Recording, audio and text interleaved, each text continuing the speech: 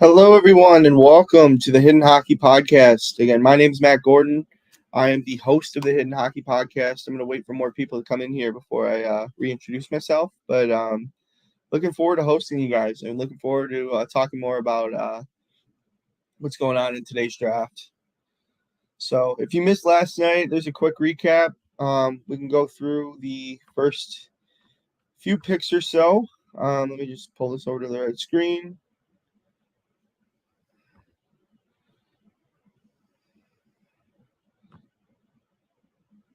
Here. There we go. Okay.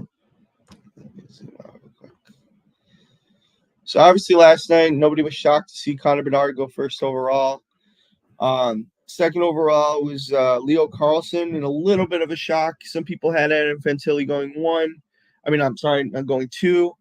But Anaheim decided to go with the bigger center. Number 3 is the Columbus Blue Jackets. Going with Adam Fantilli and taking the opportunity to go and take a guy like him. Great skill from him, good ability. Big fan of the pick there. So 4, San Jose took Will Smith. Very interesting pick there as well. 5 with David Reinbacher. 6 with Dmitry Shimashev. 7 with Matvei Michkov. And one of the steals of the draft. And then number 8 going to Ryan Leonard. 9 Danielson. 10 Dvorsky. 11 Wielander. Daniil Boot in the first huge shock in the draft. Going at 12, Zach Benson going at 13, Rain Yeager at 14, Matthew Wood at 15, Samuel Hanzik at 16, Axel Sandin Palika at 17. And then we will scroll down here. Just move this over one second. 18 would be Colby Barlow, 19 Oliver Moore, 20 would be Edward Chalet, 21 Charlie Stramel, 22 Oliver Blanc, 23 Gabe Perreault, 24 Tanner Molendyke, 25 was Otto Stenberg, 26 Quentin Musty, Callum Ritchie at 27, and another big shock. Fully anticipated him to be a top 10 pick. He dropped at 27. Easton Collin with another big shock at 28, a guy who was seen to be a second rounder but was quickly rising. Theo Lindstein at 29 for Brenus. Came in late in the draft. Bradley Nadeau, the first tier 2 junior A guy, comes from the BCHL, had a dominant team in Penticton. He went and got drafted at 30. Mikhail Guyayev closes out with the Russian contingent for the first round. And then last night, the last pick was David Edstrom for Lunda Junior player. That's, I believe, a center for Lunda. My best available on the board, some guys that I thought were very surprising as to how they weren't picked a little higher. I had Andrew Crystal at 10.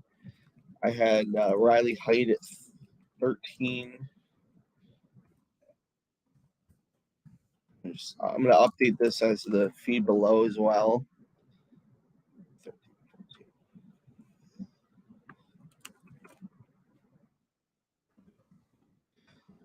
Kane Zimmer I had at 14.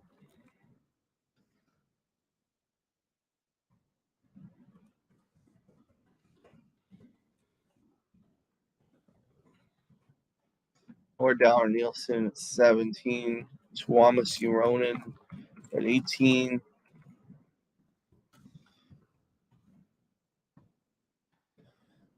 Mark Anderson at 19.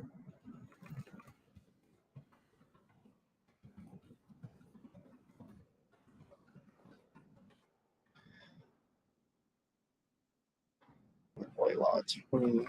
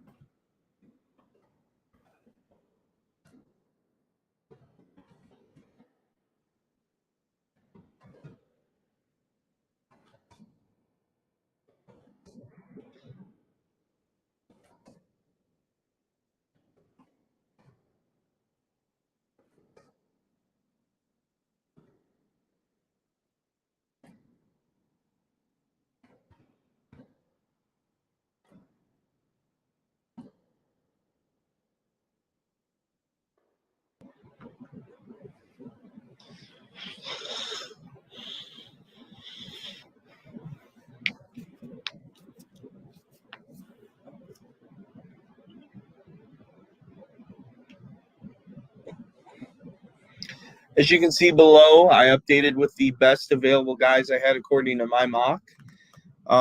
Should be excited to see where these guys go. Starting off, Andrew Crystal is a guy who talked about a lot last night. Really high-end player, but very polarizing in terms of his ability.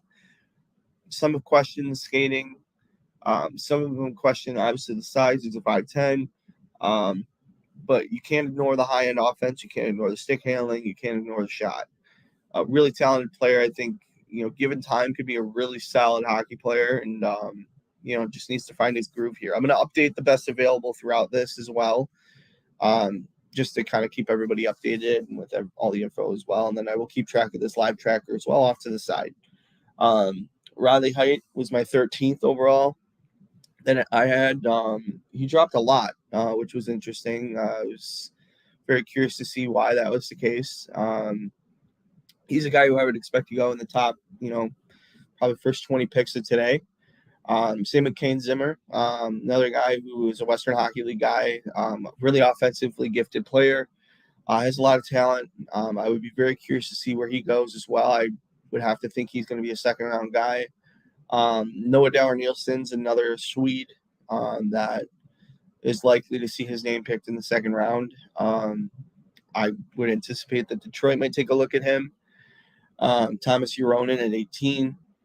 He was a guy who, for me, he had a really strong Ivan Halenka tournament this year.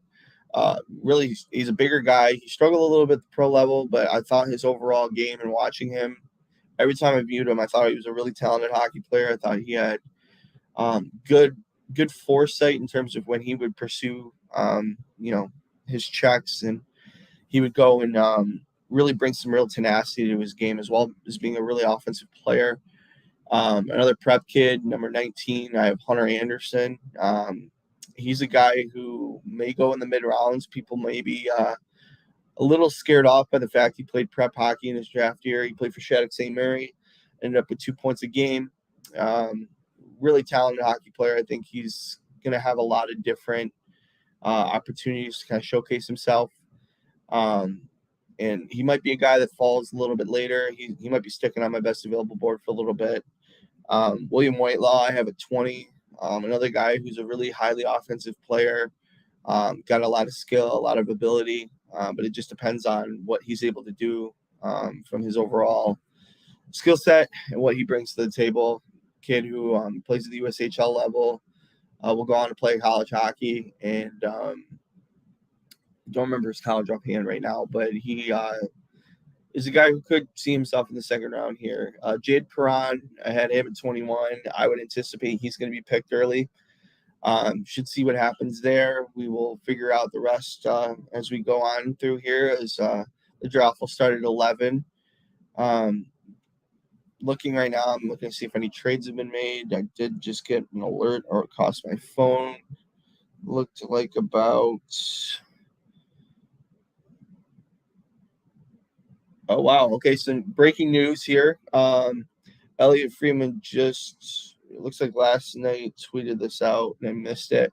Sounds like Detroit and Ottawa agreed on a DeBrincat deal, but trade call wasn't complete due to phone lines being down. That's interesting, and then, that should be interesting to see what happens there. Look to see if there's any other additional updates. Figure out if we got anything that's breaking. And then Colson Petrie closes out my best available for right now. 23. Again, like I said, I will keep this live tracked on Elite Prospects. I won't have a feed of the actual draft on here just for legal reasons, but you may hear some audio in the background because I will have it on my TV. So if you want to follow along audio-wise while I'm talking about and giving my live reaction to these prospects, feel free to do so. I'm excited to see kind of where we go and what's going to happen here with today's draft. As always, too, feel free to leave any questions and can put anything in the chat. I'm willing to respond to anybody who gives chat questions, or if they have any questions in regards to prospects, either for this year, the 2024 draft, 2025. Even if it's just anything you guys want to talk about hockey, more than willing to listen and give my feedback. I will be putting out more podcast episodes throughout. If you guys have not checked my previous episodes, feel free to do so. I'll be putting on more content in the coming months regards to international hockey, the draft, prospects in general, and non-traditional hockey countries. That's going to be my focus going into the next 6 months or so, if not longer than that. I'm really excited to see what kind of content I can put out. For those that are interested in being interviewed as well, as long as you're in the international hockey scope and atmosphere, would love to interview. Just putting that out there for anybody that's out here. And willing to take on, again, like I said, any questions. I like to call myself a hobby scout, somebody who does follow extensively these prospects, so I have a ton of info. And I'll be going the whole draft today, so I'll be going the full 8 hours. Obviously nobody's going to listen to the full 8 hours, but you can go ahead and skip ahead to whatever picks you guys have for whatever team you're following, or if you're a prospect follower in general, want to know another person's perspective. I'll be giving it pick by pick, and hopefully breaking it down better than the NHL Network does. So we will see what we're going to do here for the draft here. Like I said, for those joining, hello, my name is Matt Gordon. I am the host of the Hidden Hockey Podcast. I'm an emerging podcast just starting out. I want to thank you for your support and your viewership. I will not be hosting a live feed, just for those that are unaware. But I will be following. You will hear some audio from the draft, as well as me updating with the Elite Prospects Tracker, throughout, and giving my pick-by-pick analysis for all the picks going into the draft. So with that being said, feel free to have any questions. We'd love to see them in the chat, and look forward to hearing more from you guys. Set up my... But some of the shocking things, I think, from last night, in my opinion, were it's very surprised to see Daniil Boot go as high as he did. Thought for sure he'd be a day 2 guy. Good player. I like his game. 12 was quite the jump, though. I'm very curious to see how and why that was picked by Arizona. I thought they were the big dud from last night. Between that and the Shimashev pick being quite considerably early. I thought Shimashev, I think he would have been available at 12. In my opinion, I think he was a good player. He was on the rise, don't get me wrong, and that's maybe why they picked him at 6. But it did seem a little panicked. Didn't seem like it was a decision that had to be made right then and there, especially with guys like Nichkov that were still on the board, that were, of a clear talent advantage, and of the same nationality. So it was interesting to see that kind of develop, and kind of curious to see what's going to go on here in the next little bit. So I'm just hoping here to can't wait for the draft to start. Super pumped, super excited. I will update my best available as quickly as I can throughout the draft. Some guys that are not on there. We don't have a goalie that's been selected yet. I'm of the opinion it'll probably be Michael Hrabal from the Omaha Lancers. The Czech goalie, 6'6", about 210. Really mobile goalie, really fluid goalie. To me, the only goalie in this draft, in my opinion, that has starter potential. I've seen not full games of Carson Bjarnason, but I've seen different clips of him. I think there's a lot of work still to be done with him as a goalie. And I don't know, even in his international appearances, I didn't think he was of the ilk that could be a high-end starter. So I didn't really have him that high. Hrabal I have at 28. Obviously, he wasn't picked at 28. But I really like his game. I like how high-end he is. For those that just joined, hello again. My name is Matt Gordon. I'm the host of the Hidden Hockey Podcast. I'm giving pick-by-pick analysis of this year's draft for rounds 2 through 7. I don't have a live feed, unfortunately, but you will hear audio from the draft feed from ESPN. You'll probably hear over my headphones. Or not my headphones, sorry. You'll probably overhear from my laptop audio. But I'll be giving pick-by-pick analysis, as well as talking about each pick, and looking forward to some communication from you guys as well, too. I'd love to be able to comment and talk with all your prospect questions. Feel free to leave them on and I'll respond to them and give my feedback. And actually, I honestly might just tell you live here, what my thoughts are on each of the picks. And I'm glad to see that there's some people that are still willing and have an audience for the second, seventh rounds, because I know it is very hard with the coverage that they do on NHL Network to keep you on track and in the right basis. So I'm excited to provide that to you guys today, and looking forward to talking more about these prospects and what kind of hidden gems you guys might discover for your own teams. Um, Again, this is just a hobby scouting thing I do. I'm really passionate about prospects and hockey prospects as a whole. Um, very, very excited to be able to provide this to you guys, and looking forward to hopefully some interesting stuff that happens throughout the day. I know trades and tracking that's going to be very difficult today, so I'm going to do my best to try and get all the info I can and get them situated. And yeah, as far as other things too, you guys. I don't know if you guys seen the Ducks uniforms last night. Not a big fan of them personally. Would love to hear you guys' feedback though. It's been a mixed reaction from the people that I've talked to, um, but it should be. I'll be curious to see when and where they will do that. So thanks again for joining, everybody. I'm excited to be able to cover this stuff today. Like I said, I'm gonna have all the live tracking done on the screen here. So you guys can follow along and watch his search for the like a pick by pick analysis of the rounds 2 through 7. So I will be here the full 8 hours, just doing the live stream. Took the day off specifically for this because I love to draft that much, and yeah, it should be exciting. So Steve comments, love the colors, hate the middle logo for the Ducks. Yeah, I would agree, Steve. I would. Yeah, that logo is really questionable. I actually really like the. I'm looking at the. What is that W logo over in the corner? The W logo is really interesting as well. Um, Not really in love with that. Striping's okay, but yeah, interesting nonetheless. Thanks for that, Steve. He Anyway, as we go into the later rounds of the draft here, there should be a lot of interesting guys that I think are available. You're going to see your goalies, I think, start to go in the second. Big Michael Hrabal guy, I think he'll be the guy that is the predominant goaltender that goes first.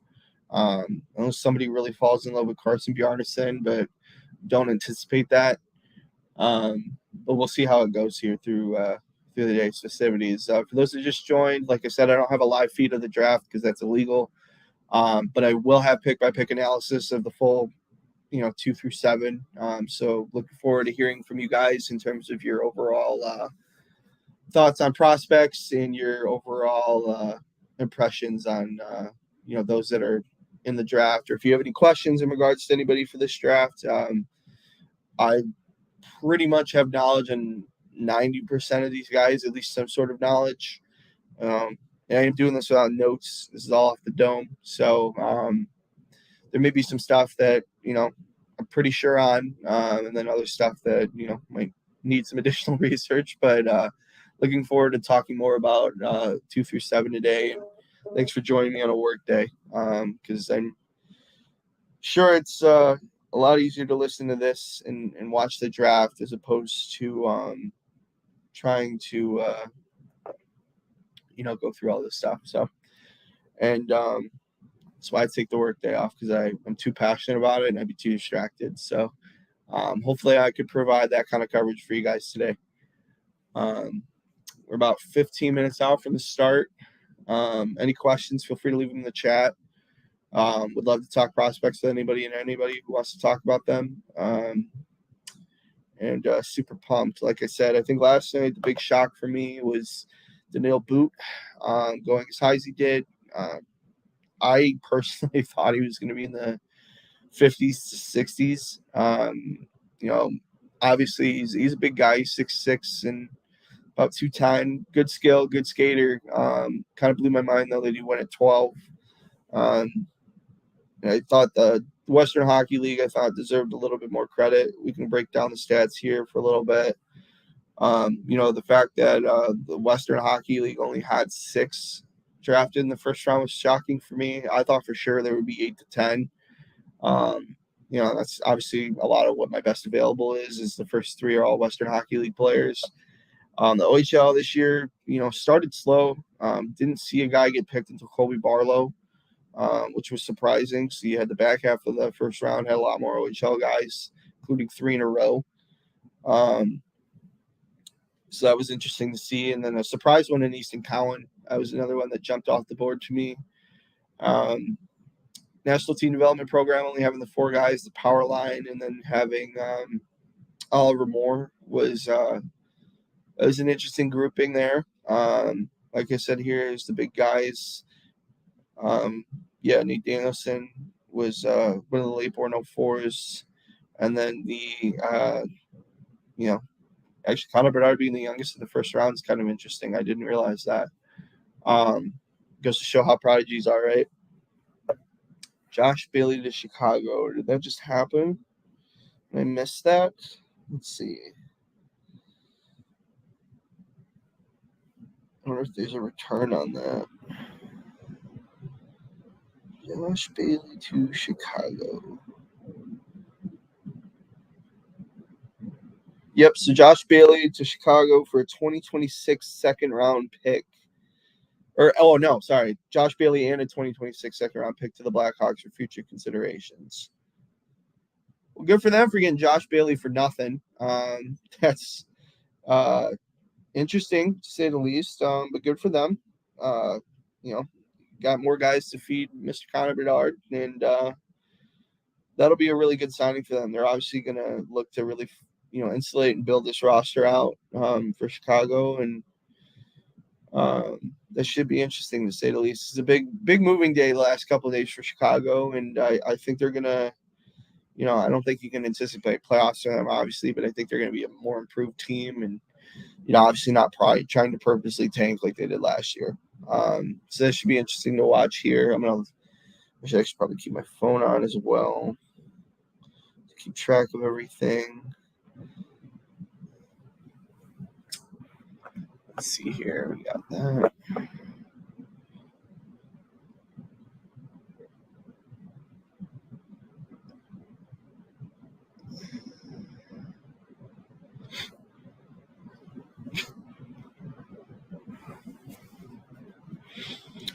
Hello, for those just tuning in, you guys are free to put any questions or any sort of updates you want in the chat, get my live reaction from it.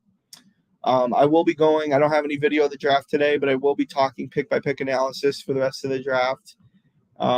Excited to have you guys, see and learn more about the pod, as well as learn more about these prospects. If you can and you like the content, please subscribe. I would love to. There's gonna be a lot more future content coming out about prospects and about international hockey in general. So I'd love for you guys to engage with me in that, and looking forward to hopefully gaining more of an audience with you guys and learning more about your guys' prospect needs and things like that. So, or at least in terms of your prospect info needs. Excited to talk more. Like I said, I think the guys that are still left that haven't been picked so far, you're going to see a lot, I think, of USHL talent that's going to go in the top, 10 to 15 picks that are coming up here. I think the Western Hockey League has got a lot of talent that's going to go in the next, anywhere from 33 to 50. You may see a goaltender here. I think Michael Hrabal might be a guy that fits into this range. Defenseman-wise, it'll be interesting to see what we have here. Who will the Wings draft? Are you talking at 40 to 42? Because I can give you a few names. I think Dower Nielsen's a guy from Frölunda. We've drafted Noah Dower Nielsen, I should say. We drafted his brother Liam Dower Nielsen in the second. Okay, yeah, I think I could see Noah Dower Nielsen being one of the picks, whether it's 40, 41, 42. It's going to be one of those. I could see William Whitelaw might be an interesting guy, or Jaden Perron if they're still available. I think Jaden Perron is a guy who, he's a winger, but he brings a lot of high-end skill. Kind of reminds me of a like an Antoine Vermette style player, if you're familiar with him. If not, if you want me to go with a more modern name, I would compare him to like a Tyler Ennis in his prime. I think there's an interesting player in that as well.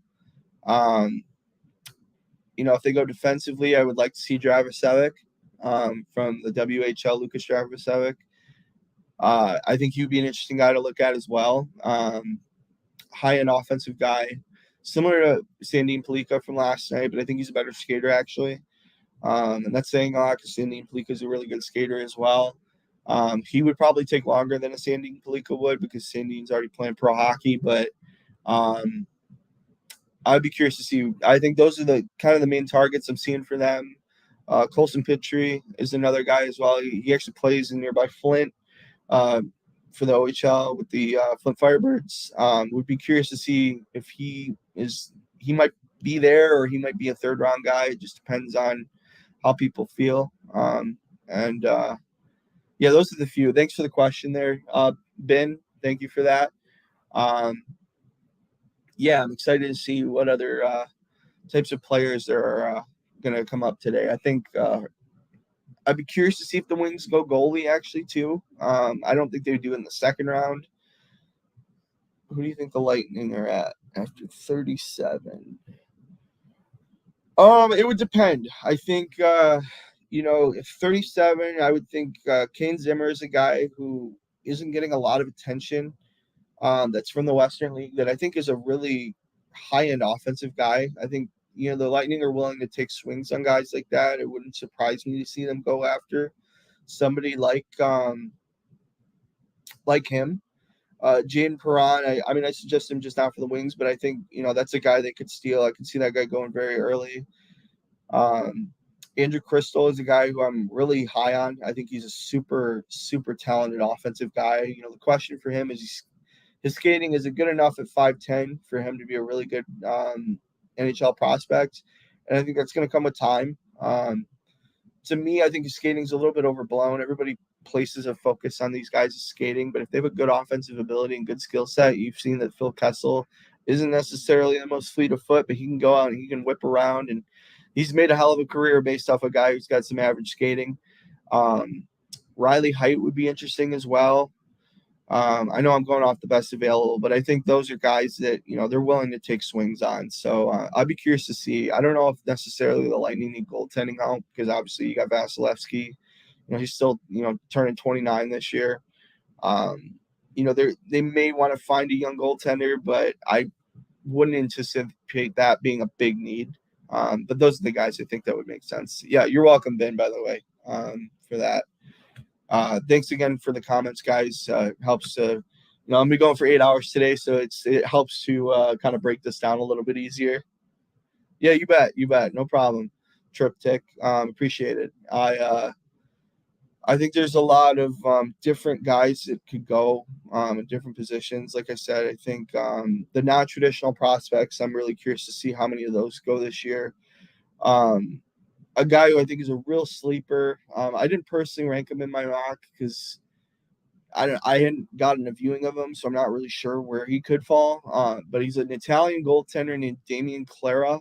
He's going to play in the Swedish leagues. I believe he's playing in the Allsvenskan. I'm going off my memory here. But an interesting guy. He's a 6'5" goaltender from Italy. Would be, if drafted, I think before the 4th round, I think would be the highest drafted Italian, born and trained Italian in history. So that would be an interesting guy. There's also another guy, Tommaso DeLuca, that played in the Western League for Spokane. He's another guy who might be able to be drafted in the mid rounds here, if not the late rounds. Other guys from non-traditional countries, you're going to have some French guys that might get looks. I'll be curious to see, what other prospects. I think a lot of the non-traditional, the really high-end prospects are actually coming in a lot of the later drafts. Not this year necessarily, but I think in 24, 25, 26, you're going to have a lot of different guys that will really come through the works here. I think hockey's expanding in a lot of different ways, and I think there's a ton of different younger prospects that now, through the world of beautiful platforms like YouTube, are coming in and they're learning the game at really advanced levels in ways that they would never have before.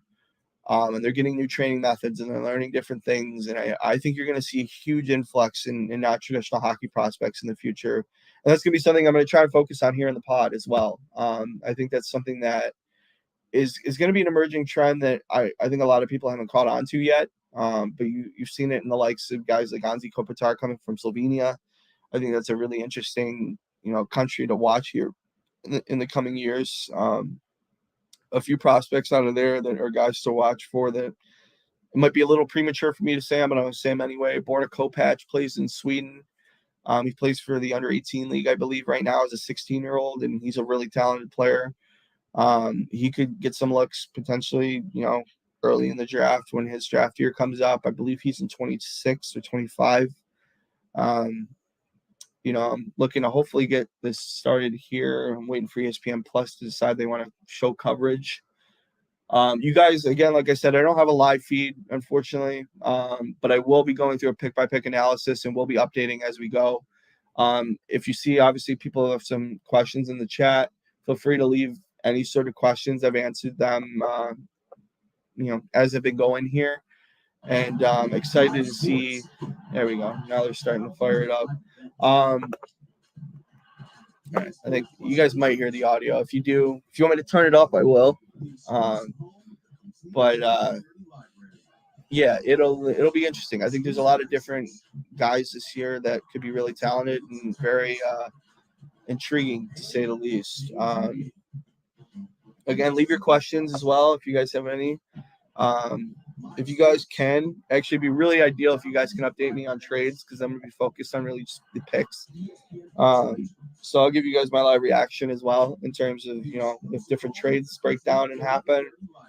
If I don't catch it, if the pundits tweet it out before they actually mention it on ESPN, I would be greatly appreciated. We already talked earlier. If you guys missed it, Josh Bailey and a second-round pick going to Chicago to help fill more of the need for Connor Bedard, to have more offensive guys. I'll be very curious to see, what happens out of this, and how they're going to fill this roster on Connor Bedard. It should be really fascinating to watch and see. So we are hitting 11 o'clock now. The draft is just kicked on. And excited to see what happens here. So we got the NHL Network coverage through ESPN Plus. Obviously, you guys know their coverage is very fast and not as efficient as you would like. So I'm going to go pick by pick. Like I said, if you guys really like my analysis and the content, please subscribe. I would love for you guys to kind of engage my future content. I'm going to do a lot in terms of the draft for 2024, 2025, 26. I'll get into OHL stuff. I'll get into a lot of different things. So I'm really excited about being able to, talk with a lot of you guys, and really, really excited about, having the live stream. Actually, you guys have already made it very popular so far. Didn't think I'd have 15 people watching, but greatly appreciated for you guys to, getting the coverage with me. As always, like, subscribe. I have an Instagram. I have a YouTube, Hidden Hockey. For all those, if you want to find it. My logo is obviously right here above me on the screen. And would love to, any questions, any sort of pick analysis you want me to go through, feel free to leave it in the chat. I'll respond audibly. And looking forward to all this stuff. So wait for them to fire up the draft here, see how many picks they miss early. I also will be updating with the Elite Prospects Tracker. I'm just going to refresh it right now just in case. I will provide pick-by-pick analysis on a lot of these picks. So feel free to engage in the content. Feel free to let me know what your thoughts are, and super excited to kind of get this thing going. I'm also going to try and update the best available whenever I can. Obviously I can go through, for those that have been here already, I've talked a lot about the Western League guys that are still available, Crystal, Height, and Zemer. Three of those guys should go. All three of them should go within the first half hour of me being on, or the next half hour, I would think. They're going to be guys that are going to be top 50 picks. James Perron's another guy who I think could be a top 50 pick. I had him ranked a little lower, but I think there's potential for him to go pretty high today.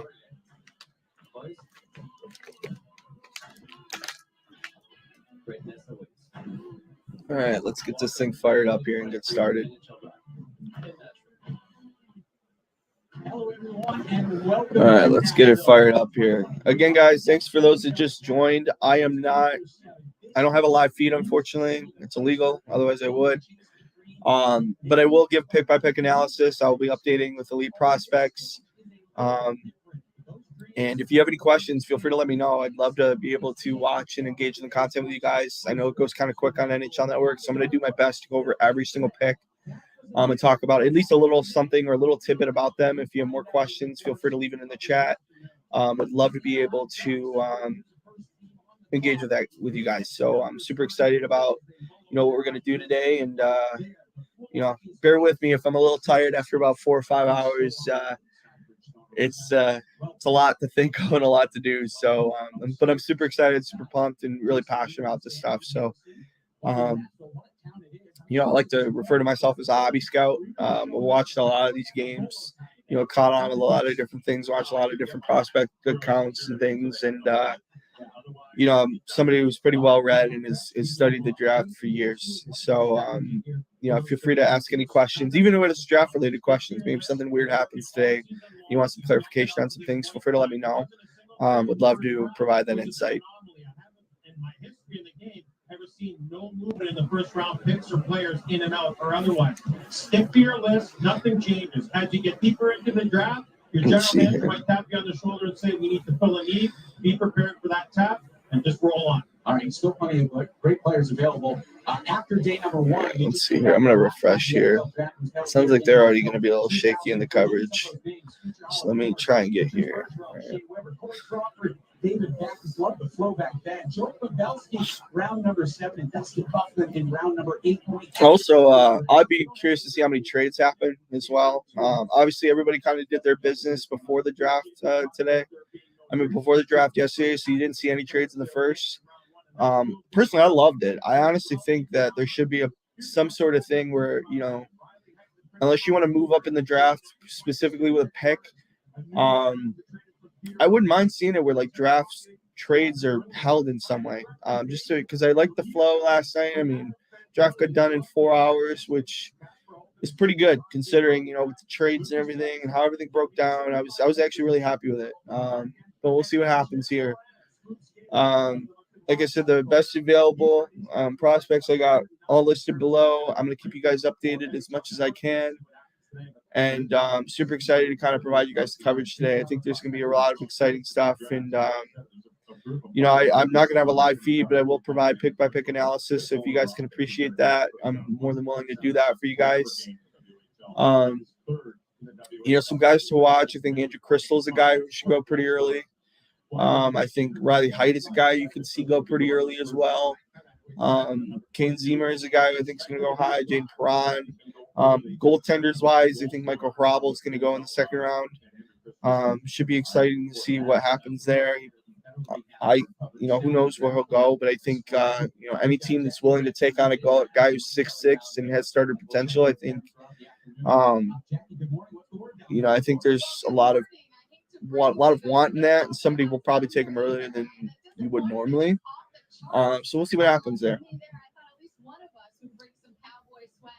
To the side set, but no such luck. Either way, it is day number 2. I've said over and over how much I love the entirety of this event, and we're going to do some great interviews here up on the set. Mike, you're joining. Good question, Ian. I would think that I think they're going to try and keep all 3, but I guess it depends on whether the rumors are true about DeBrincat. From what I understand, I thought I read something about I might have been caught by a fake account or something, but that out of the 39, 40, and 41, there might be flipped maybe for a DeBrincat trade. We'll see. I would be of the opinion if they do use all 3 that the DeBrincat trade honestly will probably be moved outside of this draft, in my opinion. I'm of the opinion that they probably will use all three. Should they move, though, I would think it would be for a DeBrincat trade. Hopefully that answered the question, but appreciate the question there, Ian. Do you want targets too? Because I can give you some. I talked to Ben, asked a question earlier. Some guys who I think that could be targets for those picks. Jane Perron, I think, is a guy who's of real interest, real high-end offensive guy, a winger who can. I think he actually can play center too. But I think he'll fit more on the wing as a pro. I think he's a really high-end offensive guy. Andrew Crystal would be a guy who I'd love to see fall.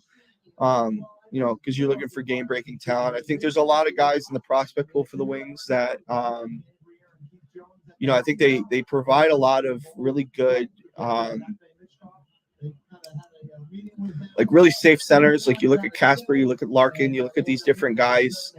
I think there's a lot of safe prospects, but they don't take a lot of high-risk, high-reward guys. I think Andrew Crystal would be perfect for the Wings at one of those picks if he falls that low. Riley Height would be interesting too. Noah Dower Nielsen's a guy from Falunda. The Wings obviously take a lot of guys from Falunda. I would think, and we drafted his brother too, so I would think he's a guy who might be in that range as well. So we'll see what happens though. So John Nyquist, who should the Panthers target to trade and sign in free agency? That's it. Actually, you know what? That's a good question. Let me look at the roster real quick. Caught me off guard because I've been so draft locked. Let me look to see what's going on with Florida offhand. Honestly, it wouldn't do too much because I think they got a really good roster. You're going to build around different guys. I think you guys are losing Lyon. It looks like. I don't know if you guys are going to re-sign him or not. You're probably looking at, depending on what happens with Spencer Knight, you're going to take a look and see, what if he's, gone through what he's gotten through, and bless him for his mental health issues and what he's battling. Hopefully he comes back and is able to provide, the talent and what he should be, as a hockey player. I do think they need another defenseman should they lose a guy like Radko Gudas. They're going to need some depth there. I think, I don't know if that's internal, though. I think that's somebody you're going to have to target for sure. Whether or not they go after, one of the main targets, that should be interesting.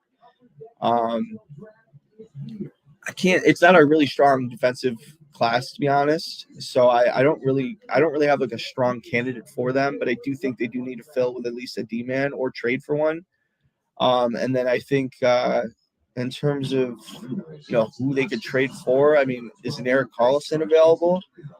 I think they could take a look at that, depending on if the cap space works and everything like that without truly knowing their cap situation. I would be curious to see what other, forward-wise, I think they got a good thing going there. I don't know that you make too many shakeups there.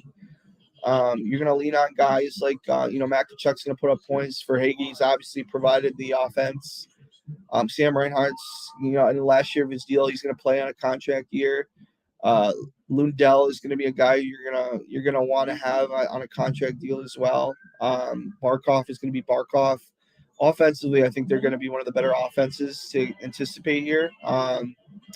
But super excited, I think, for them. I think they're going to be a real challenge, I think, next year. And obviously, it's such a tough division, but I think, the Torontos of the world may step back a little bit. The Tampas of the world may step back a little bit. And I think based on what they've been able to do in the playoffs and stuff, I think Florida's got a real opportunity. But I do think either a depth defenseman or a couple of depth defensemen will help them a lot. And I think that's going to help them along the way. And then hopefully, obviously, it's going to depend on the health of Spencer Knight as well. For those who just joined, hello. Again, my name's Matt Gordon. I'm from the Hidden Hockey Podcast. I'm doing a full live stream today, so I'll be on the full 8 hours. I'm going to talk pick by pick in terms of the different picks that are going to be available. Nobody's been picked so far. I just did a refresh on it, but you can hear the audio a little bit. I'm not going to have a live stream of the draft, so if you didn't want that, sorry. You're welcome, John. I think should be interesting to see what happens here. I think there's a lot here. So Steve just commented, didn't seem likely that a DeBrincat trade was too imminent last night. Agreed that the trade doesn't happen. Yeah, that's my thought, at least. I mean, we'll see what happens. Yeah,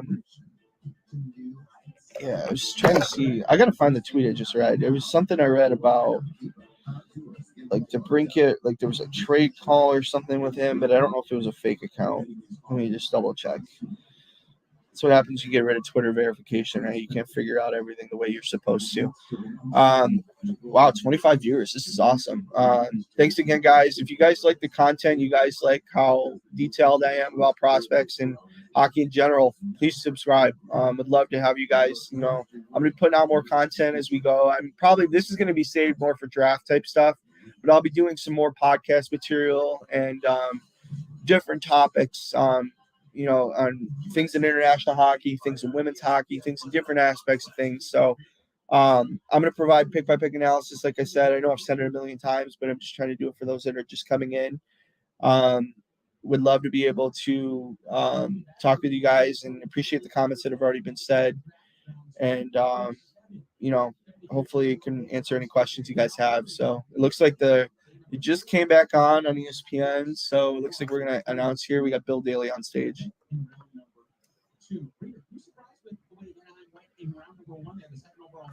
And they did not choose Adam Fantilli. They went to Bill Carlson.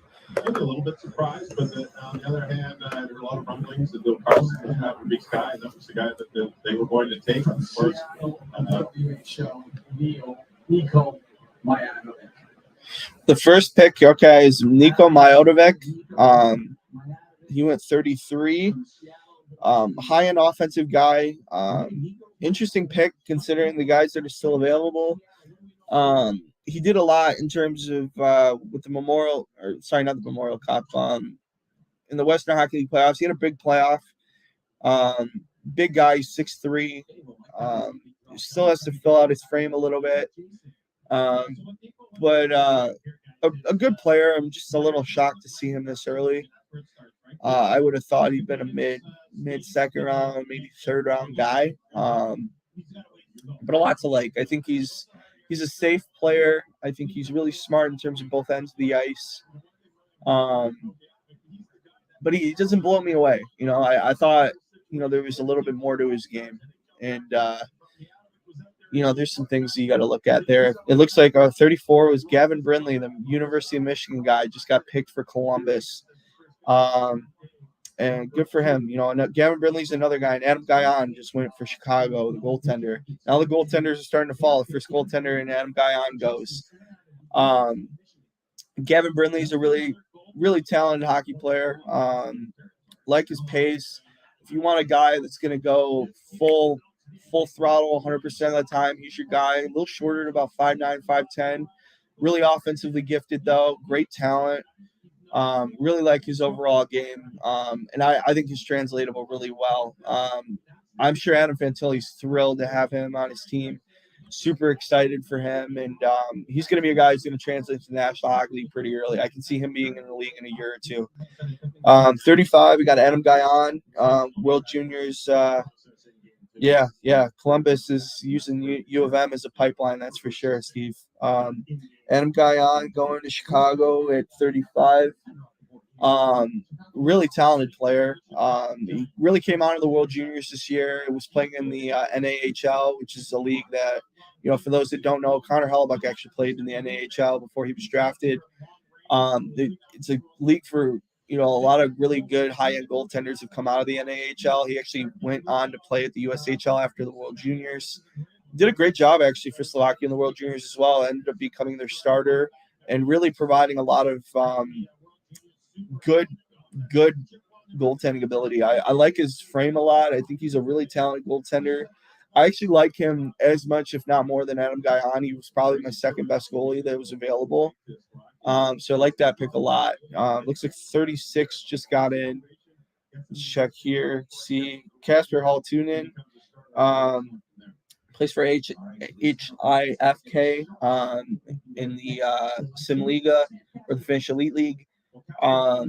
Another kid who's really high offensive player, at least in terms of the junior level. This year he really struggled at the pro level. I thought the Ivan Holenka, he was a little disappointing in his age group, and then he went on to play in the pros as well and wasn't necessarily doing a ton this year, to be honest. This is a pick that you're hoping he bounces back next year. He's a really high-end offensive guy, and I think he's got a lot of skill. It's just a matter of finding those next steps for him. He's got good pace. He's a big frame. It just depends on what you're getting out of him. But it's an interesting pick nonetheless. Looks like 37. We got Ethan Gauthier went at 37. Interesting pick here. I like it actually. It's a guy I didn't consider. So for Triptych, it was a guy who I actually probably should have mentioned to you. I like the pick, honestly, at 37. I think he's a talented player. I like his skill. I like his overall approach to hockey is impressive. He's got pro pedigree. I believe his dad was Dennis, I believe. He also made the NHL. Good skater, good vision. He's tough, willing to make plays. It's a good pick for them. I think it's an interesting guy to look at, and I think Tampa's going to really like that guy. He kind of reminds me of an Andre Palat style player, like that there. So we got, looks like Michael Hrabal just went at 38. He did. Michael Hrabal just went at 38 to Arizona. Probably their best pick so far, if I'm being honest. He was a guy who I thought had some real intrigue. I thought he was going to be the first guy to go. Big guy, though. God, he's huge. They're saying 6'7" on NHL. I think he's closer to 6'6". Really fluid mover at 6'6". Great in the butterfly. Great glove hand. Only thing is he's a little weak on the blocker side, I've noticed, in the viewings I've gotten of him. So we'll see what happens. But I really like the overall pick there. And, that's a bona fide future goaltender for them. I think he's got real starter potential. And for a guy as big as he is, he's super fluid. And so I'm excited to see what he's able to do. And who knows if Arizona's going to have a team in a few years. We'll see. But we'll find out later here. So Anton Wahlberg, he's a guy at 39. I'm a little surprised by that too. Good player. Seems very raw. I wouldn't necessarily count him to be a guy who you're going to see in a few years. I think there's a lot of work still for him as a player, but not a bad pick there. Like his overall approach there, and I think he could be a really interesting guy to watch going forward. I don't know if I would necessarily love that pick from Buffalo, especially when the guy at 40 looks like Andrew Crystal just went. That was my top guy available. He went at 40 to the Washington Capitals. Washington doing a great job finding these high-end offensive guys and putting him with a guy like Ivan Miroshnichenko. You put him with a lot of their young talent. They're gonna really like this kid a lot. He's a super high-end offensive guy. Love that pick for them. I think that's a steal for them at 40. Detroit's on the clock now. Steve just mentioned here with a lot of goalies going, thoughts on Askarov potentially being available per Saravelli and where a potential landing spot would be. Askarov being available would be interesting. I think a lot of it too is he's very raw, and he hasn't got a lot of games, and I think it's a lot of you got to let him just sit and leave. I would love him in Detroit if he was willing. I think there's a lot of teams that'd be willing to take on Askarov, though. I think another team I can think of, like San Jose, wouldn't mind having Askarov, in my opinion.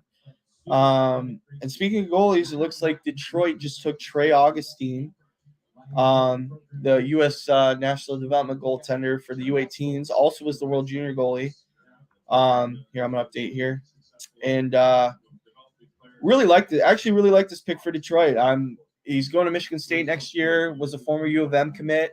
Not very often you see a guy that goes from the University of Michigan to the University of Michigan State. But I really like the pick there for Trey Augustine. I think he's a high-end goalie. There's a lot to like there. Really mobile. He's a little smaller, but he works through his size. I think he's going to be a really good player. Looks like they just showed a photo of Steve Yzerman is on the phone right now. Not necessarily sure if this is going to be a trade or not. But Trey Augustine, that's a really good pick for them, especially with the goaltenders falling the way they have. Big pick for them in Detroit. Really big fan of Trey Augustine. I think him and Kosa, you have those two as your goaltending duo for the future. That's that helps solidify a lot. And that was a really savvy pick for them here to get Trey Augustine. Another Michigan guy too. He's from South Lyon, Michigan. Should be fun to watch. As far as Askarov, though, I think there's a ton of different landing spots for him. I think he's gonna be widely available. But I think I have a weird feeling about San Jose. And before this pick, I would have said Detroit, but I think he makes sense in San Jose, in my opinion. So, wow, man, picks are flying. Looks like they're working out a trade potentially with Detroit right now. You got 2 picks here. Not Chicago is actually picking 44. I think a trade's going to be here, people. We'll see. Thanks again for everybody that's joined on. Feel free to ask any questions. I'm going to keep going as quickly as I can, making sure I get all the picks to you guys in the appropriate manner. If you guys want any expanded approaches on some guys that have already been picked, please let me know. Feel free to leave that in the chat. I think they just called timeout. Detroit did, so looks like they're debating internally whether or not they're going to pick or trade. Andrew Driscoll, Evan Marble for the Washington Capitals. He's right there below him. So that's a backyard guy. And then against Andrew Gibson. Andrew Gibson is the pick at 42. The Wings did make the pick. Defenseman for the Sault Ste. Marie Greyhounds. Late riser. A lot of guys really liked him in terms of his approach. Fascinated to see. That's it. That's a really rangy guy too. Andrew Gibson is. Mike, I'll get to your question in a minute. I'm just gonna finish up on Andrew Gibson here. Good skater, like his physical makeup. He's about 6'3" and about 200 pounds, but he's really well known for his skating. Not necessarily the most offensive guy, but I like to compare him to a Brad Stewart. I think he's of that ilk. I'm a fan of this pick too. I think it makes a lot of sense here for Detroit. He's a good shot blocker. He's a great defensive defenseman. Jared McIsaac obviously has dealt with injuries, and I think this is a replacement for him in all honesty. Big fan of this pick a lot for Detroit. They've done really well here, and looks like they're going to pick 43 as well. So, Mike, for Danielson at 9, thoughts there. I had him at 12 personally. I think he's a really safe guy. You got to look at him like you do a Marco Kasper or Dylan Larkin. There's a clear type that Detroit's looking for in their picks. And, he's a 200-foot player. Really like his skill set. Could he have been available at 17? Yeah, it's possible. But I don't think it's necessarily always been the case or always going to be the case. I think there's a lot that is there with that. Looks like a trade's happening.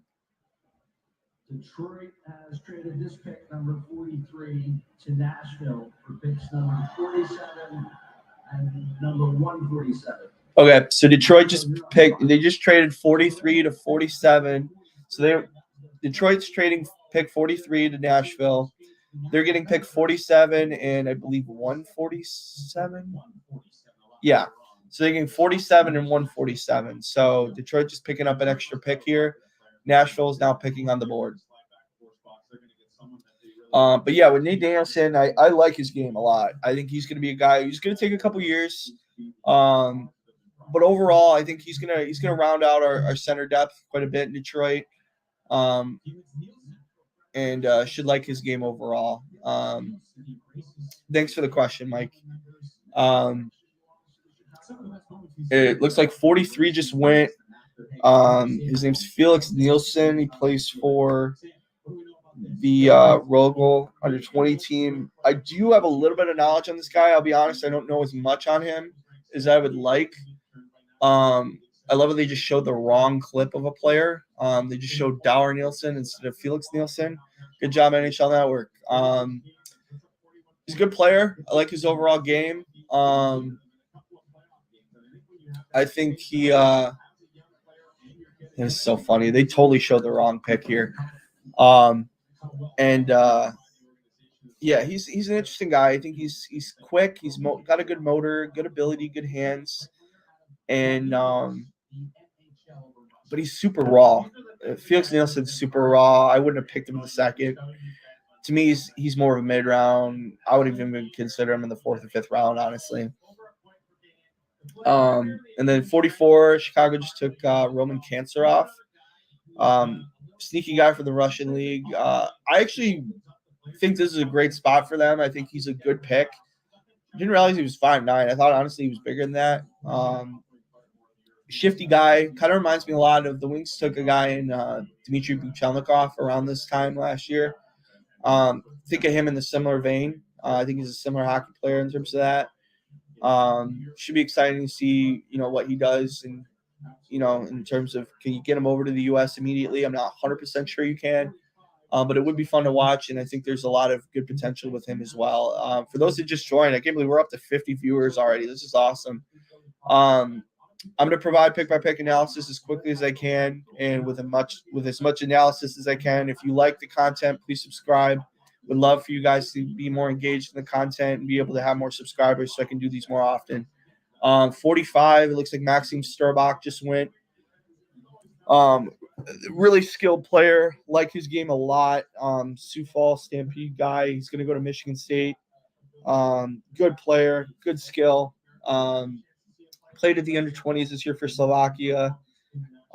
Really like his overall game, though. I think he's a talented guy, and he should translate pretty quickly, I think, to the National Hockey League. I think you got maybe a couple years with him, and he should immediately, become a pretty good hockey player. With a couple years in the NCAA, and he's already got a very minute amount of pro experience.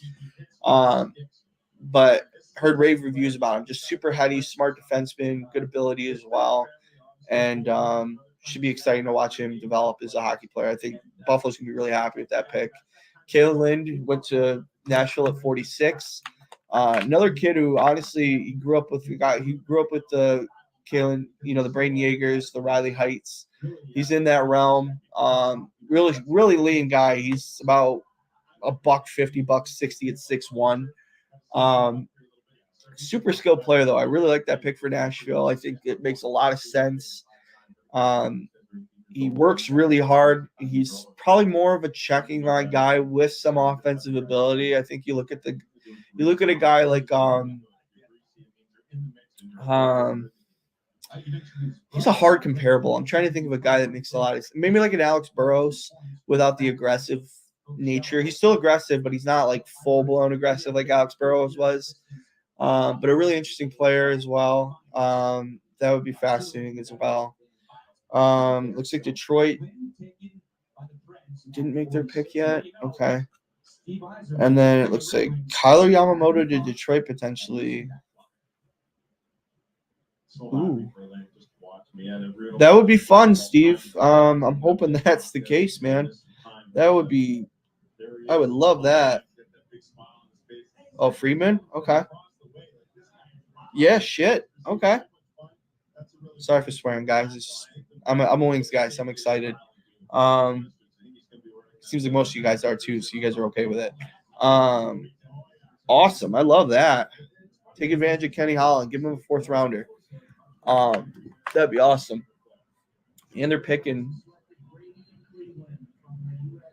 Okay, so Detroit just picked Brady Cleveland. Wow, God, Stevie Y is he's not messing around. You got Brady Cleveland. This kid's this is very much a defenseman pick. It's the first Detroit pick I don't like, actually. Watched this kid a lot. Very heavy-footed. Doesn't really bring a lot to the game, honestly. Like he's okay defensively, but he's not enough to where I would have picked him this early. I would argue you could have got him in the 4th or 5th round, honestly. So that's a little disappointing. He's an old school guy, though, for sure. I think he's a guy who, if you want a big hitter, he's a guy who can deliver hits for sure. But he doesn't really bring much else. I think he's kind of a fossil in the modern game, if I'm being honest. So that's my thoughts on Brady. I know it's a little harsh, but don't really see him translating that well. I almost look at him like a Dylan McElrath, for those that are familiar with the Wings organization. Yeah, for sure, Jerry. Crystal to the Caps was a beyond absolute steal. He's, like I said, I had him 10. I was aggressively ranking, and yeah, that was interesting to say the least. Mike saying Heisman now trusting NA scouting. Yeah, I mean, I don't think there was ever a time where he didn't. It's just a matter of, obviously Haken must feel it's not that strong of a Swedish class, which I would agree with him. I don't think there really is that strong of a class, to be honest. I thought Dower Nielsen would have been taken by now. I was thinking he would probably be in this range. So it was a little surprising, but that's okay. I think 48 just went. It was Etienne Morin. Just got picked by Calgary. Okay player. Really high-end offensive guy, but I don't know that he translates as well as the average person would think. Yeah, Brindley did go. He was up at, you could see it at the very top of the screen. I think he went at, sorry, 1 sec, 34. Yeah, he went to Columbus. Yep, he's with Fantilli. I'm sure he's super excited about that. Should be fun though. I think there's a lot of potential there. Yeah, Crystal at the Caps is a steal for sure though.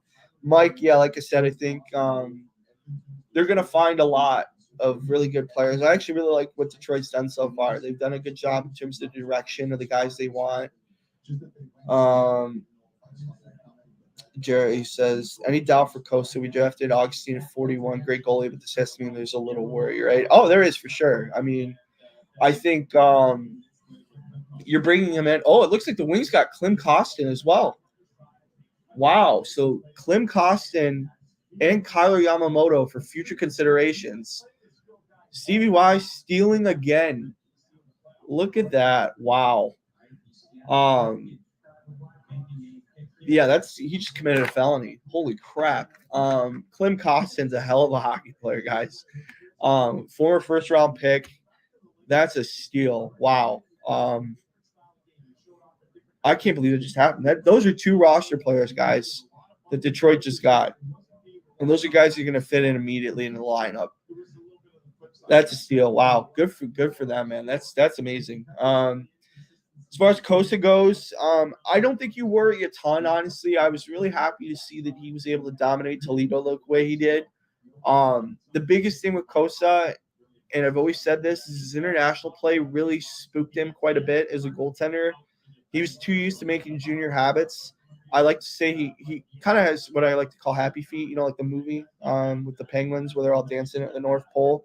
That's Costa in the net, and he's calmed down quite a bit. I think once he gets his movements a little more catered in, I think he'll be a good hockey player. I think he's going to be the backup at Toledo this year. Not the backup at Toledo, the backup in Grand Rapids this year.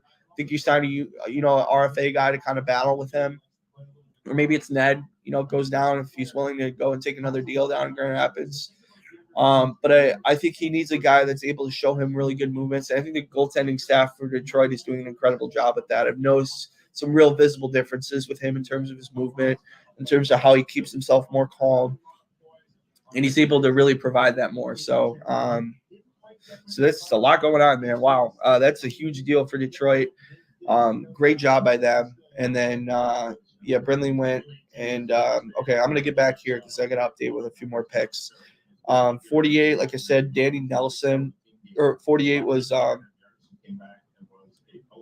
sec here. Let me get to the right thing. Etienne Morin at 48. High-end offensive guy, like I said. Don't know if he translates as well as people think he will. Gonna need time. 49, Danny Nelson. He's a underrated guy, I thought, for the National Development Program. I don't know if I would have taken him at 49. But he's got a shot to be a National Hockey League player. I think there's very little risk in taking him right now at 49. So that's an interesting player, more of a north-south guy. Should be interesting to watch him kind of grow and develop as a hockey player. 50 would be Carson Rakob, Kitchener Ranger guy. This is a guy who really took off towards the playoffs. Was a big part of why they were able to be successful as they were in the playoffs in the OHL. Good pick by Seattle there. He's another guy he's going to take some time.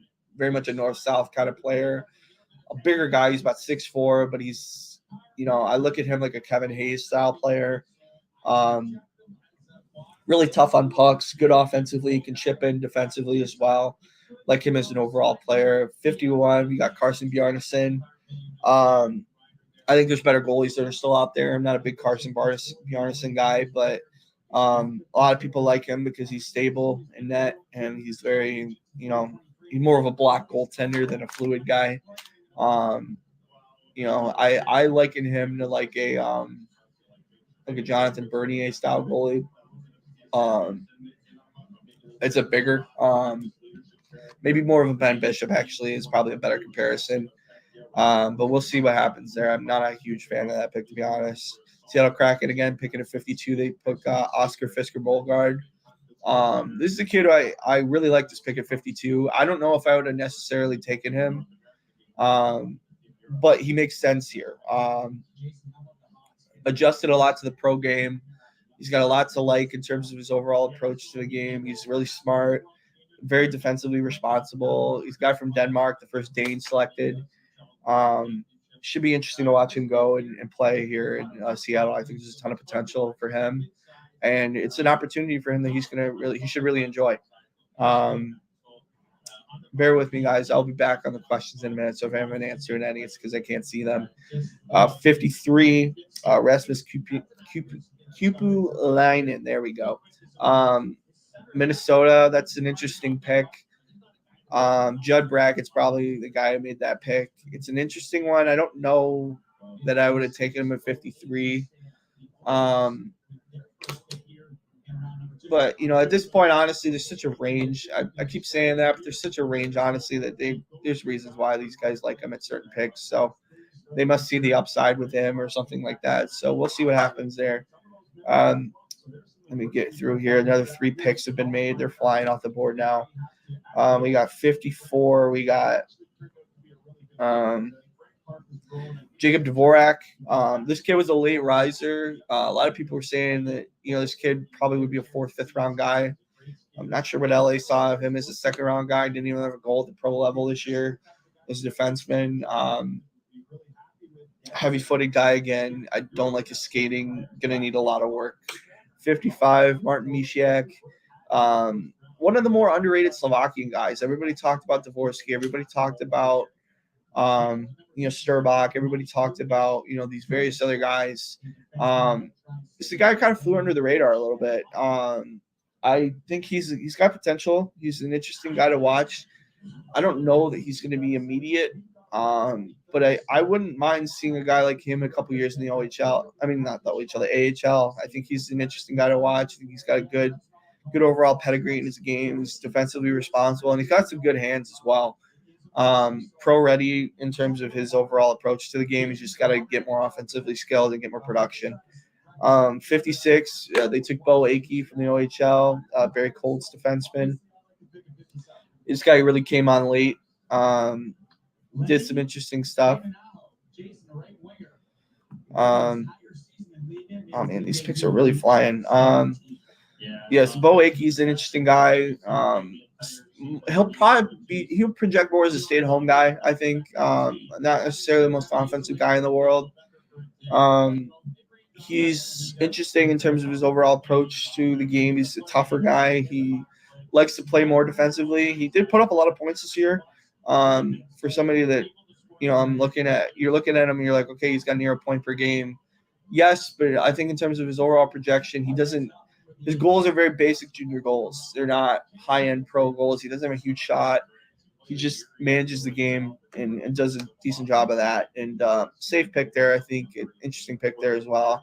57, Seattle took Lucas Travisevic. I'm of the opinion this kid he should have been picked in the first. I'm very curious on that. We'll see what happens there for him. Dragicevic is a hell of a player, though. Very offensively gifted player, and I love to see it for him. He's a really offensively gifted guy, super talented, and it should be fun. I think there's a lot to like there for Seattle. They're gonna really like that pick a lot. Lenny Haminaho, I should say, picked for New Jersey. Interesting guy as well. Sorry, guys, I'm flipping back here. Yeah, it's still the second round, by the way. Thanks for answering that, Steve. Lenny Aminaho. I actually had this guy first round to start the year. His production was pretty good through the year, but I dropped him to about this range. I actually just missed on him. I think I had him at 61 in my mock. Fun player, though. Really talented player, good offensive.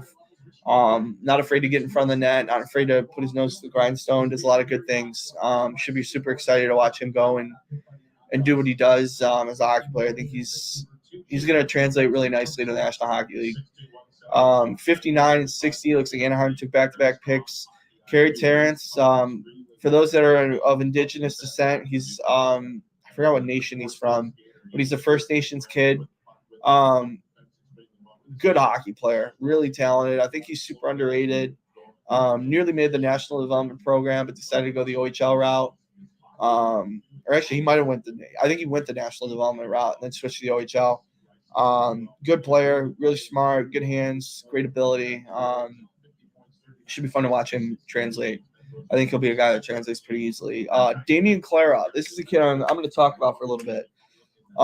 Really high-end kid. He plays for Fagerstad in the under-20 league. He actually already has a deal to play in the SHL, I believe, next year. Sorry for the ugly view there, guys.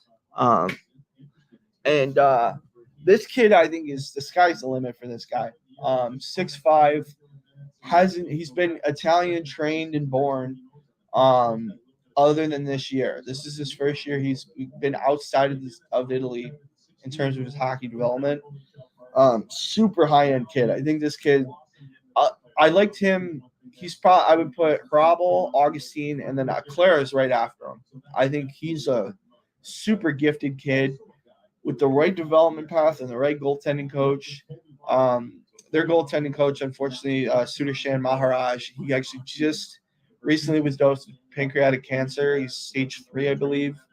I hope that, and he's a really well-known goalie coach. I think having the opportunity to coach a kid like Damian Claro should be really interesting, and I think the goaltender development staff will really like his overall frame. Good. I heard he's a super fluid mover. I've caught various clips of him. I think he's really quick for a guy who's 6'6". Fascinating pick, though. He's going to be the highest drafted Italian in the NHL's history. Like, he's a very talented player. I'm actually really excited that he was able to do what he did, and congrats to him for being a second-round goaltender. It's an impressive feat for somebody who's not necessarily from that ilk. We're closing in on the end of the second round here. We got a few more picks left. 61, we got a guy in Tristan Bertucci. Obviously, Jim Nill did some scouting in Michigan, and Tristan is a guy who is a tough kid. He's really gritty in terms of his overall approach to defensive plays. He's not afraid to get in the dirty areas. He's not afraid to get nasty. Pretty gifted guy offensively, too. He's definitely a guy who can project to be a top 4 guy eventually in the National Hockey League. I don't know that he could do that immediately or would do it for a long-term basis, but I think he's a good player. Should be interesting to watch him grow and develop as a player, and I like that spot for him in Dallas. I think it's a really good development spot for him. 62, we got Felix Ungersorum. This kid actually is born in Norway, moved to Sweden, and now is taking Swedish citizenship. Plays in the junior league, but also played some pro time this year. Savvy pick here by Carolina. This is a kid who I think he's got a lot of skill, good projectability, can really handle himself as a hockey player. Fun to watch and a good guy to watch become a really talented player. I think there's a ton to like with him, and I'm super excited to see where he goes. Again, as always, if you guys have checked out the coverage, feel free to subscribe if you want to hear more. And the second round just completed. I'm going to get to the last 2 picks here in a minute, but I just wanted to give a shout out to you guys for listening. Really appreciate it. I know it can be long-winded to hear a guy talk for a few hours, but trying to give you guys as quick and as efficient of a prospect analysis as I can. I'll do a recap at some point once they kind of break down a little bit. So 63, Grayson Sachin is a guy who I had as a first rounder at one point. This kid had a major second half. Seattle Thunderbird kid. I thought he did an excellent job in terms of really bringing himself out in the second half of this year. I think he was originally a guy who I thought was going to be, a second, could be a first, could be a second round guy to start the year. Kind of struggled out of the gate. And it was interesting to say the least to see him kind of go and become a better player in terms of his overall approach. I really like what he brings to the table. Super good hands, great ability, good potential player in terms of his overall game and skill set. He's super high, super offensive, and a guy who's going to bring a lot to the table. And then 64 to close out the second round, Riley Height. I had this guy 13. I thought he was going to go way higher. Really great pick by Minnesota. Minnesota's done an excellent job in this draft so far. Super high-end kid. I think he's going to be – you're going to look at him in a couple of years and be like, why was this guy 64? I can see him easily in a redraft being in the first round. Super high-end kid. I love his game, love his approach to the game. And just super diligent, quick skater. Isn't afraid of anybody. He just handles his business really well, and he manages everything really, really nicely in terms of his overall package as a hockey player. Wow. Okay, so we got through the second round. I'll recap it in a minute. I'm going to update the best available right now, and then I'll get to the next questions here that I've missed. So obviously, we know Brinley went. Jerry, hopefully I answered the questions for Costa there. Klim Kostin and them for that. Yep, already knew that. That's a huge deal. Can't believe that happened still. Thanks for answering that, Steve, for Talon. Speaking of Carolina, any thoughts on Puljujärvi not receiving QO and going to UFA?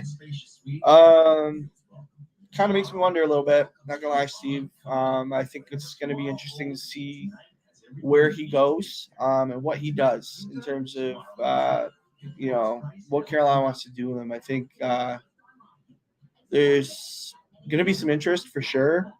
Whether or not people are going to have the guts to offer sheet, we'll see. I actually think him not receiving a qualifying offer may allow for a little bit more flexibility for movement for him. He's it's interesting. He's kind of going the way of an Alex Galchenyuk. Galchenyuk right now is been traded by team, and it looks like Puljujärvi is turning into the new age Galchenyuk.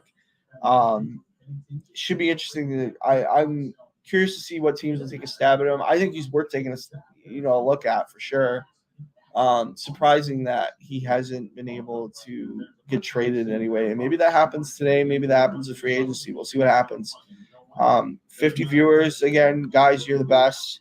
If you like the content so far, please subscribe. I'll be doing more content like this in terms of maybe coming out with some monthly mock drafts and things like that. Round 3 is just starting up. I'm going to update my best available and get this situated for you guys so that way you guys know who the best available guy is from my board that is still not picked. So we got Kane Zimmer still not picked. Cool. We fix this here.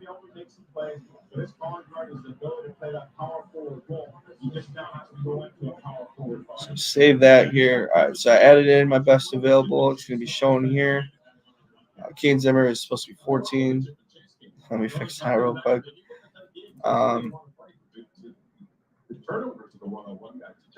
Colson Pitcher just went, so I just updated that. I got to get rid of that real quick. Had him at 23.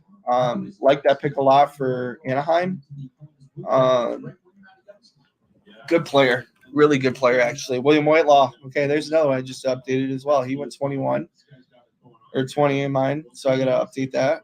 I'll set it out again. And I'll add some more players in a minute once they're all gone.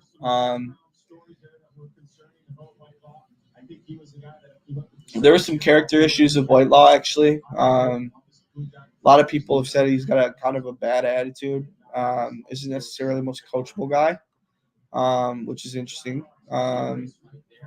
Colson Pitcher is a hard-nosed dude. He's a tough goal scorer.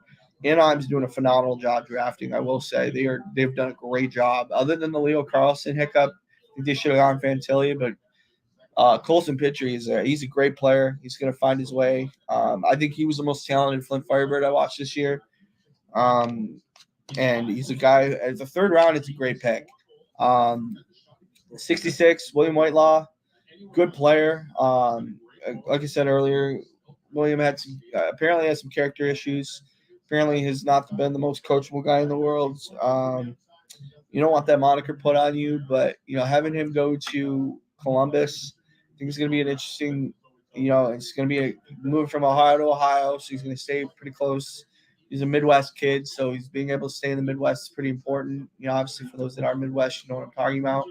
I think there's a really high-end player if you can channel him. I think he's just got to be able to really be channeled in a good way, continue to play smart and have good habits. But there's some work there. That's why he gets picked in the third. 67 goes to Nick Lardis. So Nick Lardis is a guy who played for the Hamilton Bulldogs. Had a super, super strong back half of the year. Like his game a lot. I think there's a ton of potential with him. Good player, good hands. He just manages his game super well. I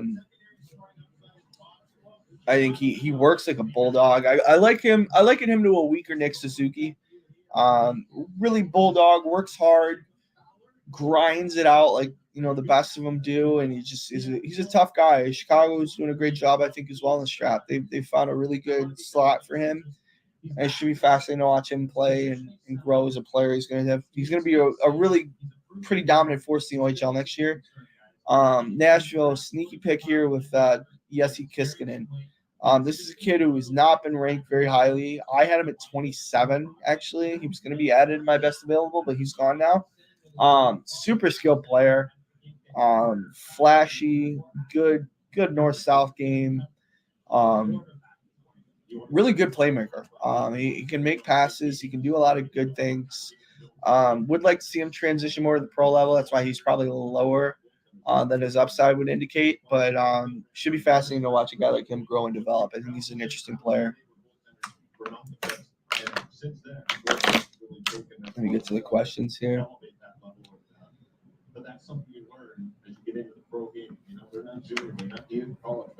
Thanks, YouTube. Yeah, I do. I'm a nerd. So I know enough about these guys to where I can talk about most of them. But appreciate it, Drew. What do I think about 9 and 17? I like Danielson a lot. I personally had him at 12. You got to look at. I mentioned this earlier on. I really think that when you look at a guy like Nate Danielson, you have to look at it. Like there's a certain player that Detroit's looking for, right? You look at Marco Casper, you look at Dylan Larkin, you look at Nate Danielson. All three of those guys are all 200-foot players. They're all high-end offensive guys. They all play with a certain character level, and that's what led. Obviously, you look at the Cup runs with Detroit. You look at what they came up with and the guys that they had. They were all 200-foot responsible guys. They were all offensive guys. They all had the ability to work with each other, and they're all great temperament kids. So I think that's what they were looking for out of 9. I really like him. I think there's still a few years yet for Nate Danielson, but he'll get there for sure. 17, I'm not as big on Axel Sandin Palika as most people. I would have liked other guys, but if you're taking him at 17, it was a good value pick. And that's a good point, Drew. I agree with that in terms of, you're looking at Detroit center goalie. Detroit center goalie, defensemen, center goaltenders. Because, your wingers can come from being centers, one of these guys could translate, right? So maybe Nate Danielson, they're deep enough on the wing. You move them over to, you move them over to wing instead of center. There's a possibility there too, because you can always teach a center to be a wing. You can't teach a wing to be a center. It's very common, and that's just the way it is. Axel Sandin, I think for me, I don't love his skating as much as everybody else does, honestly. I think there's still some mobility issues those can be worked on. Those aren't things that are terrible. I had Chris Hall at 10. I was hoping that he would be able to kind of grow and develop and I had him very early. I think he was the high-end guy that I would have loved for the Wings to take, but there's still a lot of high-end offensive guys that I'll get into more later that are a little bit later in the draft, but they could be like an Amadeus Lombardi. They could be like a Dmitry Buchelnikov. There's some high-end skill that's still later in the draft. I'll get more into it, as we go on through here. But with Axel, I think there's a lot of things that he's just got to work through at the pro level. I think he's not as offensively gifted as he could be at the pro level, but that's because there's some little skating things he's got to work on. But outside of that, if you can get him to work through his game, get him to work through his potential, I think there's a lot there as well. Seeing Chicago pass on him so many times is weird, being Bedard's BFF. Yeah, I thought that was weird too. But they, obviously you look at what they did in the draft. I'm going to actually circle back here with that. Chicago, Oliver Moore is a guy who's going to be a hell of a player for them. They like Frank Nazar as well. Should be fun to watch. I think there's a ton of good skill potential that's out there. You bet, Drew. I think there's a lot to like there. I think there's a lot of good stuff in terms of what they're building in Chicago. They've done a great job today, honestly, too. I'm going to bounce back here to the other picks. They're going pretty quickly here. So 69, we got the goaltender, Jacob Fowler. He's an interesting guy. I'm kind of surprised that a team like Montreal would take him. Just doesn't seem like a drafting pattern they normally do. Good player. I think there's some time still. He's going to play some college hockey. Get a couple more picks here. Get him kind of adjusted and situated here. Yep, the Wings are picking at 73. I'll think of some picks before I get back here. But Jake Fowler's a guy who I don't know if I see starter potential out of him. He's probably more of a backup, but his development will be the telltale, right? 70, Jonathan Castagna, plays for St. Andrews College. For those who don't know about St. Andrews College, it's actually where Keenan Draper was playing out of, as well as a couple other guys that were drafted. Matthew Steinberg was drafted as well. They're a prep school in Canada that gets a lot of players. It looks like there's a trade coming at 71. This pick, which is number 71 overall, to San Jose, for picks number 94 and 100. Okay, so 71 goes to San Jose. Carolina gets 94 and 100. That's an official trade, just said by Bill Daly. John Castagna is a guy he's gonna have to go and play at the USHL level next year. Should be interesting to see what he does in terms of his potential and his ability. I think that's a long-term development project for them, and honestly, by the time he gets there, Arizona might not have a team. So, whoever that is, that should be fascinating to watch. All right, I'm gonna update the best available here because I know I got a few guys I gotta have here. So we got Kane Zimmer still available. Noah Dower Nielsen's a guy I think Detroit will take. Surprised he hasn't been taken yet. We took his brother in 2021, Liam Dower Nielsen, in the 5th. I would think that's the guy at 73, Drew, and Steve and the various other Wings fans that are in this. I'm of the opinion that's the guy. 71, the guy who was just taken is Brandon Svoboda, former roller hockey kid, another kid from the Youngstown Phantoms who actually, wow, they already have 3 guys in the 3rd. High draft eligible guys, which is interesting. Brandon Svoboda is a guy who's a project, big kid. He's about 6'4" and 210, I believe. Really talented hockey player. I think he's got good skill, good development path for him. Youngstown's I'm a former roller hockey kid, Drew. I'm sorry. I got to mention it when I see it. He's obviously played high-end ice hockey, though, through his life. Brandon Svoboda has. But he's a good player. I think there's a lot to like there. And should be exciting to see him develop as well. Probably a few years away, though, honestly. No kidding. That's funny. Yeah, I played in Metro Detroit, too. I played at Joe Dumars. So it was Noah Dower Nielsen. Let's see. Is that how they took? Let's see if I called it.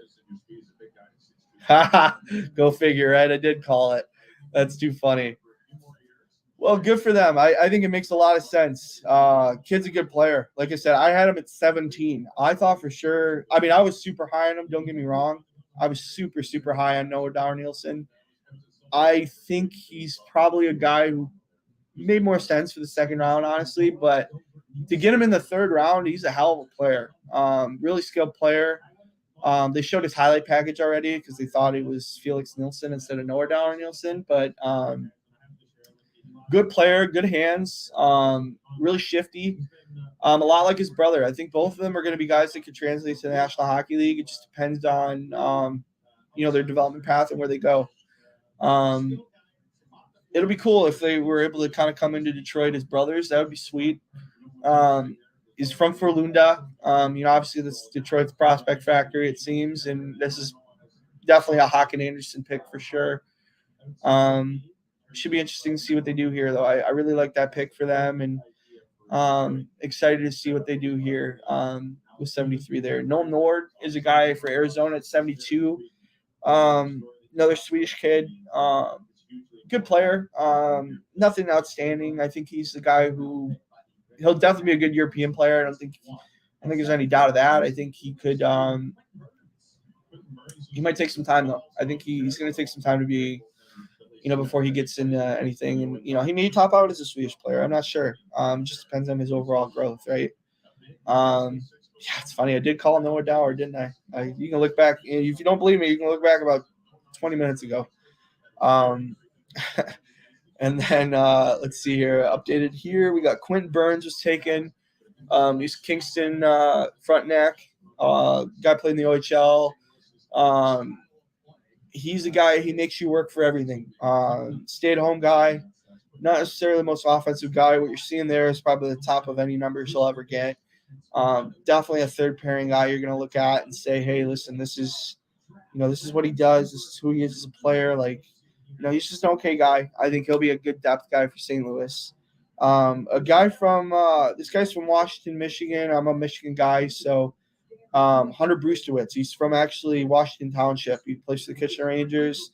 Very savvy pick here at 75. Hunter is a really skilled player. Like his overall game. Good approach to his skill set. Super fascinating to watch him as a player. I think Detroit would have been,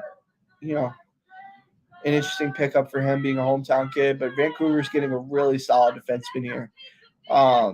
Probably my favorite pick of theirs, honestly, that I've seen in their draft. I don't think they've picked much at all, to be honest. But like his overall game, like his approach to everything, and I think he's a talented player.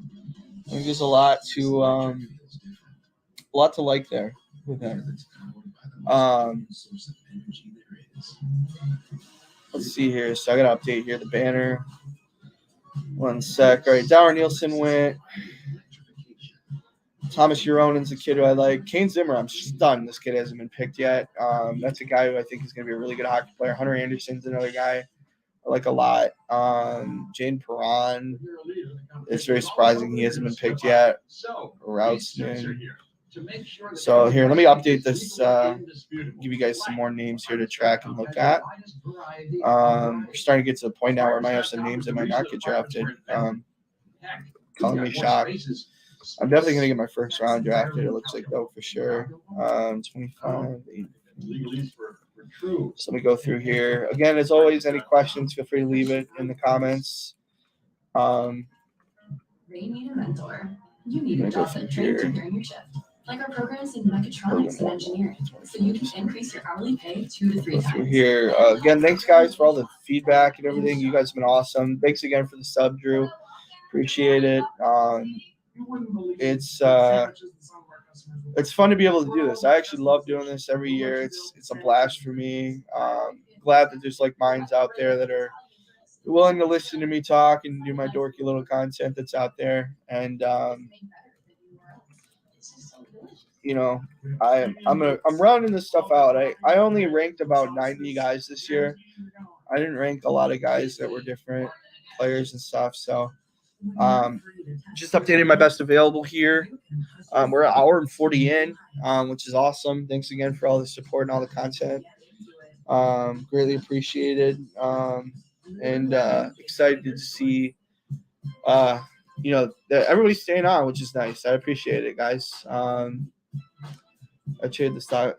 Holler if you. I trade the stock market. Holler if you ever want lessons. LOL. You bet, Drew. You bet. That's awesome. That's funny. I think Detroit here. Their next pick is at like 114, something like that. So we got a little bit of a ways. 35. Wow. And like I said, I did this last night. Didn't have more than 11 viewers, so the fact that I have 35 is pretty awesome. Not sure what the hell happened, but we'll see what happens here. But all right, Steve said Blackhawks plan on buying out Bailey. Surprising. I mean, he's still got some game. That's kind of interesting. So got into last guy I left off was Hunter Bustevich. Good player. Washington Township kid, like I said, going to be a really high-end offensive guy. Let's move on to 76. Another guy I actually was really high on, but he had a really disappointing year this year, was Juraj Pekarczyk. Plays for Slovakia and plays it for HK Nitra, which is famously known for having Simone Nemec come from HK Nitra. Good player. Needs way more offense, honestly. I'm surprised that it took him so long to get picked, honestly. I had him like 46, something like that. Matthew Cataford at 77 is an interesting guy as well. QMJHL kid, very north-south guy, all-around player. Doesn't really wow you, though. He's like a weaker version of Nate Danielson, in my opinion. He's just not really that gifted in any way, but he's not gonna burn you either. He's just a good checking line guy. I think that's his upside in the National Hockey League. I think there's a lot there, though. LA Kings.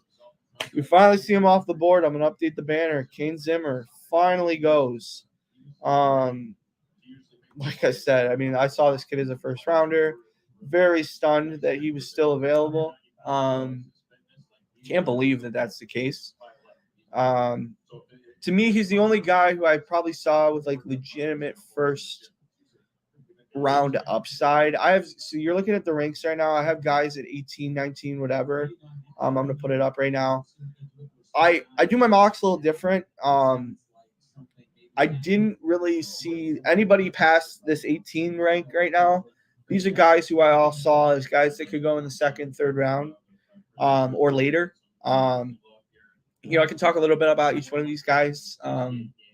Kane Zimmer, though, that's a hell of a pick there at 78. I think that kid's going to be a very good hockey player. I'm almost certain he'll be a National Hockey League player. Just super savvy, elusive, big shot. Great release as well. Should be fun to watch him. I think he's a good player, though. I think there's a lot to like. Good potential as well. A Western Hockey League kid. You're putting up 40 goals. Like I said, I was just looking at the stats right now. You have 41 goals in the Western Hockey League this year, in a really competitive Western Hockey League this year. So, like, that says a lot about him as a player, right? Like, I think he's a hell of a guy, super talented. It's fun to watch him, though. I think there's a ton of really good potential with these guys, and it's fun for him to kind of get into this year. 79 looks like there's a trade here.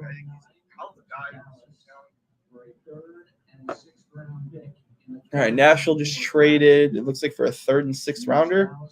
So Nashville trading away pick number 79 to the Dallas Stars. In exchange, they'll get a third and a sixth round pick. Nice, okay. In next year's draft. So Dallas.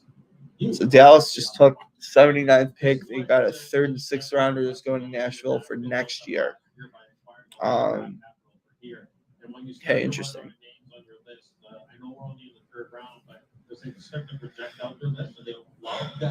The guy I'm surprised who hasn't been picked yet is Jaden Perron. I would have thought for sure he'd have been picked by now. Have to think he's going to be picked before 90. Some of these other guys, like Uronen, I'm not surprised by. Hunter Anderson is a guy I'm really high on, but he might not get picked. Routinen is a guy who I think could be interesting. Logan Warmold, there's some potential of him getting picked. Fink is so they just put Bailey on waivers. So that's interesting to hear that. So Josh Bailey just officially was announced to go on waivers. Let's see here. Logan Warmold is an interesting guy. These other guys, Fink and Baudouin, both of those guys are tier 2 junior guys. So they play. Fink plays for the Brooks Bandits, who famously had Mr. Kel McCarr. And, you also have some other guys that are going to be drafted here. So 1 sec. Sorry, guys. Brad Gardner got picked, the Ottawa 67s. The game's as plain as the name, if I'm being honest with Brad Gardner. Very meat and potatoes kind of guy. Nothing that you're going to be overly impressed with, but he's very strong and smart.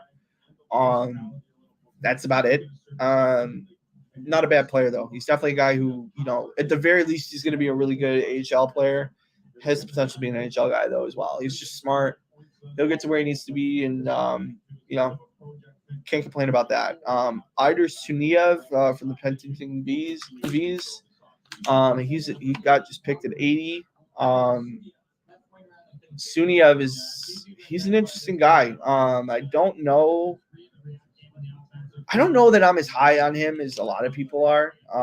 I think it's very unlikely he makes the National Hockey League, if I'm being honest. I don't know that he has the ability, or if he's been able to really get his production beyond what he's done already. Like, I think his production, a lot of it came from Bradley and Josh Nadeau, and you play with two of those guys. And Josh obviously was not drafted, but Nadeau went in the first round. I don't know. Yeah, there's a lot of interesting things, I think, here for him. I don't know that I would have taken him this early, especially when there's other tier 2 talent that's even better than Adar. Like Aiden Fink would have made sense here. I think, Nick Baudouin, if he gets drafted, he would have made sense here. But we'll see what happens. I think there's a lot to like with these guys, a lot of potential.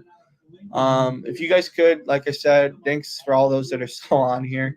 Can't believe there's 23 people that are still willing to follow my jargon and my knowledge. So I greatly appreciate it. If you can, please subscribe on YouTube. Would love to hear you guys give your feedback as well.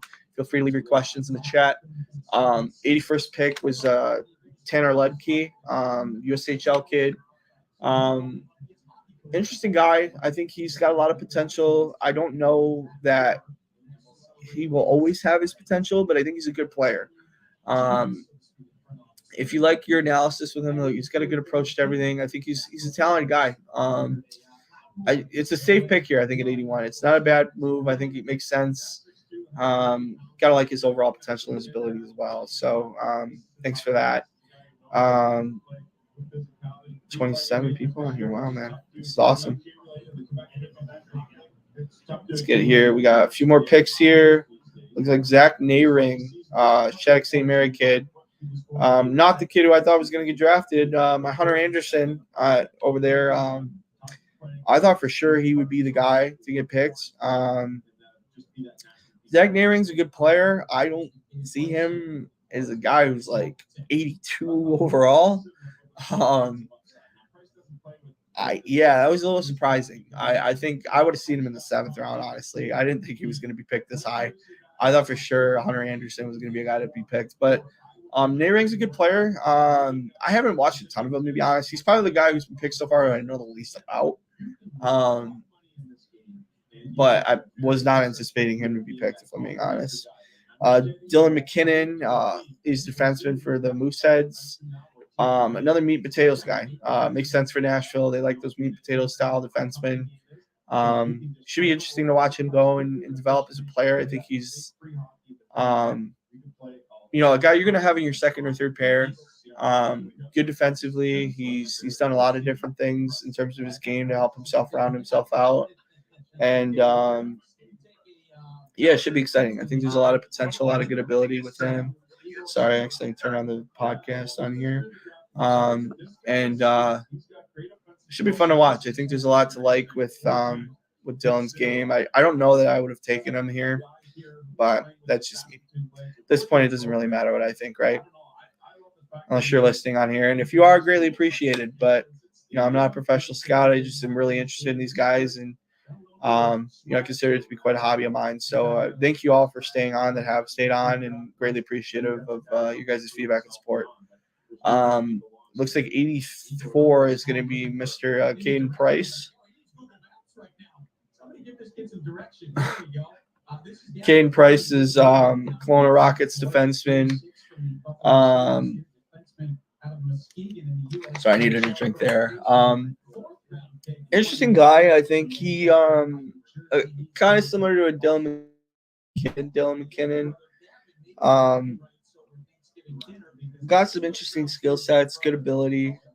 Like his hands. I like the way he approaches the game, but I think there's still a lot that you have to learn from him as a player. I don't know that he translates directly to the National Hockey League. We'll see what happens there, but yeah, we'll see what happens. I think there's still a lot to consider and look at with him as a hockey player. So we'll find out what happens with his career. 85, Yegor Sidorov, the first Belarusian player taken. This kid's an interesting player in his own right.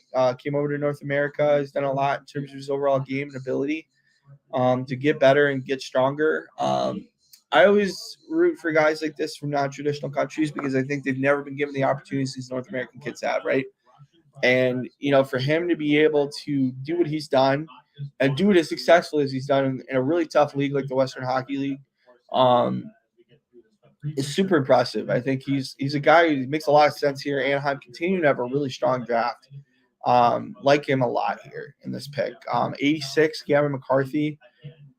Super talented player. Like his game a lot. Safe player as well, but great skater. Doesn't really wow you when you watch him, but when you watch him, he's very safe in terms of his puck movement, the way he handles pucks, the way he distributes. He does a lot of good things. And so I'm hoping that he can continue to do this stuff, really be strong, really be, very deliberate and determined in terms of how he does this stuff.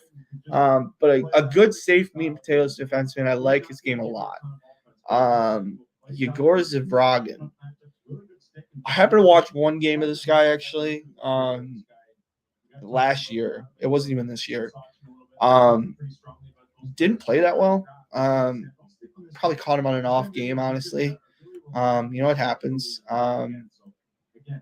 Interesting guy, though. I think, Philly likes their Russian goaltenders. They've taken Fedotov. They've gone through the years and done a lot of different things. So we'll see what happens. I think there's a lot to like, though, in terms of his overall approach to the game, the way he handles everything. He's an interesting player, and not what I anticipated to have picked at 87, but is what it is. There's going to be a lot of guys off the board here. Vadim Moroz. I'll be honest, I know nothing about this guy. He's probably an overager. I'm going to look him up right now, actually. Let's see here. Historically, if I had to pinpoint it, I'd say midway through the third round is when we start to kind of look at a group of names and start to fill some. Yeah, he was ranked 49th among European skaters. This kid's as pure Belarusian as it gets. Interesting pick there. Not really sure. Late born kid. He's a double overager. Odd pick. That's really odd. Okay. Sawyer Mineo, sorry. I saw little clips of this guy. Definitely a bottom six. He's not bottom six. Sorry, he's definitely like a third pairing guy if he's gonna make the league. Okay player, nothing too involved with him. Just an okay guy. The three picks here are kind of puzzling, if I'm being honest. They're all three kind of odd picks. I don't really have much to say on them, and we'll see what happens. But yeah, just kind of odd deal there. On the Fantilli pick, sounds like he didn't know he wanted to go to CBJ. I wonder if that played into the Ducks picking Leo over him. It's possible. I mean, I think they probably were already dead set on Carlson anyway. Because it sounded, when I heard him talk last night, Paverbeek seemed like he was kind of the guy all along.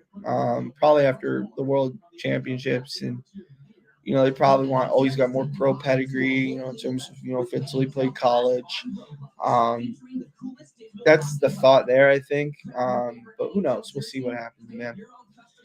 But thanks for that, Steve, as always.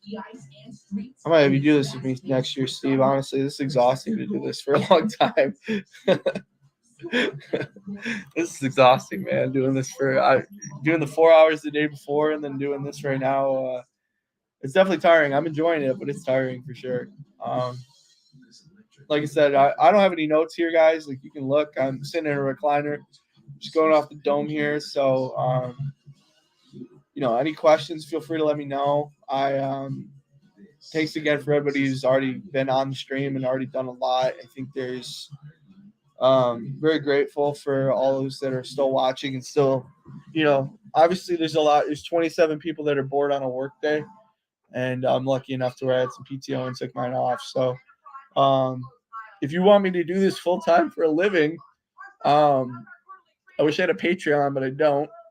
Feel free to find a way to donate to me if you're willing. So I'd love to do this full time, but obviously, got to get a few thousand subscribers first before that happens, right? So,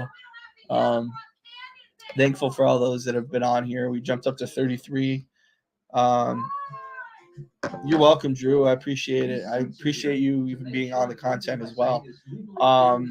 Thoughts on the Flames draft so far? I'm actually, you know what? I'll break it down right now because we're in a lull. Probably talk to me right at the right time. Let's see here. I'll give you a nice breakdown right now. So Sam Honzik, to be honest, I don't love their drafts. I think Sam Honzik was a guy, to me, I think is the best out of the three that have been picked so far.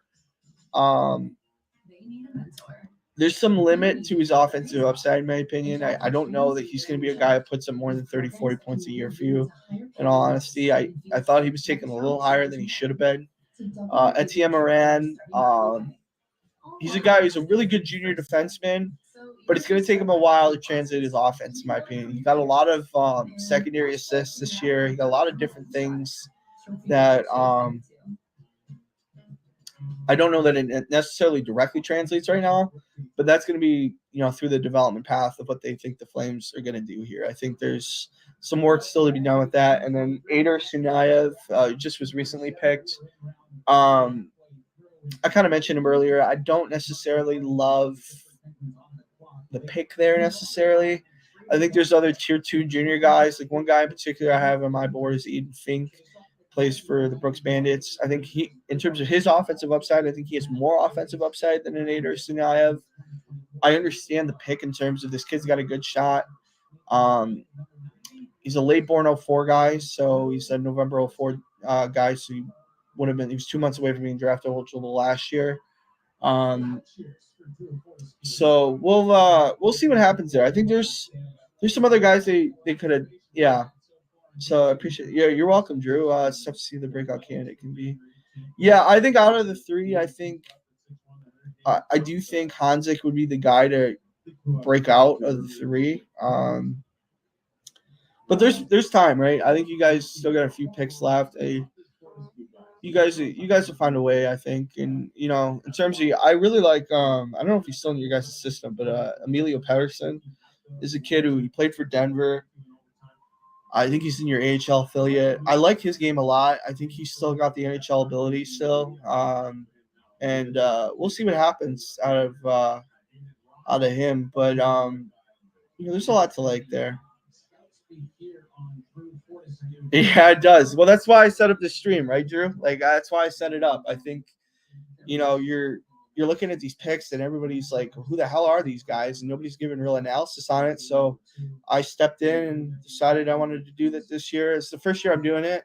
Took some PTO for it, and I'm loving it, honestly. I think I might do this every year, to be honest. It's really fun, and I nerd out on this stuff every year. I just haven't really been able to showcase it as much as I would like. And appreciate you being on here. Coronado. Yeah, I would think he would. I would think Matt Coronado is more than ready, in my opinion. I think he's a guy who he could do a lot. He can definitely do a lot. He's I like him like a Swiss Army knife. He's just really solid. He gets every part of the zone.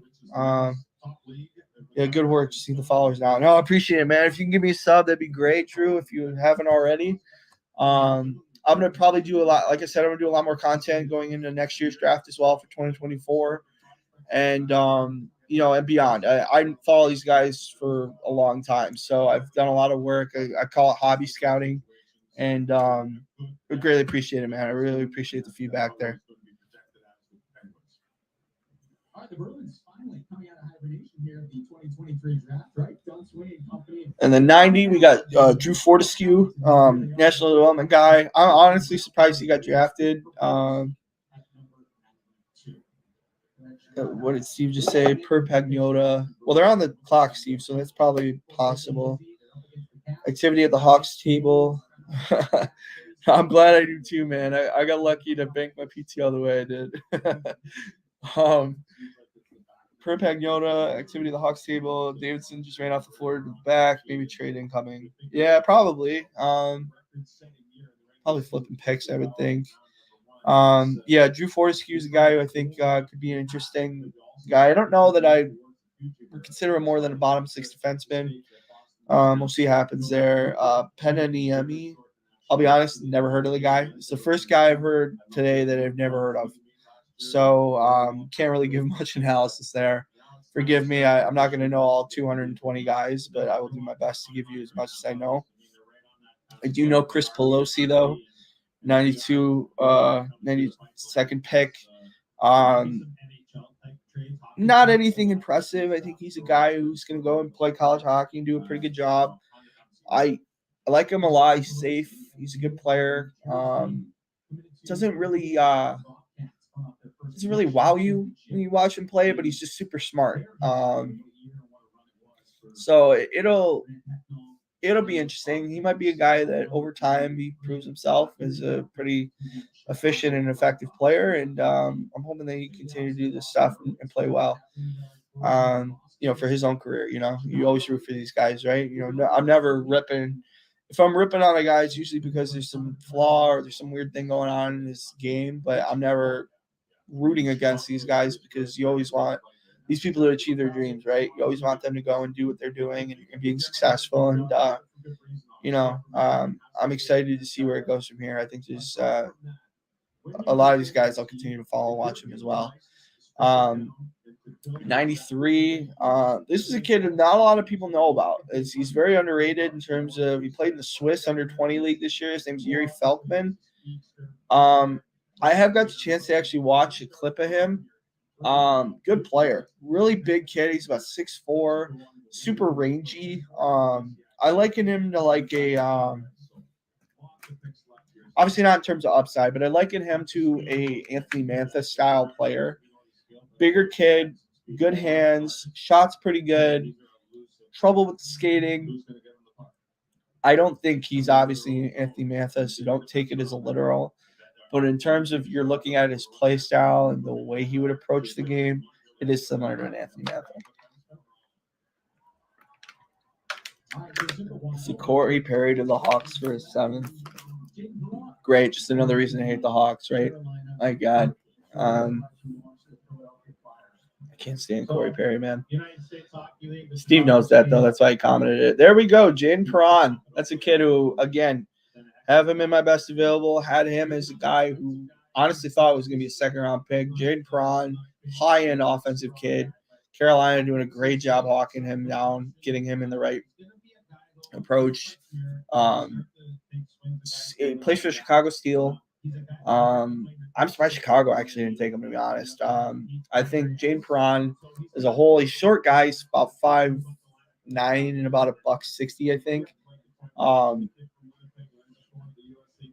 Just excited to see what he does here. I think he's a guy who I think you give him a few years and you're gonna be like, wow, I can't believe this kid was available still. And he's 94. I can't believe he was still available in 94. That's pretty surprising. Let me just update the tracker here. I'll go through and kind of navigate and update everybody on these picks here. So we got Mr. Denver Barkey, London Knight, for the Philadelphia Flyers. Denver Barkey, similar to Jaden Perron, it's not as offensively gifted. I think there's a lot of good potential, good ability with him. There's a really strong package here, and obviously, if you're developed by the Hunters, your likelihood to become a National Hockey League player is pretty solid. Good mid-round pick here, I think. I really like that pick for Philly, and should be interesting to watch him here. We're gonna get into the last pick here, the third round. Arttu Karki. This is actually okay. So Peniniemi compared to Karki. Karki, I don't know anything about this Peniniemi guy, to be honest, but this Karki guy is significantly better, in my opinion. I think, in terms of his game, he's got a good, solid game. He doesn't wow you a ton, but he's impressive in terms of his overall ability, his hands. Smaller guy. I think he's a smaller guy. I might be confusing him with somebody else. Hopefully not, though.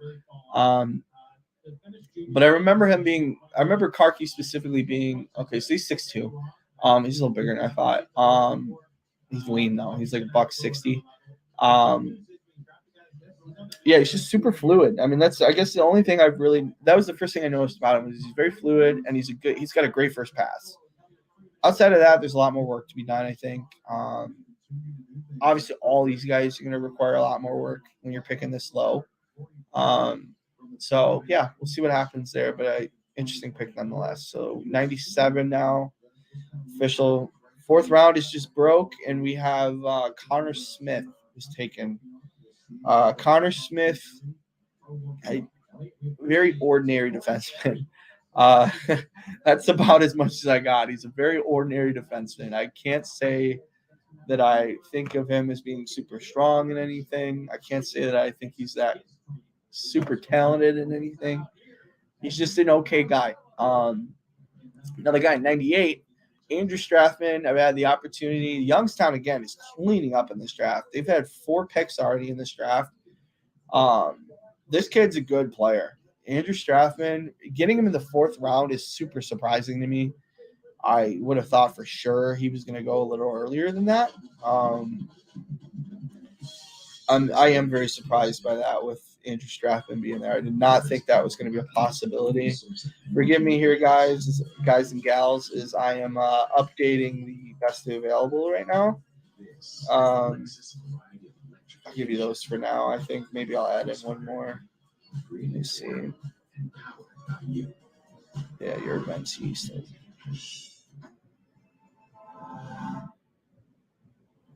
All right. Irresistibly smooth chocolate. Sorry, guys. I'm going to add one more here, and then I'll pop back up the best available in a minute. Made to melt you by the linked master chocolatier. Is a new title really necessary? Sir, after bestowing a gift of wrenching ease to millions, a bump is in order. Cool. All right. So we're back at it here. Strathman, yeah, like I said, that's a great pick there. That's an impressive pick. And sorry about that, peeps. Like that a lot, actually. That's impressive stuff there. So, oh man, if anything, this should tell you that if I have 21 people viewing it in the 4th round, obviously they shouldn't hold these things on a Wednesday and a Thursday, right? Why the hell would they? I don't know why the NHL thought that was even close to smart. It's beyond me. Awesome, Kieran. I love that, man. I really appreciate it, guys. Kieran, if you could give me a subscription, because I'm going to talk more about British ice hockey. I don't know if you've heard recently. I'll talk about it a little bit because it is somewhat draft related. Unfortunately, Alex Graham, who played for the Sheffield Steel Dogs, 20 years old, unfortunately passed away this past week. Really talented hockey player that was getting some actual NHL leverage along with Liam Kirk. Unfortunately passed away. So condolences to him and his family. But I will keep track of different non-traditional hockey prospects as well. So, Kieran, if you're interested in learning more about British ice hockey, more than you already know, feel free. awful news. They were on the social media for Guilford in the same league. Yeah, it wasn't it, man? It was tough. Guilford. Okay, so you knew like Sam Duggan, right? I think was a guy who was a player for Guilford, if I remember correctly, in the Duggan family. I think all played there. Yeah, no, it was. It was a shame, man. But yeah, I'm just an FYI.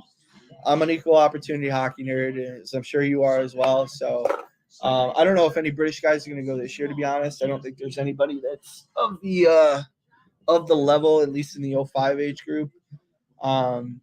But thanks for following along, man. I really appreciate it. And yeah, for sure. I actually work in social media for a living as well.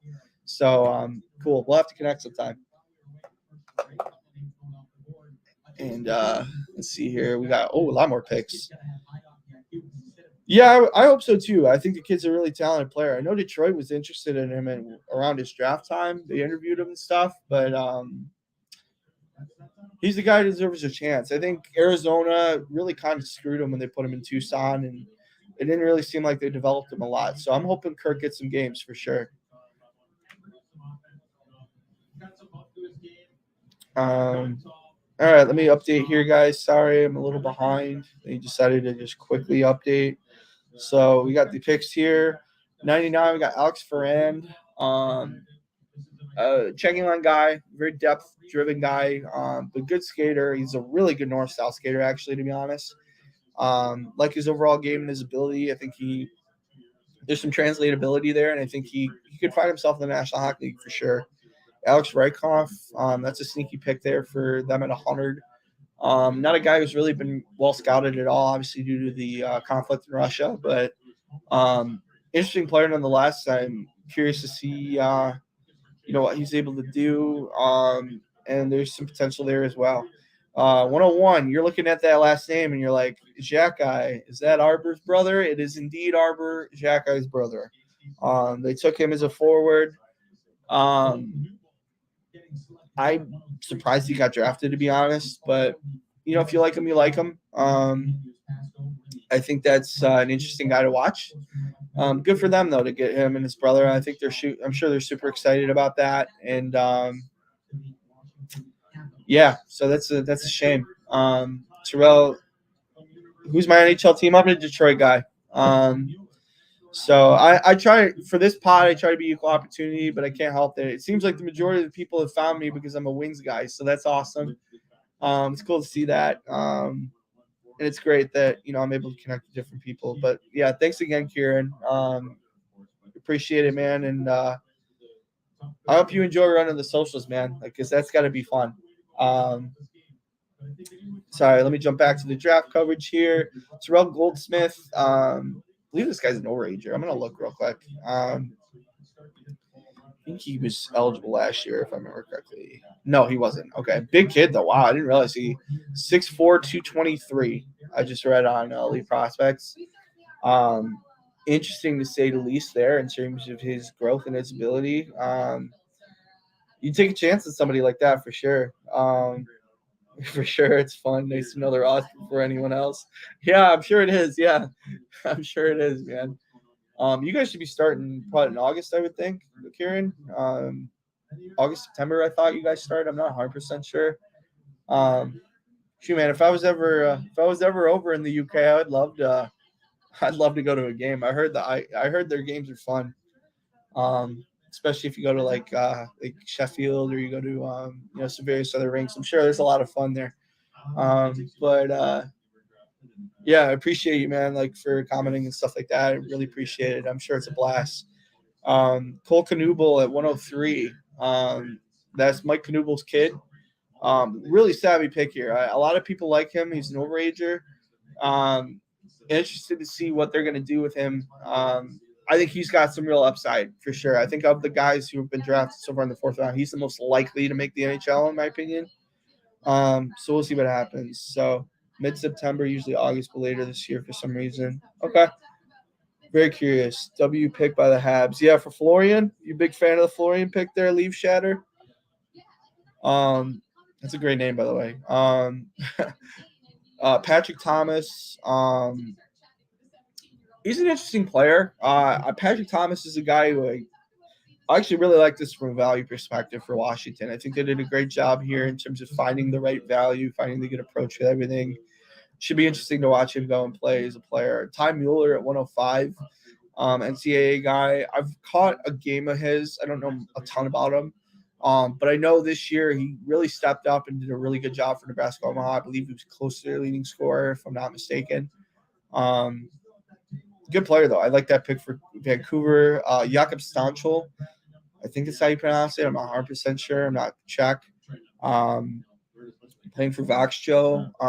Interesting pick here. I would have thought that type of production makes me think he should have been a camp invite.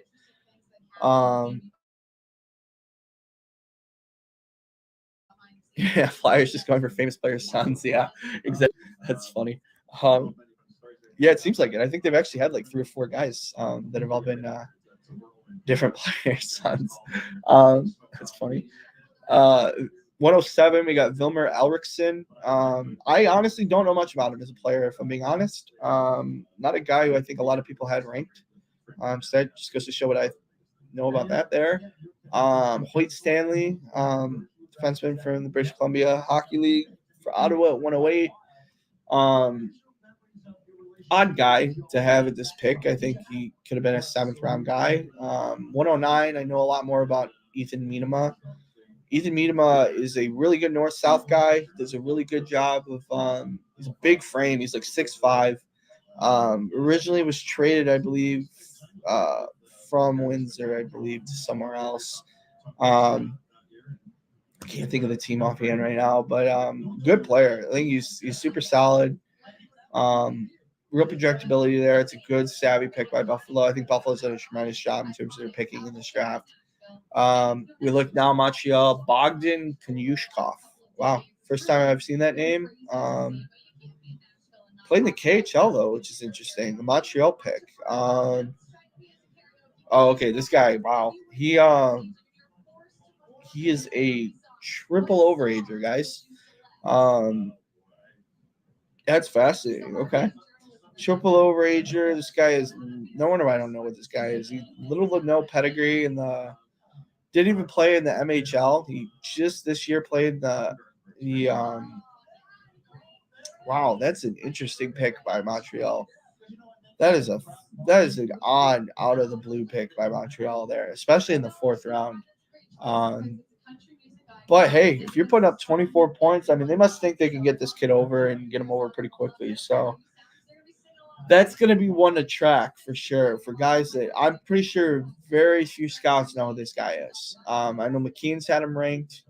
That's the only scouting service that even had him ranked at all. So that's super fascinating. I'm curious on that. Joey Willis, Saginaw Spirit kid, just got picked at 111. Good checking guy. Really plays with a good pace. I've actually watched him live twice this year, being from Michigan. I like his overall game. I think he's got a good approach to the game. Fascinating in terms of his overall ability and his hands. And lots of like there. That's a savvy pick by Nashville. Sorry. Calgary, Jane Lipinski, the Vancouver Giants pick there.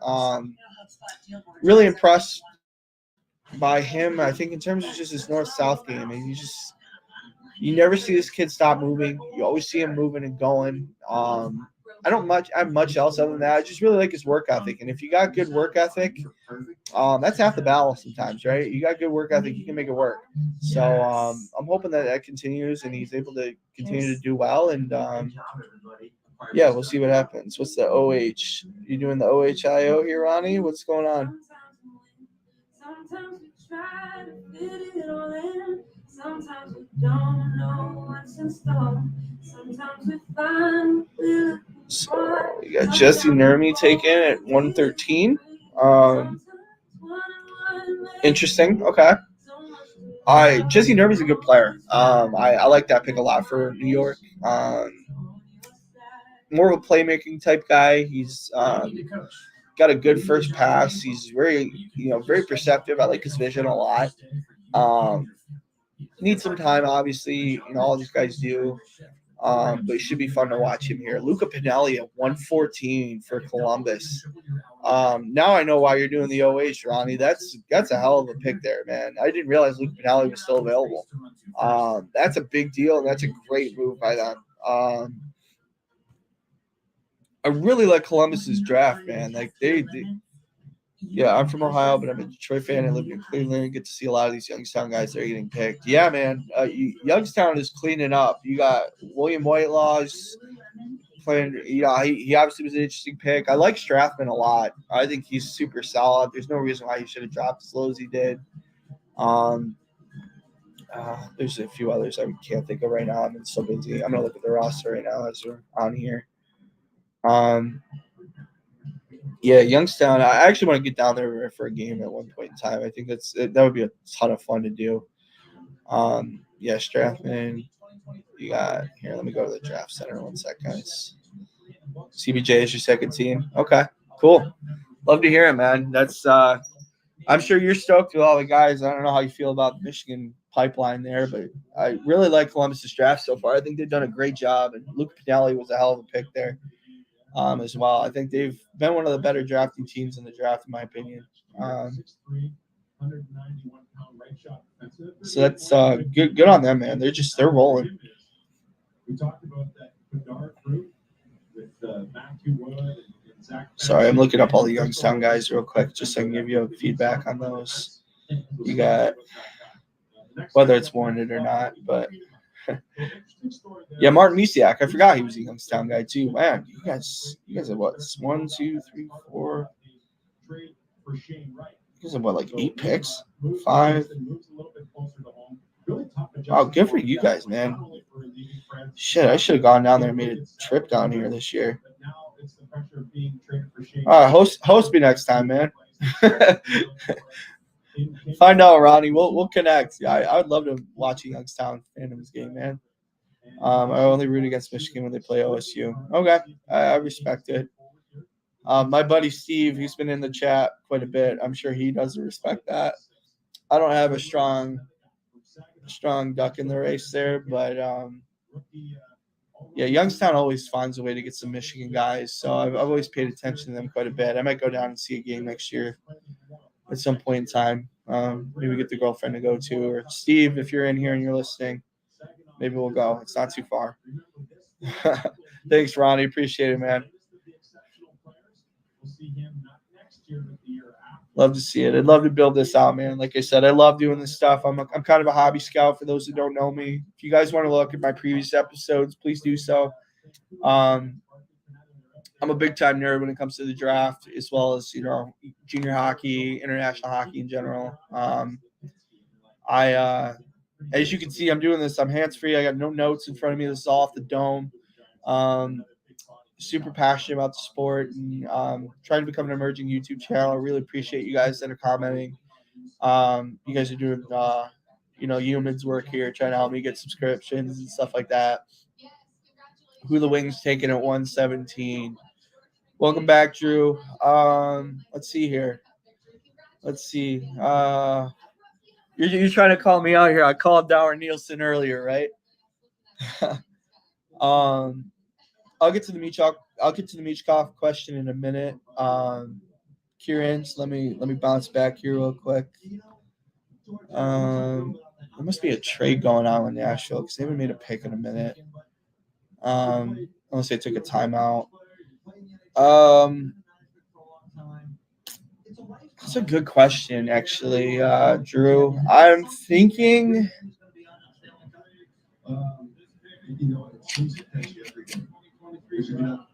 If you put I shouldn't say that because maybe Yarventi. I forgot he was still around. I'm thinking Emil Yarventi. He's a Finnish kid, Drew. I'm purely guessing at this point, but that would be a guy who I think would be interesting. I think it would make a lot of sense. I just hope it's not like a nepotism pick. I did have Danielson at 12. Drew, thank you for that. I like Danielson a lot, Ronnie. I think I was telling Drew this earlier. You look at the type of guys that they're drafting with Larkin, with Casper, with Danielson. You're getting guys that are all 200-foot players, all with high-end offensive skill. and guys that are going to be 200-foot players all through the way, and they all have good character. So I think there's a certain vision that's here with Stevie Y. I'm a believer in the Yzer plan. I think he's done a great job in this draft. The only pick I didn't like so far from Detroit was Brady Cleveland. Not a huge fan of that pick. I think he's a little too throwback. I don't think he's as effective as a skater as he should be for being a physical guy. But I really like Danielson in terms of his overall ability and skill set. I think he'll be – give him a few years, and I think he'll be a really good player. Let's see here. Sorry, I got to catch up with some of these comments. Kieran, I'm going to get to Michkov now. Michkov, to me, I think Michkov's going to take a few years, right? I think he's 26, 27 when his contract's up. I do wonder if there's some loophole. I know Michkov kind of alluded to if he can get out, he will. I do wonder how they navigate around that contract, though. I think without having that contract in hand, they're not going to be able to do much. So that's why he dropped as much as he did. I'm of the opinion Michkov should have been 2. In terms of you take all the drama out, you take all the Russian conflict out, you take everything out, this kid was about as 1B to Connor Bedard's 1A as you can imagine. I actually think Michkov, to me, as a goal scorer, is actually a better goal scorer than Bedard. And I know that's kind of a hot take, but if you watch him and you see what he's done throughout his career, he's a guy, if he gets to the National Hockey League, I don't think 60 goals is out of the question. I think he's that good of a hockey player. So we'll see. But I that's what I think is going to happen. I think he's going to be in the KHL for a couple years. He's going to learn to get better, and we'll see what happens there. I'm going to update on 117. I just saw that they picked somebody. Yeah, Brady was a Draper pick, I felt like. That was definitely somebody that, they took him for whatever reason. Let me get back here. Sorry, guys. I'm just catching up with the questions. I'm going to load up the updated draft here as well because there's a few picks that have been made. Detroit took I'll get to that in a minute, guys. So let me get here to sounds good. Thanks again for the subscription, Ronnie. Appreciate it. What happens to Michkov? All right, talk to him. Definitely. Steve, of course, had to chime in. I definitely root against Ohio State all the time. Fun rivalry to watch in all sports. So, oh yeah, I know that as well as him. I've seen him. Trust me. I talked about Danielson already. YouTube, thank you for that. Ronnie, if you want more thoughts on my Danielson pick, I talked about it in my draft stream yesterday. If you want to take a look at that, and then I talk a little bit more in detail, but hopefully that was enough detail for you. Yeah, I agree though. Yeah, Brady Cleveland was definitely a Draper pick for sure. All right, Jeremy, I'm gonna get to you now. What do you think about the Habs drafting Arbor's younger bro? To me, it's a make good, right? I think they're gonna try and keep him. They want to keep Arbor for a long time. I'm surprised. Arbor has probably the most wild development path I think of any prospect I've seen in years. Would have never guessed him to be the player he has been. And anybody that says that they thought he was going to be a National Hockey League player would be lying before the start of this year, and then he just proved it. Florian, from what I understand, what I've heard about him, he's a harder worker, kind of like Arbor. They're similar vein, kind of in terms of their work ethic. And I feel like they could have got him probably even after the draft. I don't know if they necessarily needed to make a pick on him because I think everybody kind of figured if he was going to get taken, it would have been by the Habs. So it's an interesting pick there, but I'll be curious to see what happens there. So I got to get caught up there. Hopefully that answers the question, Jeremy. Again, if you haven't already, guys, if you are in here and you really like what I'm saying and you like the content, you like the approach to it, please subscribe, and I would love to hear more from you guys. So without further ado, I'm going to jump back here. 115, Jason Shagabe. This kid played for War Road, and for those who don't know who War Road is, Minnesota high school team that draft, they've had the likes of TJ Oshie, they've had the likes of various other NHL players. It's a small city. They love their hockey, and really like Jason Shagabe here. I think he's a talented hockey player. Savvy pick by Tampa Bay here at 115, and I think he's a guy. It's a good value pick for them here. 116, Andrei Lashko, another Belarusian kid. I talked about Sidorov earlier. He was picked earlier. Interesting guy. Like him a lot. I like his game. We're taking a chance on these guys. I think a lot of times you see these kids from these other countries that don't get the opportunities that the North Americans do, and they get ignored. And I think there's just a lot there. There's a lot missing in terms of development for that stuff. I think it's the biggest. If you talk about modern hockey development, I think some of the biggest misses that they have in modern hockey development is their ability to identify these kids from these countries and really work with them. Because I think there's a ton of – you don't get to as good as you do from those weird countries without having a hard work ethic and a strong work ethic. So for me, I think there's a lot of untapped potential there in all leagues, not just the National Hockey League. But get to 117 here with Larry Keenan. No, he's not related to Mike Keenan. Larry Keenan, to me, all I've heard about this kid, and I haven't watched him play, so I can't give him too fair of a judgment. As far as I know, I've heard he's a great skater.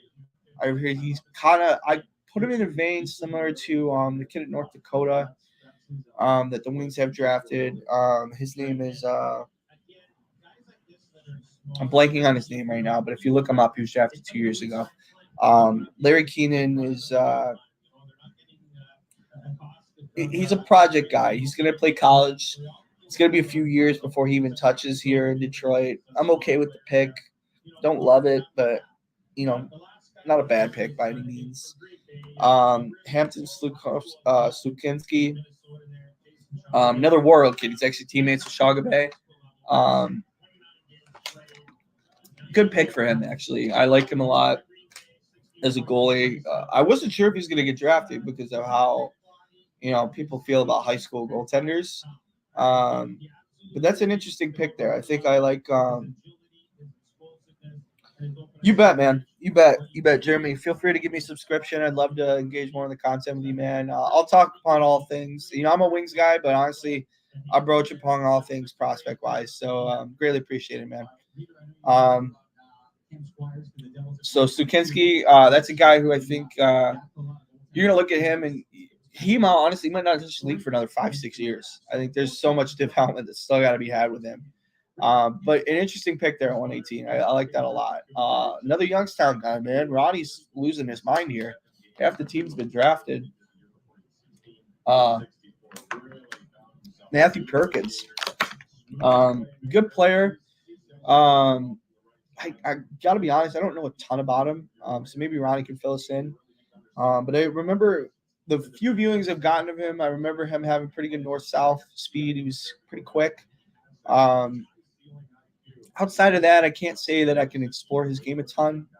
So for those that are interested in that pick for Vancouver, Ron, if you can fill us in the chat, that'd be great. I don't know a ton about him, if I'm being honest. I just know the other guys knew a little bit more high end. We're going into the fourth, just about to flip into the fifth round here, Cedric.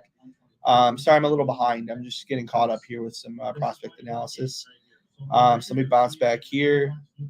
So you see there round 4 up at the top, and then we're moving in around 5 in a minute. 120, Alex Chernick. His dad, I believe, was Washington Capitol, if I'm not mistaken. Interesting prospect. I don't know that he's going to be a guy that's going to be immediate, but I like this pick a lot for Philly. They're willing to take the time, and they're not going to get good anytime soon. So why not take the time and take the opportunity to get him into a real good perspective? I think it's a lot of fun for them to have the opportunity to take swings like this. And I think he's a kid who's worthwhile at 120. 121, Juha Jakkala. He actually started in the Liga, which is pretty crazy. I'm actually really surprised that what was I going to say? Sorry. Blanking. It's talking for 2.5 hours. Gets me a little spaced out here. But yeah, Jakkala, sorry. He's a smaller guy, but he's a really shifty dude. I liken him to I don't know if you guys remember, his name is Marek Mazanik. He's a Czech goalie. He played for Nashville for a little bit. Really good at taking shots. He's a really high volume shot goaltender.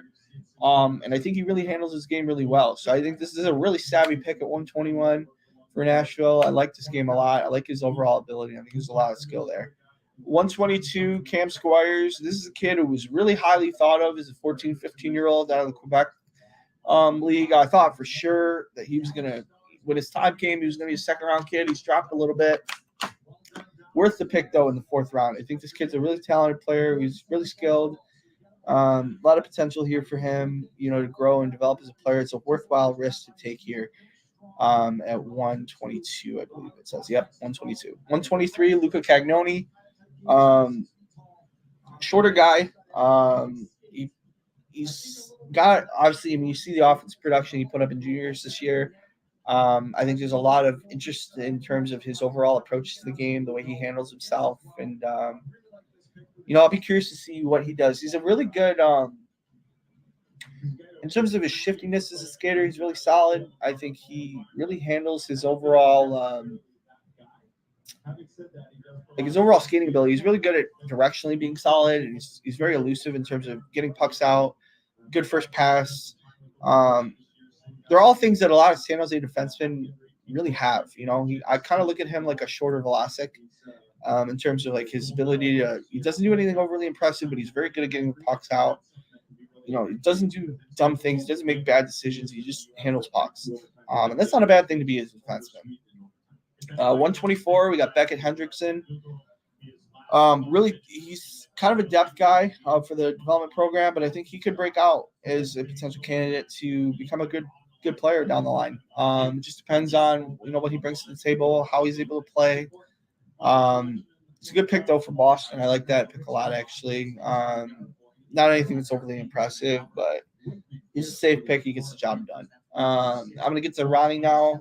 I personally think Eisman had Danielson higher than we think. There's no question in my mind he could have traded up to 6 because Shimashev would have dropped. So if they wanted Mishkov or Leo, if you want to look back, Ronnie, at how ridiculous I was standing for Mishkov, I really thought he was going to fall to Detroit. I figured Philly was the only team I was really worried about. And Washington too, but they could have done that. I think they would have probably had it included 17 though, and that probably wasn't with the appetite with where Steve was. I think if we were more advanced as a prospect pool in terms of guys that were closer to being ready, I think he would have pursued that. But I think we're a year or two away from him making a move like that. So that's my personal thought on it, but I do agree with your general thought for sure. Let me bounce back here. These picks are flying off the board now. So we got another 5 or 6 picks I got to review with you guys. So Aram Manidian, good mobiles. I honestly, he's a really good sideways skater. I know that sounds weird, but in terms of his east-west ability, he's very good at shifting on the point. Outside of that, there's a lot of growth here. I look at him similar to a Shai Bouillon, just a little shorter, but similar problems in their games, similar things they got to work through, and are actually enough to both going to college hockey and both doing what they're doing. So that's is Dallas take that? Yeah, I figured Dallas would take him. It's a very Dallas pick. Not surprised by that at all. Carolina took Stanislav Yarovoy. I'd heard this guy's name. I don't know much about him, but I've heard of him before. Obviously, if you're doing anything in the KHL in your draft year or anywhere in terms of being draft eligible and you're doing something in the KHL, you're doing something right. So, another kind of sneaky pick there for Carolina. They're prone to do that, and I love the way their direction is in terms of their scouting. I think they do a great job with how they're able to pull guys out of these picks. It's impressive, and it's fun to watch. I'm actually really excited to see where these other guys are going to go here. 127, we got Albert Vickman from Farjestad. I don't know much about him, to be honest. I'm going to leave that one alone. 128, Quentin Miller, backup goalie, I believe, for Quebec. They just won the Memorial Cup. I've been on this kid for a little bit. I think he's a good goaltender for where you're getting him right now. I mean, he's in the 4th round. I don't mind that pick in the 4th round, actually. I think he's a good player. I think he's going to take the starter role next year. I think he's going to be an interesting player to watch. He's going to get coached by Patrick Waugh. there's a real like to that. I think there's a lot of good skill and potential there, and I'm excited to see what happens there. I think he's a good player. I think there's a lot of talent, and yeah, we'll see what happens. Rodwin Dionisio, or Dionisio, sorry. He is an overager, I believe. Interesting guy. That he brings a lot to the table. I think he does a lot of good things. His overall approach to the game is impressive. Swiss guy, bigger kid too. He's an okay pick there by Anaheim. I like that. Axel Landine. Don't know him. I'll be honest, I don't know him. Marcel, I do know. This kid's he's a gutsy kid. I think he's more of a checking guy. Obviously a great name in Marcel. Went to school with a Marcel actually. Those in the know the story there, but interesting player nonetheless. I think he's a good player. I think there's some upside challenges with him. You're never going to get more than probably 10, 15 goals out of him as a player, but hey, you're willing to take a chance on a guy like that, right? It's 131. As long as you're not wasting a pick, you're doing something with it. 132, Eric Polkamp. This kid's an interesting player. I think he was just named the USHL Defenseman of the Year, if I remember correctly. I think they just said that on there too. I'm not paying attention to the audio because I'm trying to really think of the approaches and the thoughts to give you guys the accurate analysis. But they're Eric Polkamp's an interesting defenseman. I think it's a good savvy pick by San Jose. He's a kind of he's good on the point. I remember that specifically in watching him. I didn't really think he was that great in terms of his other skills, but as a fourth-round guy, I don't mind it. Especially if he's USHL Defenseman of the Year. I think it's a great value pick for that time. And we'll see. Sam Harris for Montreal. Watch this kid. I had some really unfortunate viewings on Sam Harris. I'll be honest. I just didn't catch him in a good viewing. Obviously, he had a point per game. So he's a good player, but every time I watched him, I felt disappointed when I watched him. I didn't think he had the give or the gumption that he should have. And I don't know if he maybe was playing hurt, not 100% sure. But he just wasn't – I'd heard about him, but I didn't know much about him, and I was just really not that impressed, if I'm being honest. I just didn't think he gave enough. I didn't think he really did as much as he should have when he was out there. So I don't know. Maybe I caught him in a bad viewing. But that's all I can speak to him in terms of his overall ability. Melker Thielen is a Swiss goalie. Played in the Hockey Etan, which for those who don't know, that is so there's the Swedish Elite League, the SHL, and you have the Allsvenskan, then you have the Hockey Etan, which is like their third level, almost their ECHL level, if you will. Not a bad goalie. I think surprising that he played at that level. I didn't realize that he played at that level. I'd heard about him last year for the first time, and I thought he was better. I guess I thought he was playing at a higher level than that. He might have been in a few games this year, but it should be interesting to say the least. I'm going to be right back, guys. I've been sitting here for 2.5 hours, and I gotta get some water for myself, get a drink. I will be right back. Feel free to leave any comments in the section below, and I'll be with you in a minute. Okay. I'll see you guys in a bit.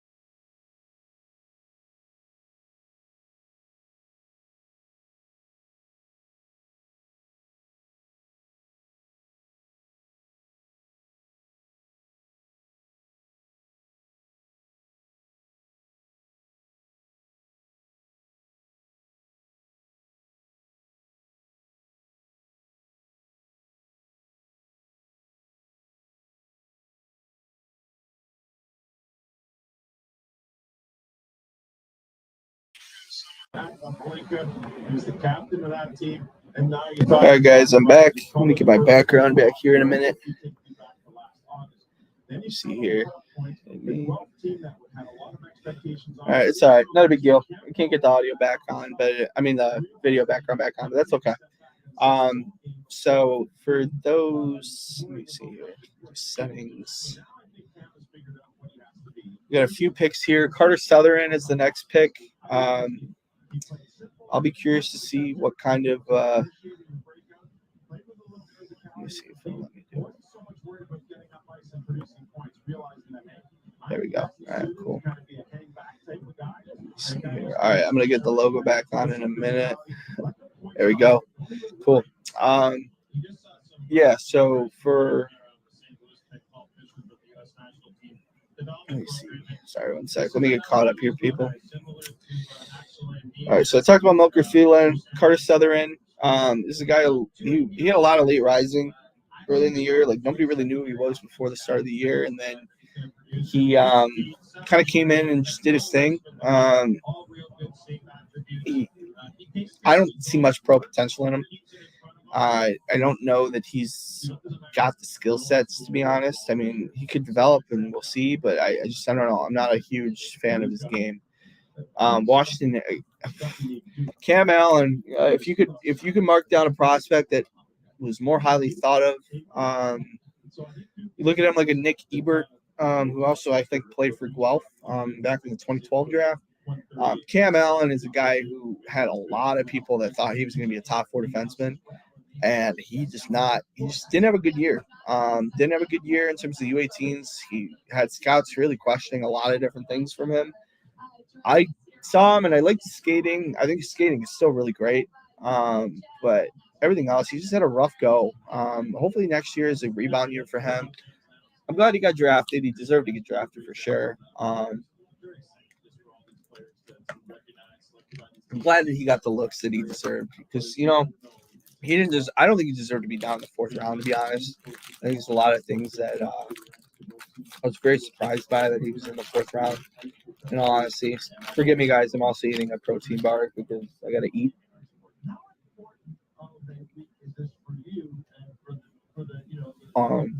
Yeah. So Cam Allen there is surprising.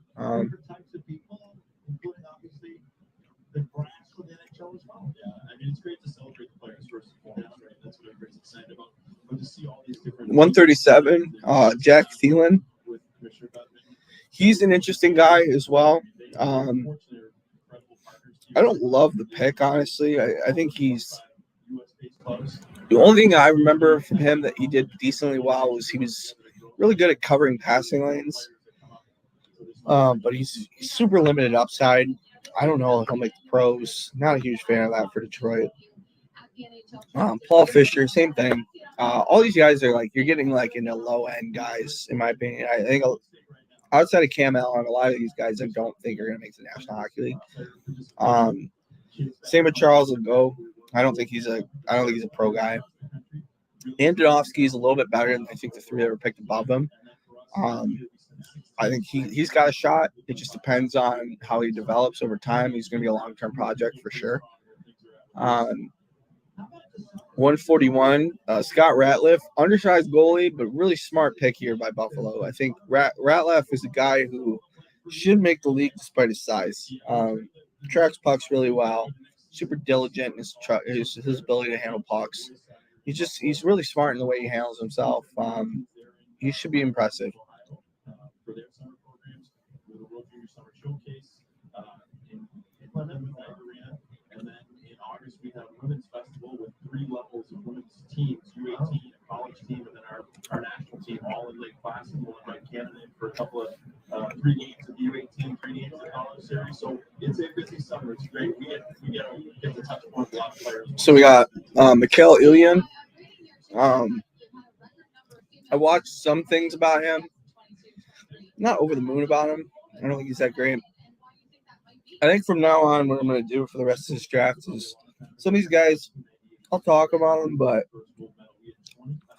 unless they're really high in my view, I don't really have a ton of strong opinions on many of these other guys. I'll let you know what guys I really do. Sutter Muzzatti, same thing. I'm not sure he was worth a draft pick. Ratzlaff, to me, I think, in terms of the guys that are in this 5th round range, I would say Ratzlaff and Cam Allen are the 2 that I think are the most promising of the guys that are taken in the 5th. The rest of them, you're in the 5th round at this point, right? I think there's still some more work that's still got to be done and different things like that. So, whatever you're going to get into in Nashville, I don't know if you're flying out after this or not. I won't make you tell the public any of those plans, but enjoy the time, enjoy the summer. Have some fun this time. We'll do a weekend. Thanks, Jackie. All right, coming up on the other side, we continue with round 5. all right, 36 people. Wow, appreciate you guys that have stayed on. You know, I didn't think, honestly, at the start of the day I was going to have over 30 people on here, especially at this point in time, but really grateful and appreciative of everybody that's been on here. Awesome to see. I think it's cool that we've been able to have a consistent approach to this, and like you guys are really interested in the content, which was awesome. I really appreciate it. If you guys can, again, my name is Matt Gordon. I'm the Hidden Hockey Podcast, and feel free to follow us on all our platforms on Facebook. On Twitter. At Hidden Hockey, go to Instagram at Hidden Hockey as well, and then on YouTube. Those are the 3 platforms. I don't have a TikTok. I should probably develop one. Let me know if you guys would want me to create a TikTok, because I will. If you guys want, do some like short snippet videos of prospects if that you guys think that's ideal. And yeah, super excited for you guys being able to engage in content. Greatly appreciative of you guys being able to be involved in my content, and looking forward to the kind of stuff we're looking forward to in terms of the stuff we want to cover the rest of the year, as well as I'm going to get into the 24 draft. Again, if you have any questions, feel free to tag us in the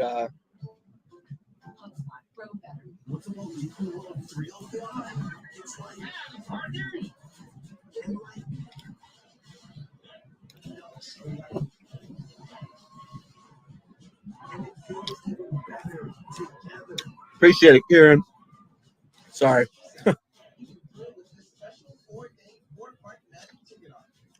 I'll check out your profile in a minute. Actually, I just saw you follow us, so very cool. What was I gonna say? Sorry. Is my background noise okay, guys? By the way, I somebody told me, they texted me and said it was a little off. Is it okay right now, or you guys? Let me know if it's not.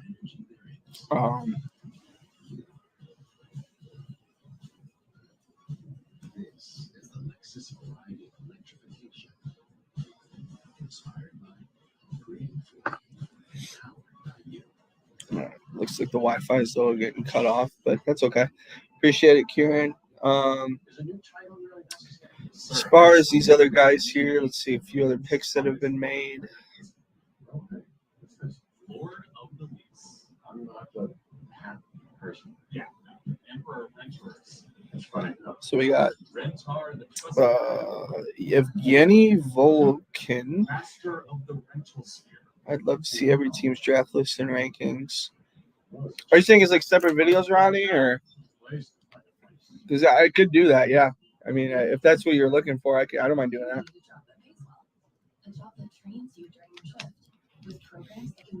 that. I'll keep it in mind for sure, if that's what you mean. Let's get here. Yeah, so this Voloka kid, I actually don't know much about him. I'm going to look him up right now, though. I'll give you guys a quick analysis of who he is. He's playing in the junior league next year. Bigger kid, he's 6'3", $170. Not a bad kid, actually. He's pretty good. Nice uncover there by Montreal.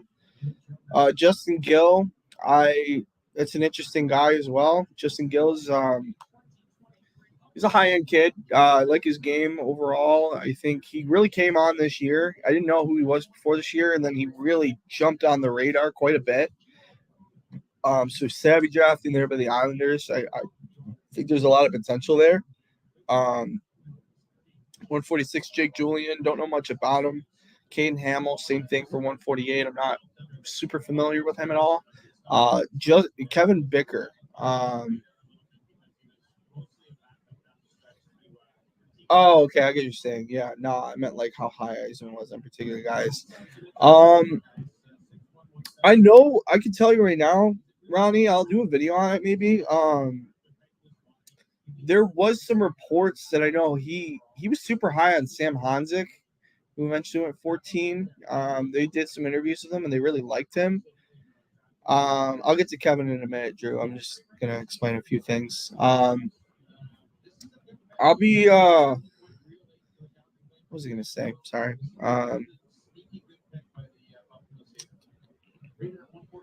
Yeah, there's a few other things I've read too. So maybe I'll put those into like a highlight reel video or something, or I'll do something where I talk a little bit about what I've read about what I've heard about Iserman. So yeah, I'll do something like that. I'll figure out a video.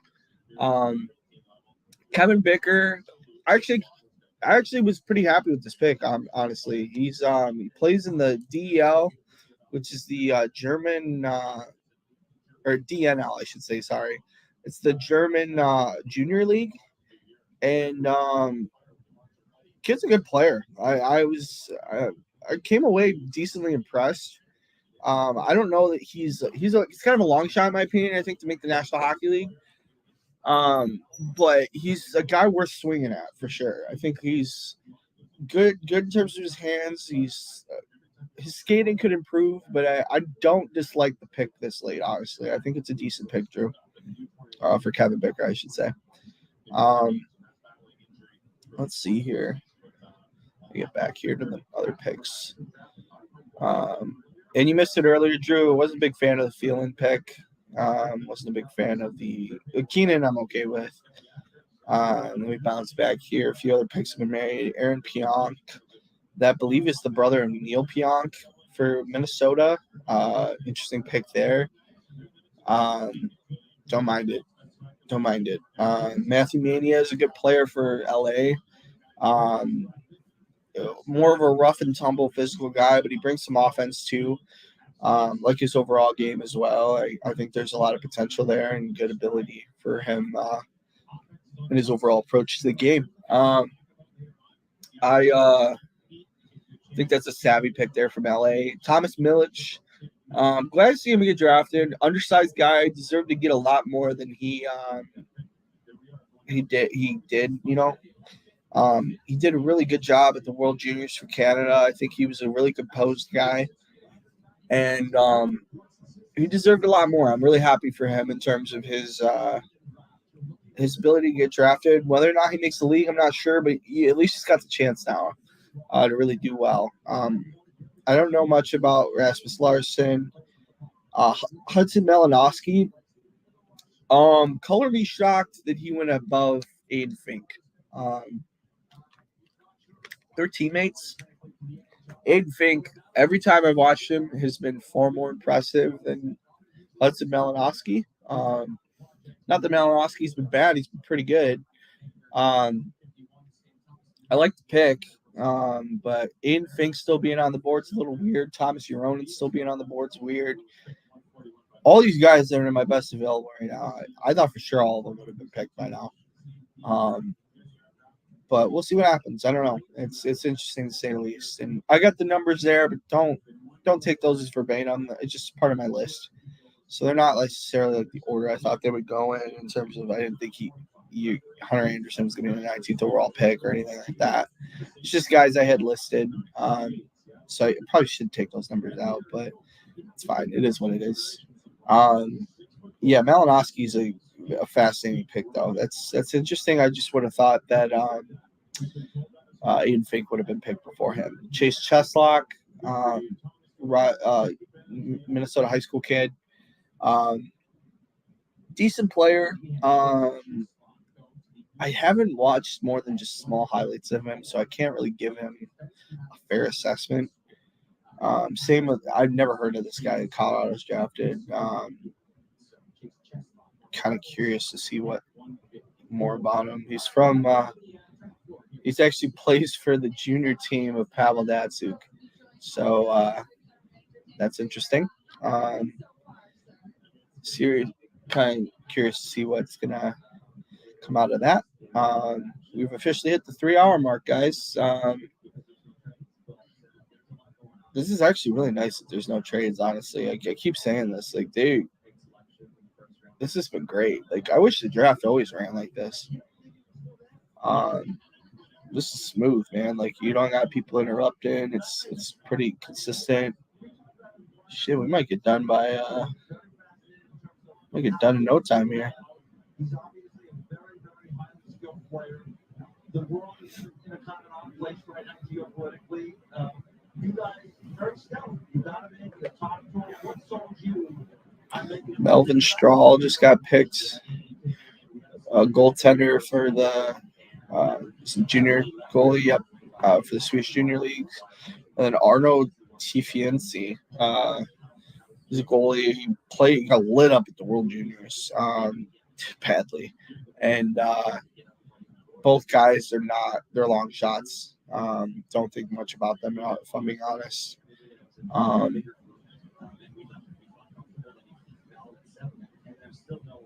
I think there's still a lot that you got to look at for those players, but yeah, I wouldn't call you one of those guys high end prospects. That's for sure.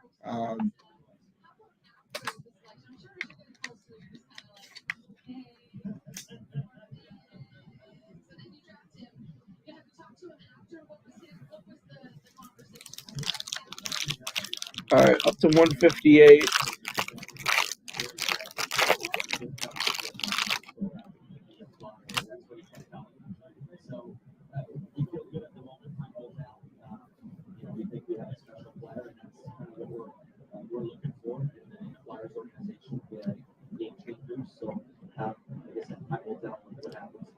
You know, it's funny. We had Patrick Marlowe here a few minutes ago, and I think he was a high draft pick.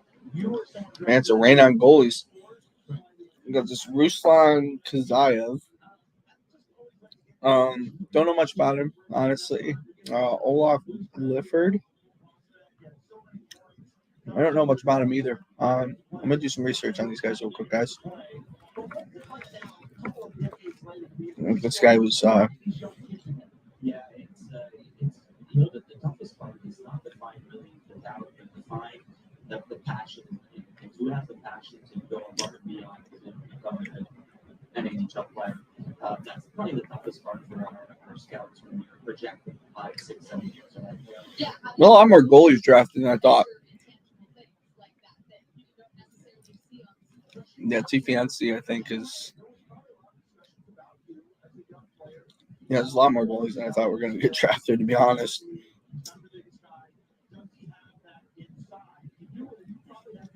That's interesting. Okay. I think it's scouting. That's why I see the live views and players are so important because the video you can see some different things with the live viewing. You can see behind the play, his interaction on the bench with the coaches with his teammates. Game is over. So you try to pick up on those little things that sometimes can be hits, the type of person they are, also. But it's not an easy thing to do. That body language after good shift, respect for bad shift, etc. We just showed some of the selections on the screen there, and we saw Cole Google on that list. You have a special connection to that player, I would imagine. Care to elaborate at all? Yeah, it's pretty cool because we saw Cole around the break growing up. See here. Hey, for those that joined, thank you guys. Sorry. You go on here for 3 hours. You need something to eat, man. Took me a little bit, but I had to get something to drink too. But thanks again for those that have come on here. If you haven't subscribed, please do so. I have a ton of different content that I put out in terms of draft things and different things I'm going to look to put out here for the 24 draft as well as various other drafts and for international hockey and women's hockey and different other things in general. I got a really interesting video I think it's going to come out in the next probably month or so of people and women that are in men's junior hockey and the successes of those. And I think I'm going to do a breakdown of those that played in the last year. So I'll get more into different people like Annalise Bergman is a really talented goalie that ended up playing in the North American Hockey League, where we've seen a couple guys actually get drafted out of today. I'll do more in terms of Nela Lapusanova, who's the Slovakian girl who went viral about 6 months ago because of her Michigan move. And I'll do a lot more in terms of that other content. Excited to see, what other stuff I'll be putting out here, and hopefully you guys are excited and willing to engage in it as well. Justin Kipke, I do know a little bit about Justin. In terms of his game, he's all-around guy. Not a bad pick here at 160. Doesn't wow you, but he's not bad. He's a good player. Like his overall game. I like how demonstrative he is. He's out on the ice. There's some solid pick. There's a solid pick there. Wojtek Port. Don't know much about him. Haven't really paid attention to him a ton, to be honest. Samu Bao. He's an interesting player. He's going to take a lot of time. Timur Mukanov has been a favorite of a lot of public scouts. Carolina, of course, is just continuing to draft super well. Mukanov is a guy who is very small but super shifty. He's somebody who he's not afraid to take pucks and make serious moves with them. He just handles himself really well, and he's got a lot to give here. I think he's got a real good potential and good approach to his game, and I'm super excited to see where he goes from here, man. Like, there's a ton of good perspective and good approach here with the various guys here. So earlier I mentioned, you're corrected, Hockey Worldwide, really good account to follow if you guys are interested in international hockey.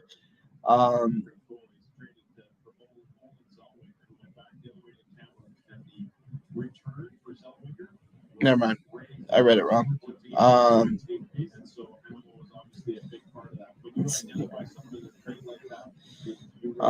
you haven't followed already, again, it's Hidden Hockey on Instagram. If you're interested in learning more and sharing the content I'm putting out. Thanks to those that have engaged in the content. Greatly appreciated. And super pumped that you've been able to, be supportive and been able to help me out grow my subscriber accounts, because I actually gained like 10 or 11 since I've started this, which is awesome. Greatly appreciated, like I said. And let's see, I'm up to like 20 something followers, something like that. 20 something followers, something like that. Yeah, 27 subscribers. Thanks a lot, guys. Really appreciate it. Wasn't anticipating that kind of growth, but I really appreciate everybody that's put in the time and the effort to want to follow this and want to follow my account. And hopefully I'm providing good coverage to you guys. 164, we got Cole Brown. Good player. Again, middle six guy. Nothing's going to wow you. Just good, tough guy. Works hard, super diligent, checking line guy. Philip Eriksson, I don't know much about him, I'll be honest. He's just an interesting guy. I think there's certainly better coverage than we get here in the UK. And I appreciate it, Kieran. Appreciate it, man. I'm sure it's tough because it's like I don't even know who you guys would have as your rights holder for NHL games, but I do appreciate it, man. I do.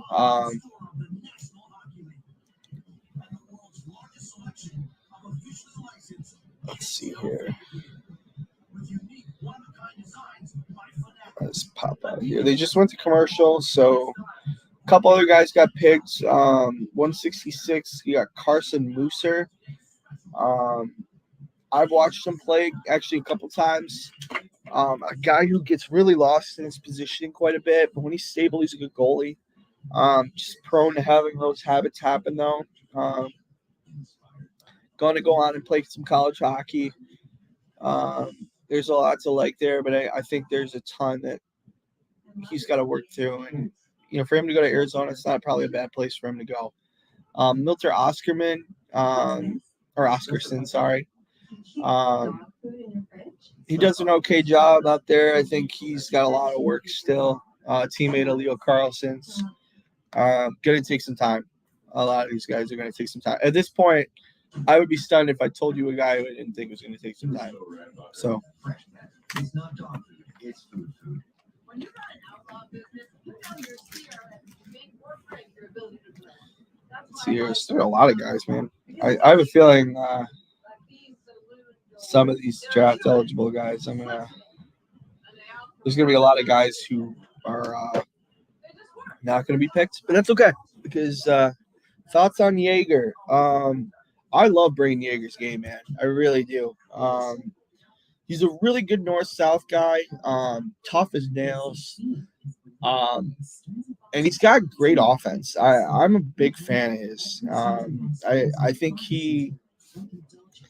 I'm going to try to be as detailed as I can, Danny, for this. I think he's a guy who I think he could put up 30 goals in the National Hockey League. I really do. I think he's got that type of upside.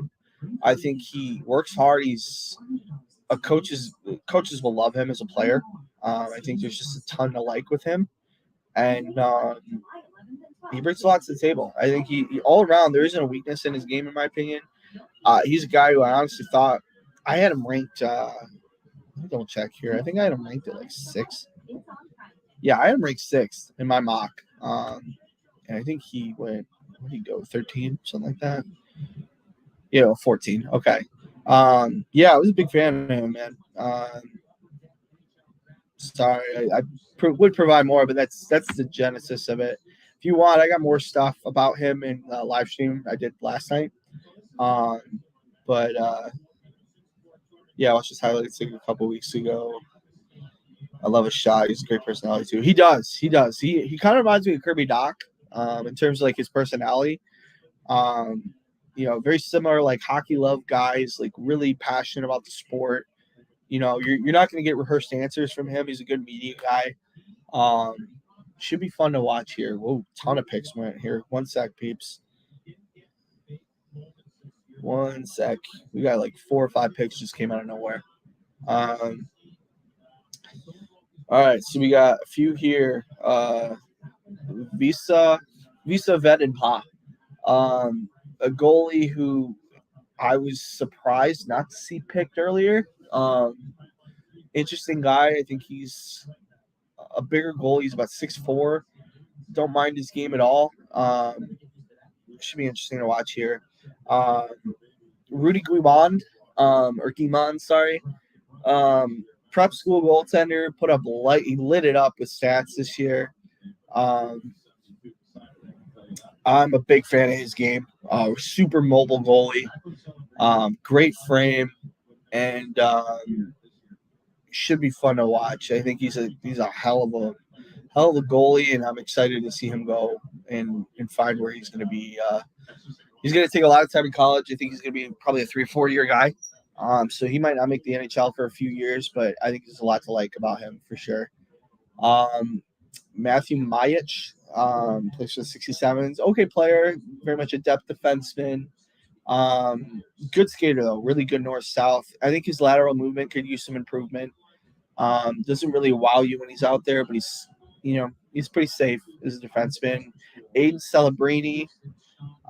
Thanks again, Danny, for the comment, by the way. I forgot to mention that, but feel free to subscribe. I'm going to do a lot more content like this, and thanks for listening.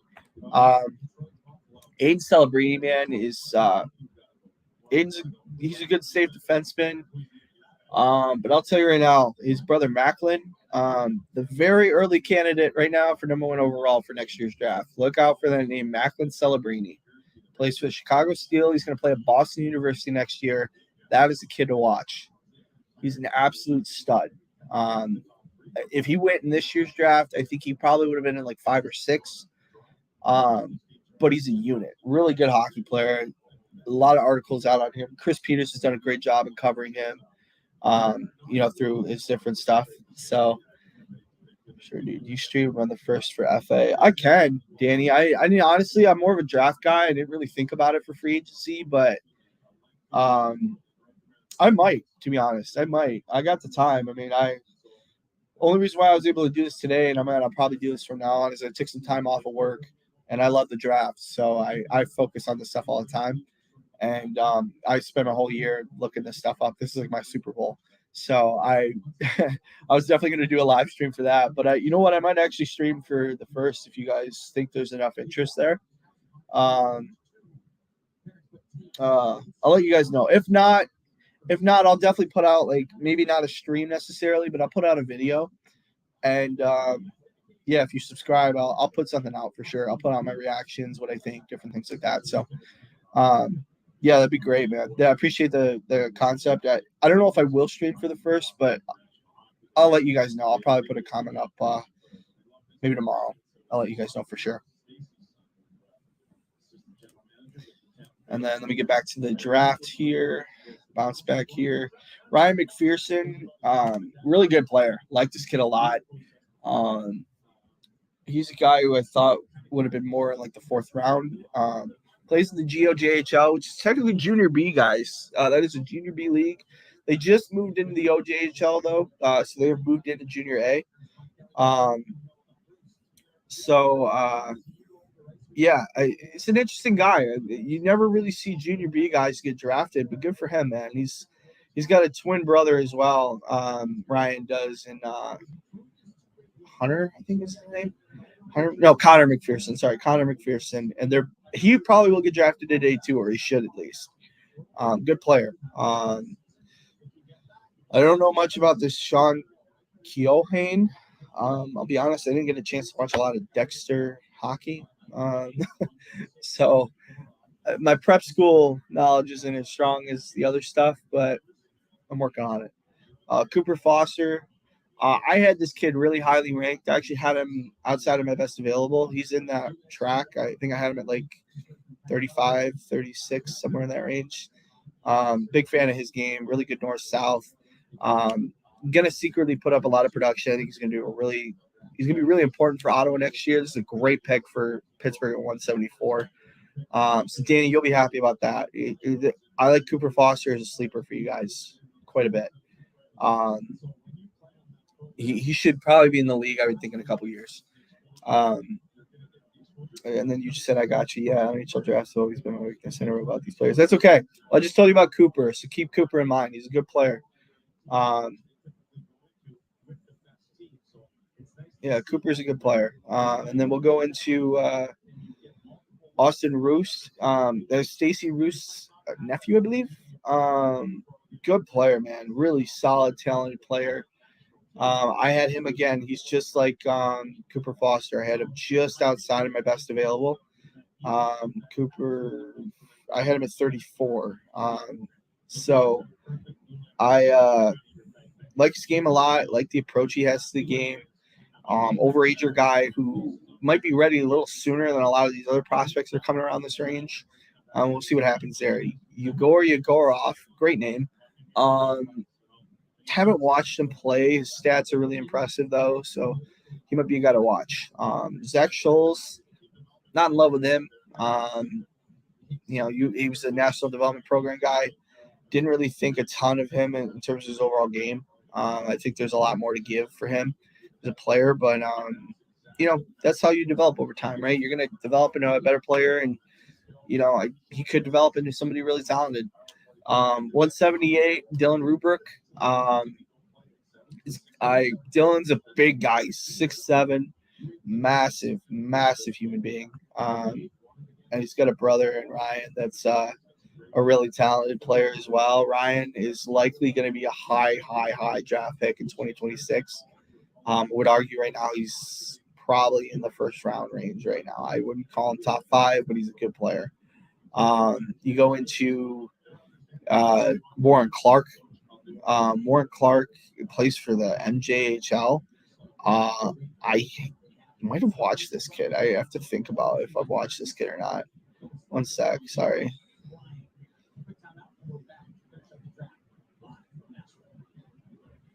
Yeah, interesting kid. So this Warren Clark kid, I have not watched this kid, but I want you guys to understand how hard this is to do.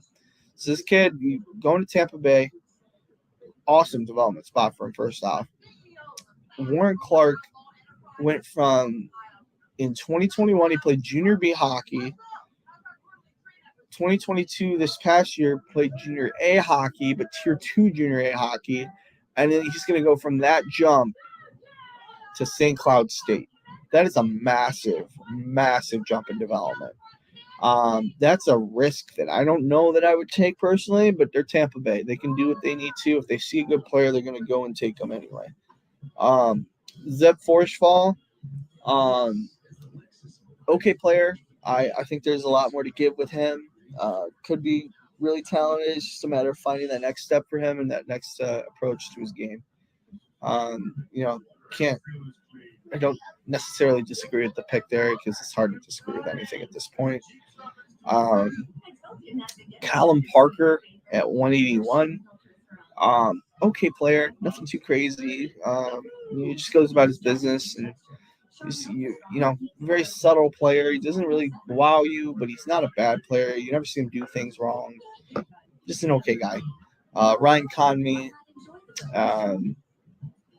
I caught him in week viewings this year, so I can't really say that I've been super impressed. Notorious TBG, great name first off. I'll tell you what I think of the draft in a minute. Just want to get through these last couple picks. So I did see it. Ryan Conmey, he's a guy who I think is an interesting player. He's more of a middle six guy. I don't see super high scoring out of him as a pro.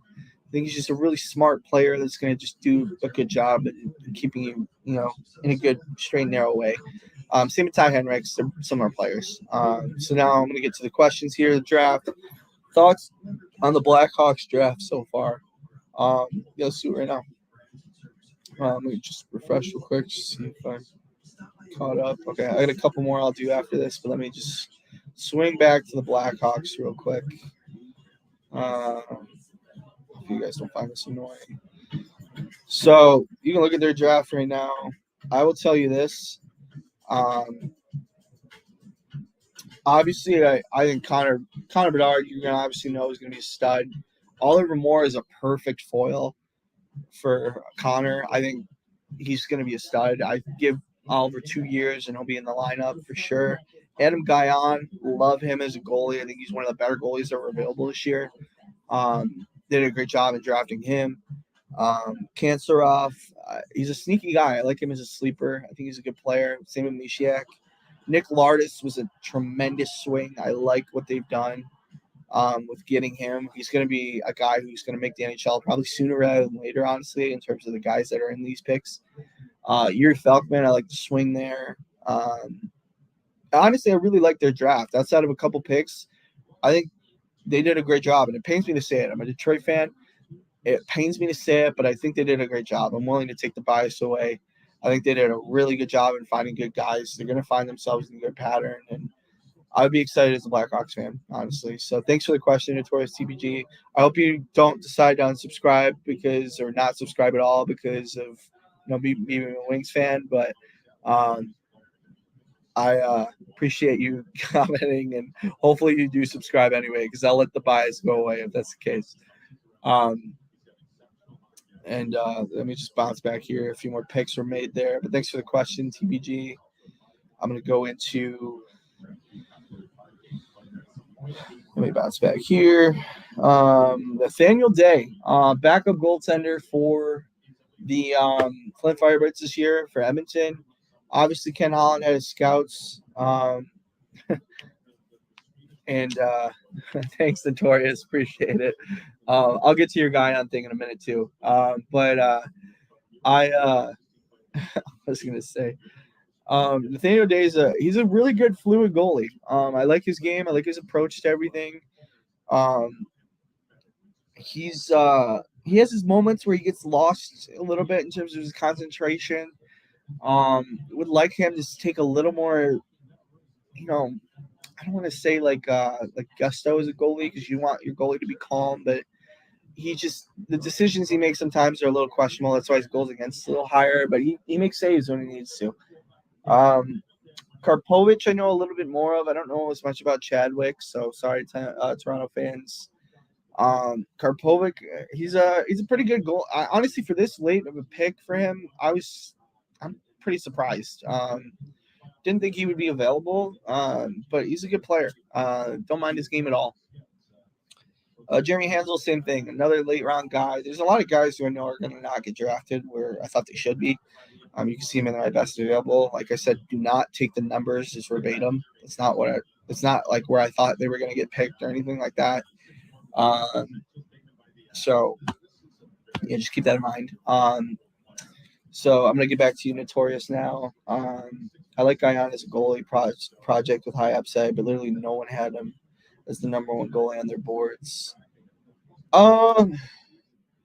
Yeah, but I honestly think if you talk to people, Notorious, that are in the industry all the time, like I am not. I'm just a hobby scout, so I rely a lot on like independent scouts and different things like that. I think a lot of people within the industry really did like him a lot and probably had him as being just as good as Michael Harabel, if not more.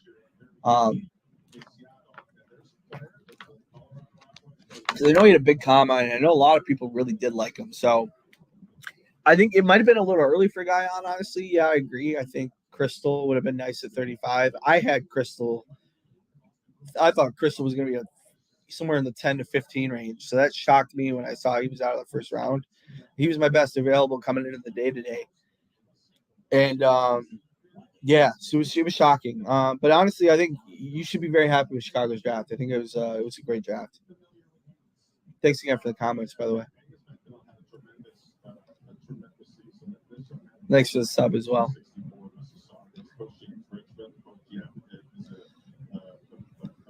We got a couple more picks that just came in. Let me refresh real quick. We got Ryan Walsh. Why does that name sound familiar? One sec. Just look him up real quick. Oh, he's a USHL guy. Yep. Okay, I remember him. Yeah, this kid, Ryan Walsh, interesting player. I actually really like that pick for them at 188. Same with Angus McDonald. Both of those are super savvy picks at 180 and 189. Same with Michael Emerson too. Like him a lot. All of them are super. All three of these guys are good offensive guys, but they're also really hard workers, which that helps a lot. There's a ton of different ability levels and understandings of these different players, and yeah, I'm super excited. I think there's a ton of potential with all three of those guys. They all could.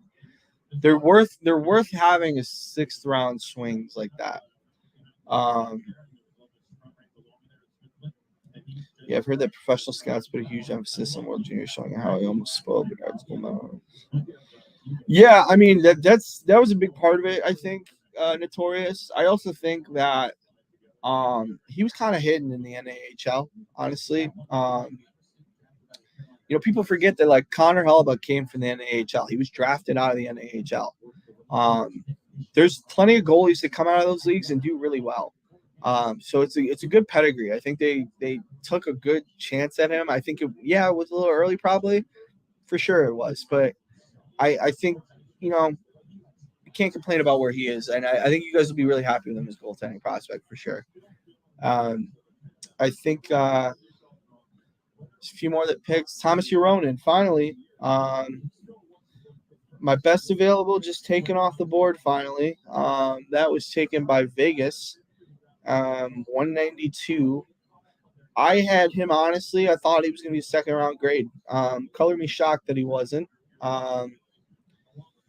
Luke Coughlin's an interesting guy too, but Thomas Uronen, this is a kid who really impressed me at the Ivan Holenka. I was super surprised to not see this kid be higher. It was just genuinely surprising just to not know what kind of player we were looking at here. Let me see here. We got a few guys left, I think. Yeah, Hunter Anderson's still left here. I'll give you the thoughts in a minute, Taurus. Let me just update this banner real quick.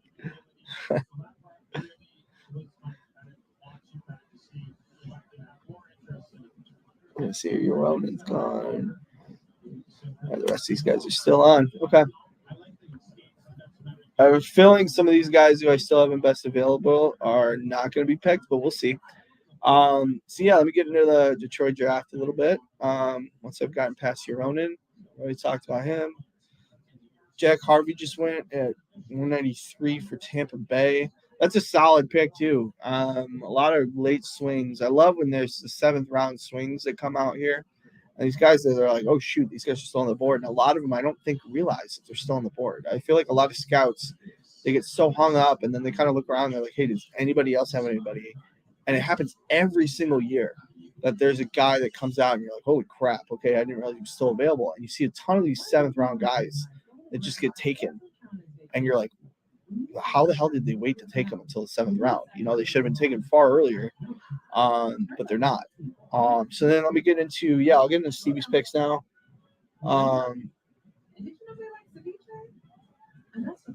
Okay, here. Let me get into Kalmar's question real quick, and then I'll get into this Stevie's pick. So, do you think Alex Christopoulos gets picked? He plays for my local team, and I'd love to see Pittsburgh take him.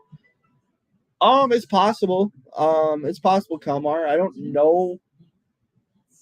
If not, watch for him to be a camp invite. I think he's good enough to where, usually what happens, I don't know how familiar you are with the draft process, but after the draft ends, what happens is a lot of guys, that attended the draft or like were slated to be drafted and weren't drafted, they're immediately getting phone calls. So it doesn't end. So what they do is they immediately get phone calls from various management members and saying, hey, listen, I'm from Pittsburgh, let's say, Alex, we want you to come out to our development camp.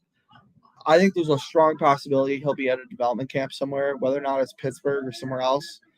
He'll get a call for sure. I think he will probably get a chance to go and maybe get a chance to earn himself a contract. We'll see. But who knows? I think there could be some interest there for sure. It just depends on, what he's done. I think he's got the pedigree though, where he could definitely get drafted.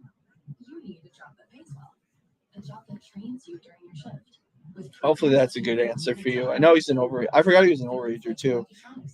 His brother, both of them, honestly, I think they're going to get camp invites at the very least. So hopefully that answers your question. Thanks again, Kalmar, for commenting, and feel free to subscribe. I'm going to put out more content like this as well.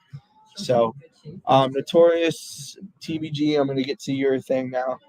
No, you're welcome, man. You're welcome. I think he'll watch for his name as his development camp invite. I think we'll get one. All right, give me your thought. I think Paul will too, his brother. I think they both will probably get invites as well. So Stevie's picks, I'm going to go ahead and jump into it now. And then I think what I might do is the 7th round always goes so quick. I'm just going to do a quick recap after I'm done with Stevie's, with the Wings picks here. So once I get through the Wings picks, I'm going to go ahead and rip them out now. Nate Danielson, I've talked about him ad nauseum today. Really good player. Like his game a lot. You're looking at him similar like a Marco Kasper, a Dylan Larkin. They're all in a similar vein.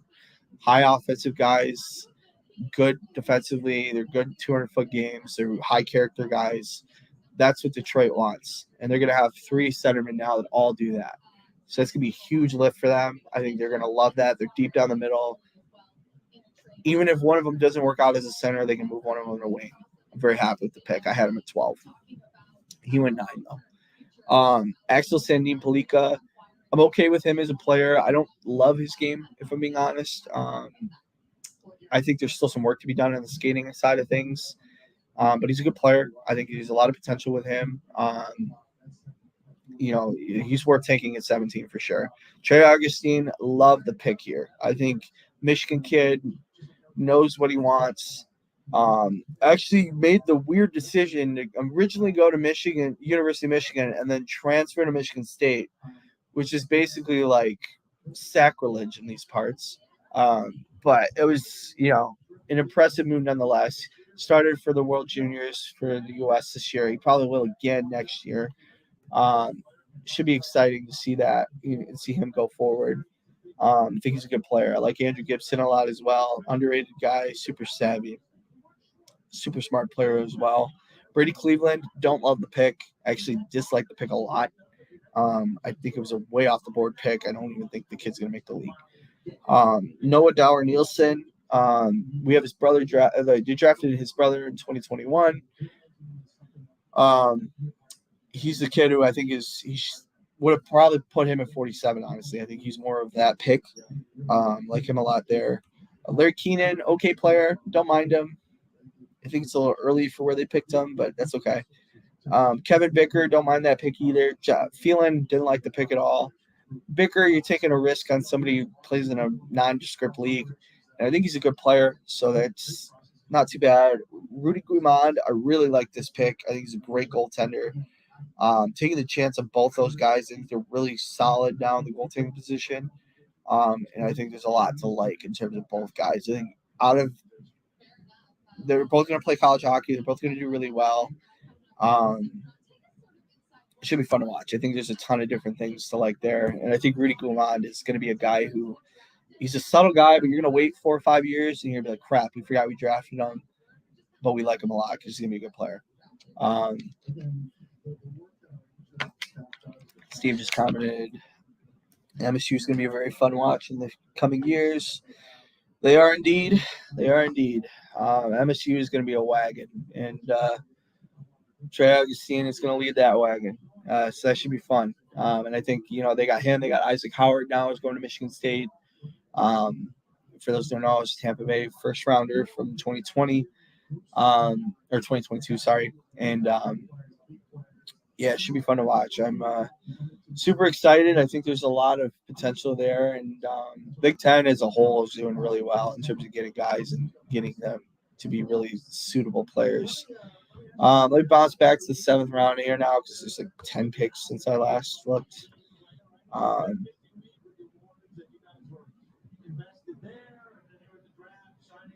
So I talked about Jack Harvey already. Oiva Kiskinen. I actually had this guy ranked. Where did I have him? I think he was like 40s for me. Oiva Kiskinen. Yeah, 49 I had this guy ranked. So cool to see that he got picked. He's definitely a skilled player. I like that pick a lot for Columbus. Columbus is taking really nice swings in this draft. Big fan of them. They're very much early winners for me. In terms of not really reviewing all the classes, I think they did a great job. I feel like I just been called Brad Holmes and was told to reach first and steal in the first. What do they do? The 8th round, by the way. Oh, so yeah, the 8th round, they actually had 9 rounds at one point, Notorious TBG. I think they realized there's no point in 9 rounds. So back then, I think they got rid of it in like 2005. So it was like literally the year after Rene got drafted in the 8th round is when they got rid of it and they moved to the traditional 7th round. 7-round picks. So yeah, it's not a flub. That really happened. And no, that happened back in like 2005. So let me get to the rest of these here. David Klee, not really that impressed by him. Simiani Pultanen. Luke Middlestad, I think, is a sneaky good pick here in the 7th round. He's a good player. Really did really well in the USHL when he played for Madison last year. I watched a lot of him during that playoff run. I thought he was great. Should really like that pick and honestly should really have an opportunity to enjoy him as a player. Stepan Zvyagin. Yeah, Zvyagin, sorry. I don't know much about this guy, honestly, but that's intriguing stats. And he's Belarusian. That should be interesting to watch that. Detroit just took another pick. Let me get up to it real quick. Mateo Mann. Not really that was a bad pick. But that's honestly such a stereotypical Philadelphia Flyer pick. Get the biggest man you can and just have him fight everybody. That's going to be what his role is. Brett Hyland. Weird pick here in the 7th, but don't mind it. You got to take a swing at somebody, right? Emmett Finney. I don't know much about Emmett Finney at all. But that's a little different than what they've been doing for the 7th rounders. So that's interesting to say the least. Nikita Susiev. I do know a little bit about this player. I know a little bit about Rimashevsky too. Both guys are super slippery guys. They're very high end, perfect 7th round guys, especially for it was interesting. I think there's a lot there that for both players, they both are nice swings to have in the 7th round. Yeah, it was eerily similar when I heard people saying if you flip the 2 picks by Detroit, it wouldn't be questioned. Literally what they said about Gibbs. Yeah, I mean, yeah, that's a good point. I didn't think about that actually. Yeah, that's a good point. It's somewhat similar. I mean, I think it's just a matter of draft philosophy as a whole, regardless of what you're doing. I think Brad Holmes does it a little differently than Stevie does. I think Stevie's a little more regimented in terms of his overall picking strategy, in my opinion. But I think Brad Holmes tends to take bigger swings. That's what I've noticed, at least in analyzing what they do. They're willing to take bigger swings on guys that are not well known. And I think the Wings stay a little bit more conservative. And I know I'm getting way outside the realm of this podcast, but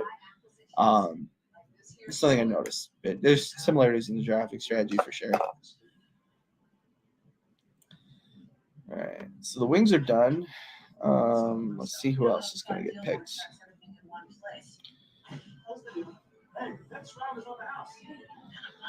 Owen Beckner, 204. That's going to be interesting as well. I watched one game of his, not overly impressed by him as a player. Thought there was a little more that could give there, but it is what it is. Curious to see what happens there with him, and we'll see, man. We'll see. 205, Norman Pinocha. Not a guy I thought would have got drafted in a million years, to be honest. Yeah, that's it. I don't know. Got nothing else to say there.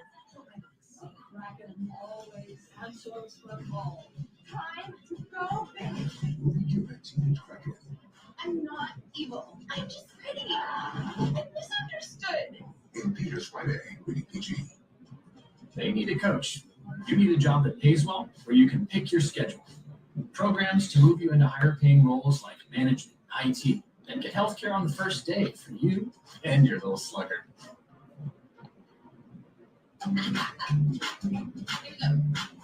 No matter where you're headed. Did you see Bedard respond when they asked him about the incident draft? And he seemed surprised but delayed. Yeah, I mean, Bedard actually was friends with a lot of these guys. I mean, he played against Jaeger growing up. Riley Height, he played against a lot growing up. It was a really strong Western class this year. Like the Western Hockey League class was impressive. Outside of Bedard, it was like really talented. And yeah, I'm not surprised there about that with Danielson. I'm sure they know each other pretty well. Yeah, it was and there's some guys even still that I'm really shocked for the Western League that have not been drafted. One guy in particular, he's going to scroll across here. Logan Warmold, I thought would be a guy that somebody would take a late rounder on. Surprised nobody took him on. The rest of these guys, a couple Finns, a couple tier 2 guys that I'm surprised haven't been traded. So, looked at. Sorry, there's a trade that popped up on the screen. I thought I said traded, but I didn't mean to.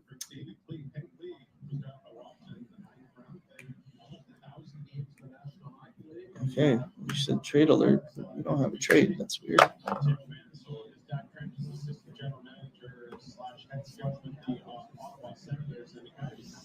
Ooh, they took a French goaltender, Antoine Keller. Let me refresh my mind. I think I've actually heard of this guy. I have heard of this guy. Okay. That is a fascinating pick by them. So this kid plays in the Swiss under-20 league. He's of French descent.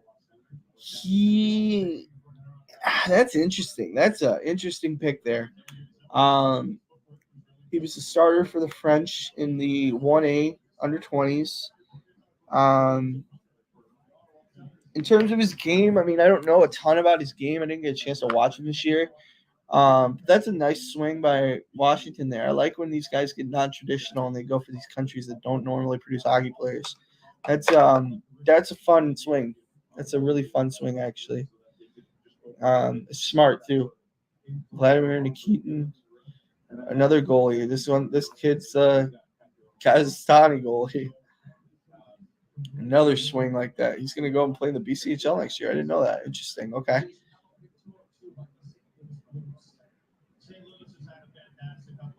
This is even more niche. Vladimir Nikitin. This kid played for the Kazakhstani Pro League. The Kazakhstani Pro League. That is the first ever kid drafted from Kazakhstan's Pro League. That's a massive swing as well, but I really like it. I really do. He played in the same tournament actually as Antoine Keller. At the 1As, he played outstanding. Both of them played outstanding. That's impressive, man. I love that for hockey, man. I really do. You go French goaltender, you go to Kazakhstani goaltender, and then that's awesome, man.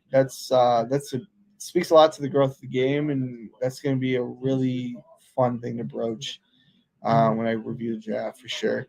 Herdig, okay player. I wouldn't have drafted him. One of the all-time names in this draft, Dennis Goodbog. Yeah, it's his real name. Decent defenseman, more of a stay-at-home guy, not too bad of a player. I think you take it with the approach that you do, that he's going to be a defensive defenseman.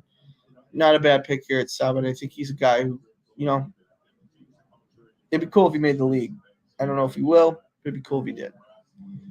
210, Connor Levis. He former U of M commit. He went decommitted from U of M to go play in the Western Hockey League. Nice dig here. He's a late 04. He French goaltender, insert World War II joke with the French Army being a sin. Well, honestly, this guy, I'll be honest, dude, he's not that bad of a goalie. Like, I didn't think he'd be drafted, but he's not a bad goalie. That was surprising, though, for sure. Connor Levis, though, good prospect. Another guy who's near a point per game in the Western Hockey League. Good player. That's a good 7th round pick for Winnipeg.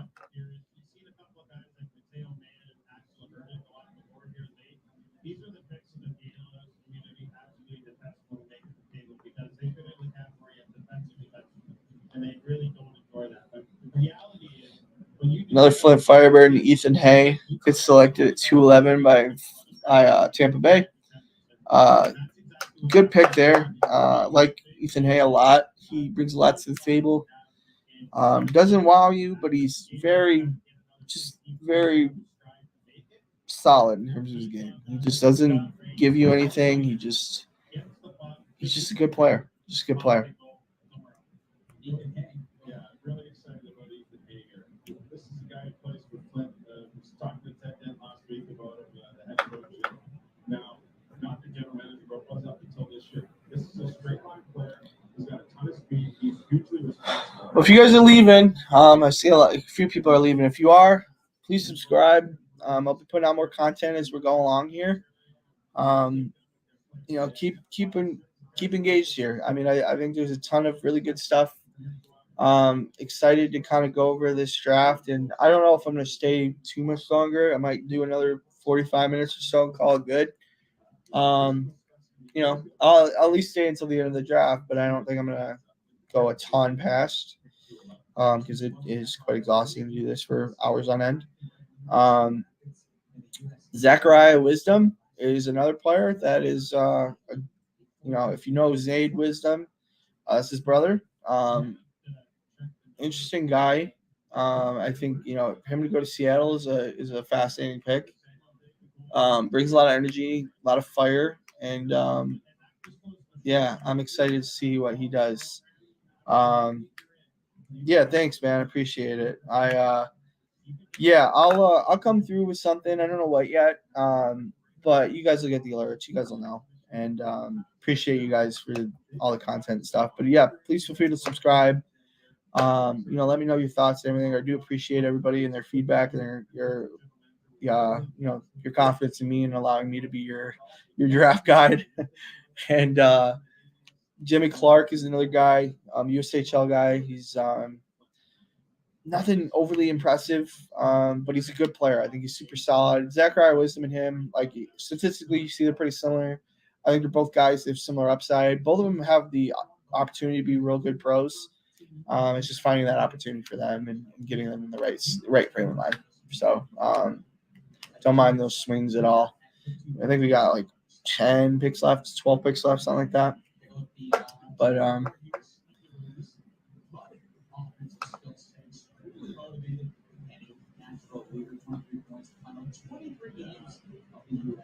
There you go. Those late looks, they're pretty important. I mean, you've seen a lot of players.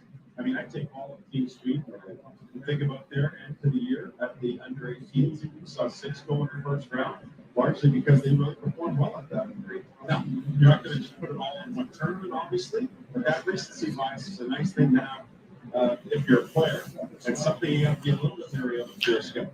Casper Nassen. That's the tough thing, is to wash that away when you see a guy like, wow. Yeah, and that's it. That's the one thing about the U18. Since the last tournament, a lot of players don't play, whether it's CHL playoffs or wherever you're done. And all of a sudden you get there and you have a big tournament. Ben Tassel's an interesting guy. I'm okay with him. He's a player. He's not too bad. A lot of north-south in his game. He does okay in terms of his overall approach, pro-ready, in terms of his overall thought process and the way he handles games. Yeah, don't mind it. You see a kid who just, like average shot, he was outstanding, right? And then he goes away a little bit and he comes back.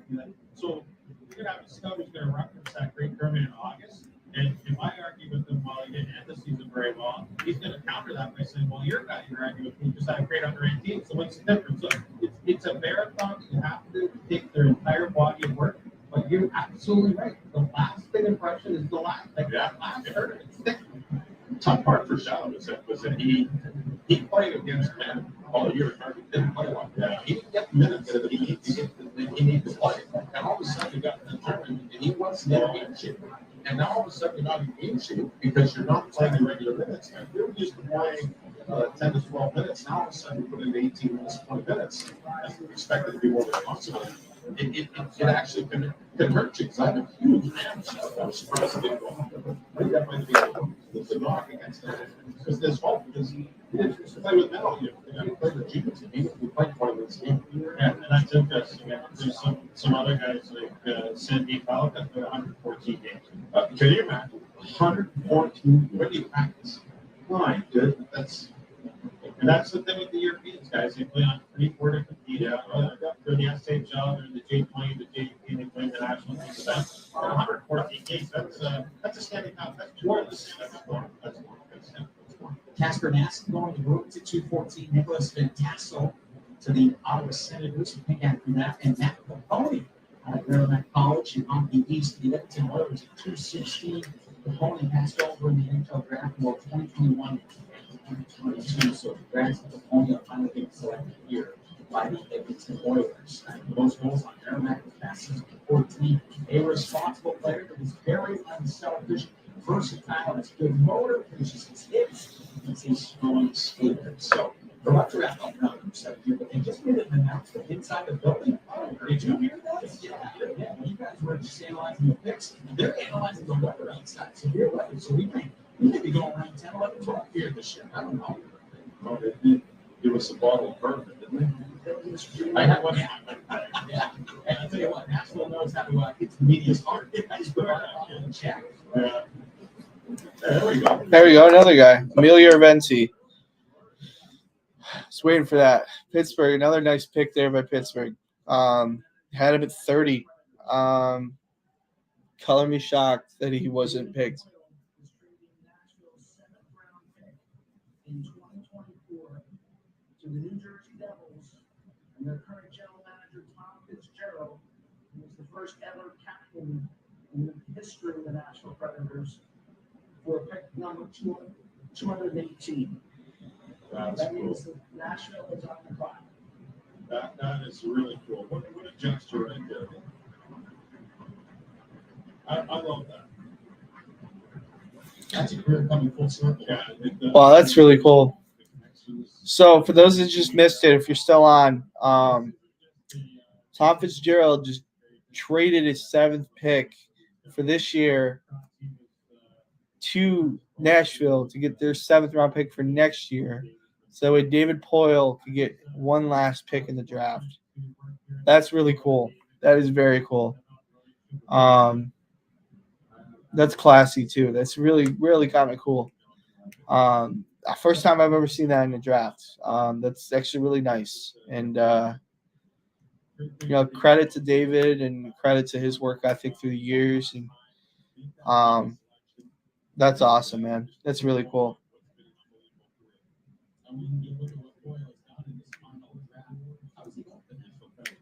Moving forward, how do you guys think? Very strong situation.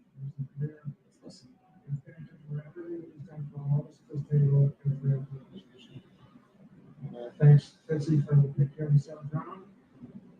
David, we'd like you to make the selection.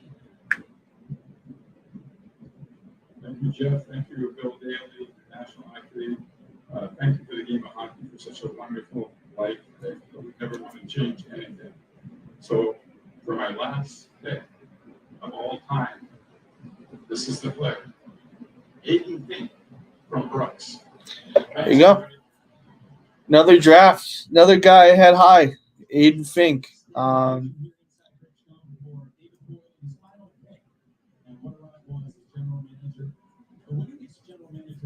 Yeah, Aiden Fink's another kid. I'm stunned this kid was in 7th round. Both guys are super impressive. I really like Aiden Fink a lot. I think that kid is by far a good player, and he's honestly got a shot to be in the National Hockey League. That's an interesting pick, and that's a smart pick by them. That is a very smart pick by Nashville. Way to take advantage of a nice gesture. Yarventi as well. Very good pick by Pittsburgh. That was super cool, Steve. I agree. It's very cool. I'm exhausted, man. I am absolutely exhausted. But that was very cool. That was very cool. We're closing in here on 4 hours, people. The back-to-back days of 4-hour podcasts. Doesn't seem grueling, but it is. Appreciate everybody that followed along the whole time. I can't believe we have 23 people that are still on right now. This is awesome.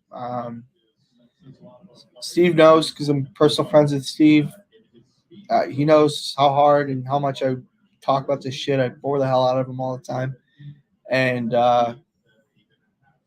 for me to put this as an outlet out there and for people to listen, it's greatly appreciated. I really appreciate it. And hopefully you subscribe. Hopefully you engage in the future content. And I think it's going to be really successful, especially with the community that's already been built just from this draft alone. So thanks again for everything, and really appreciate it.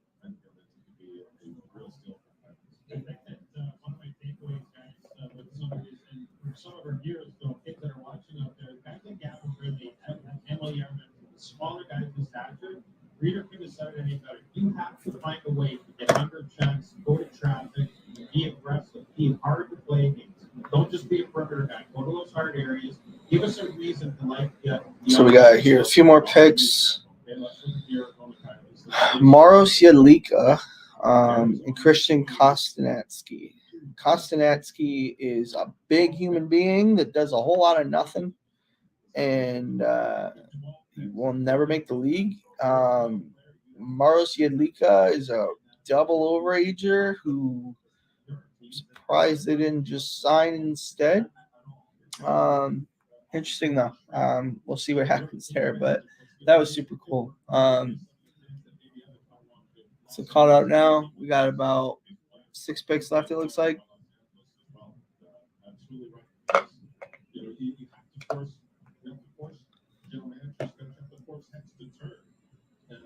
sometimes your stat sheet is off. It's like, that's all. You know what? That's what you do in the actually really matters. You can't do a pull-up. Every players couldn't do pull-ups at the combine. Or just playing mix-up point and see over. It doesn't matter how fast you can run, how many pull-ups you can do, how many push-ups you can do. That's what you do in the action. At the end of the day, that's what teams want. Teams want guys to compete and who play the game, and you always hear it the right way. And that's really the main thing with the draft. drafting, and especially drafting. Sebastian Bradshaw. Who is that? And you will have to develop. Oh, wow. Okay. It's an interesting pick. So this kid is playing U18 Triple A ice hockey. That is a very, very random pick. Does he know somebody? He was ranked too. Huh. That is a fascinating pick. Under 18, that's another one. Very rarely you see a kid. Not only did we see the first kid that I've seen in a long time, if ever, from the Kazakhstani Pro League get picked, we now have a kid that from the U18s, in terms of the AAA U18 circuit, get picked. That is very interesting and very uncommon. So that's interesting. Yeah, like their teams say, I like that. That's a love that. We had 12 back in the day. 12 to 16 rounds. What about you as the analyst today? You want to keep going? No, I'm happy with 7 rounds. Hey, this is nothing compared to where we were when we were sitting in studio for COVID. We were an 8-hour round. 8-hour round. One teams were picking, and yeah, I loved it. My ex-teammates are now management texting me. I'm just ready to go and have dinner. I'm like, it's the 5th round. Well, yeah, we don't have a pick for the 2 rounds. Okay?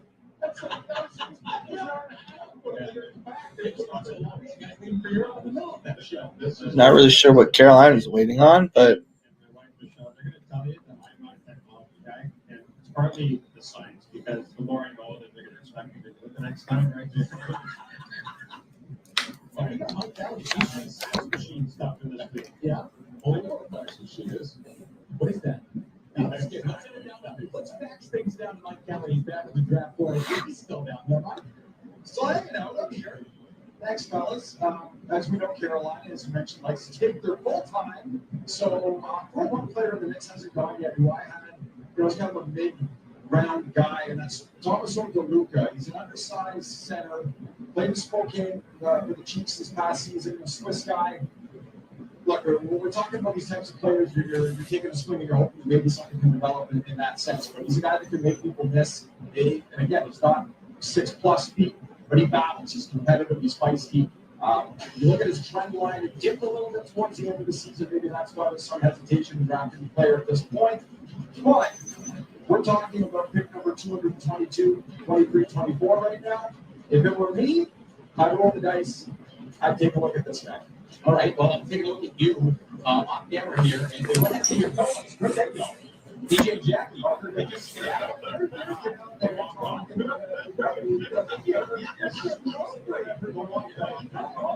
Talking about technology, there's DJ in the background. I was working the phone. More trades coming. He's looking for more. He's got earlier flight. He's going to buffet. Only got 30 minutes. Oh, yeah. No, he's Google mapping how to get the Tootsies right now. DJ Red. Look at him. There he is. DJ Jackie. okay, not really sure what the holdup is here, people, but we will. Oops, nope. Kids. Sorry about that blip there.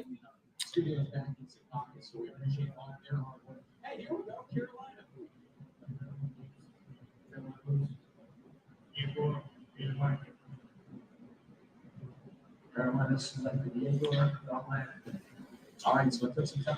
All right, Yegor Velmakin. 22.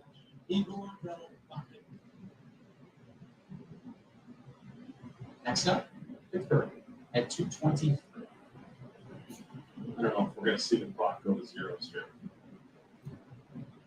From a GM's perspective, you get to this point, you get a day off tomorrow, and then all of a sudden, free agency July 1. What's the schedule look like? When do you turn the attention? Kali Kangas for the last pick, and let's see who Mr. Irrelevant is. So every team's different. Some teams don't bring the pro scouting staff to the draft. Others do. We run a series of pro meetings in conjunction with what was going on in the Anthem side. So Dale and his people would kind of bounce back and forth so that when we hit free agency of the year, they're prepared for that development camp further thereafter. But certainly the strategy is a little bit different Now Vegas 223. We have the Stanley Cup champions, Vegas Golden Knights, on the clock to round out our 2023 NHL Draft. We'll wait for the official announcement here. But while we do that, you can see the backnets are going on. Where are you going? We got the warning. Stay put, fellas. No. It was going to be a back dash to Broadway. Yeah. And now it's staying put here inside Bridgestone Arena. Hold on, Guys, well, while we got a break here just at the end, I got to give a shout out to somebody on our staff that has done the last couple of years. Works, the amount of work this guy puts into our draft package, the amount of player information. I've been around the league a long, long time, and I would find it hard to believe with anybody that does a better job. So I want to give him a shout out. I think it's just an excellent work. Well said. Well said. First star, certainly every year for us here at the NHL Network. Heck, you could be on the second. Just do Like there are plenty of players in the information that LG gets, and the scouts and the people he talks to. It's remarkable, absolutely remarkable. And when you say talks to, it's not just Google searching. It's guys on the phone hours at a time speaking to people in those organizations and scouts that he knows. I think is the real deal. And this guy puts in hours upon hours behind the scenes to help us put on what we do here for day 2 of the draft. The hates that we're talking about right now, but we appreciate it nonetheless. Thanks, buddy. Well, we're hearing possible trade come down the pipe. Like it's boosting the building. 220 possible thunders. Here's That's okay. We're not going anywhere. It's the hockey god saying, let's get after it. I can't believe we might have a trade on the last pick. Shame. NHL should ban All-Star Game forever. Sure, Gerard. I don't disagree with that. Not sure what the hell's taking so long for this pick, though.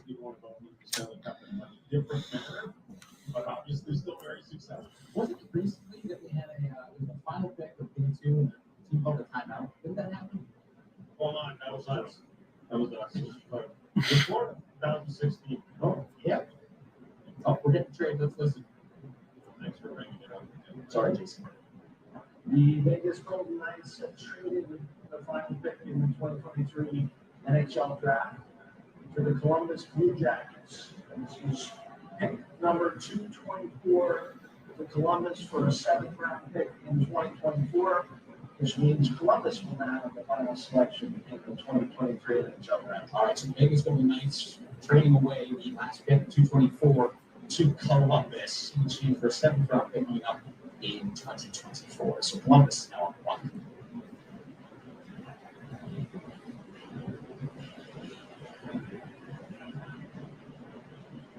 Go down and scour the floor and maybe collect a couple of those bucks. Go ahead, Columbus. Quebec Major Junior That's a good thing. Tyler Peddle's a solid pick at the end of this draft, man. He's got to be over the moon, man. Kid's a good player. I forgot he wasn't picked either. That's you can see here. I mean, pretty much everybody outside of Fink and Yarventi, all those guys were not drafted. So, I will talk more probably about the undrafted guys in a later video, probably coming out maybe tomorrow. Maybe I'll do something real quick.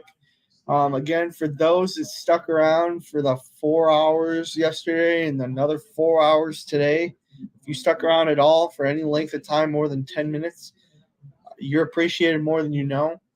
Thank you again for the constant feedback, the comments and everything. You guys are great to me, and couldn't be happier with everything. I think I'm going to jump off.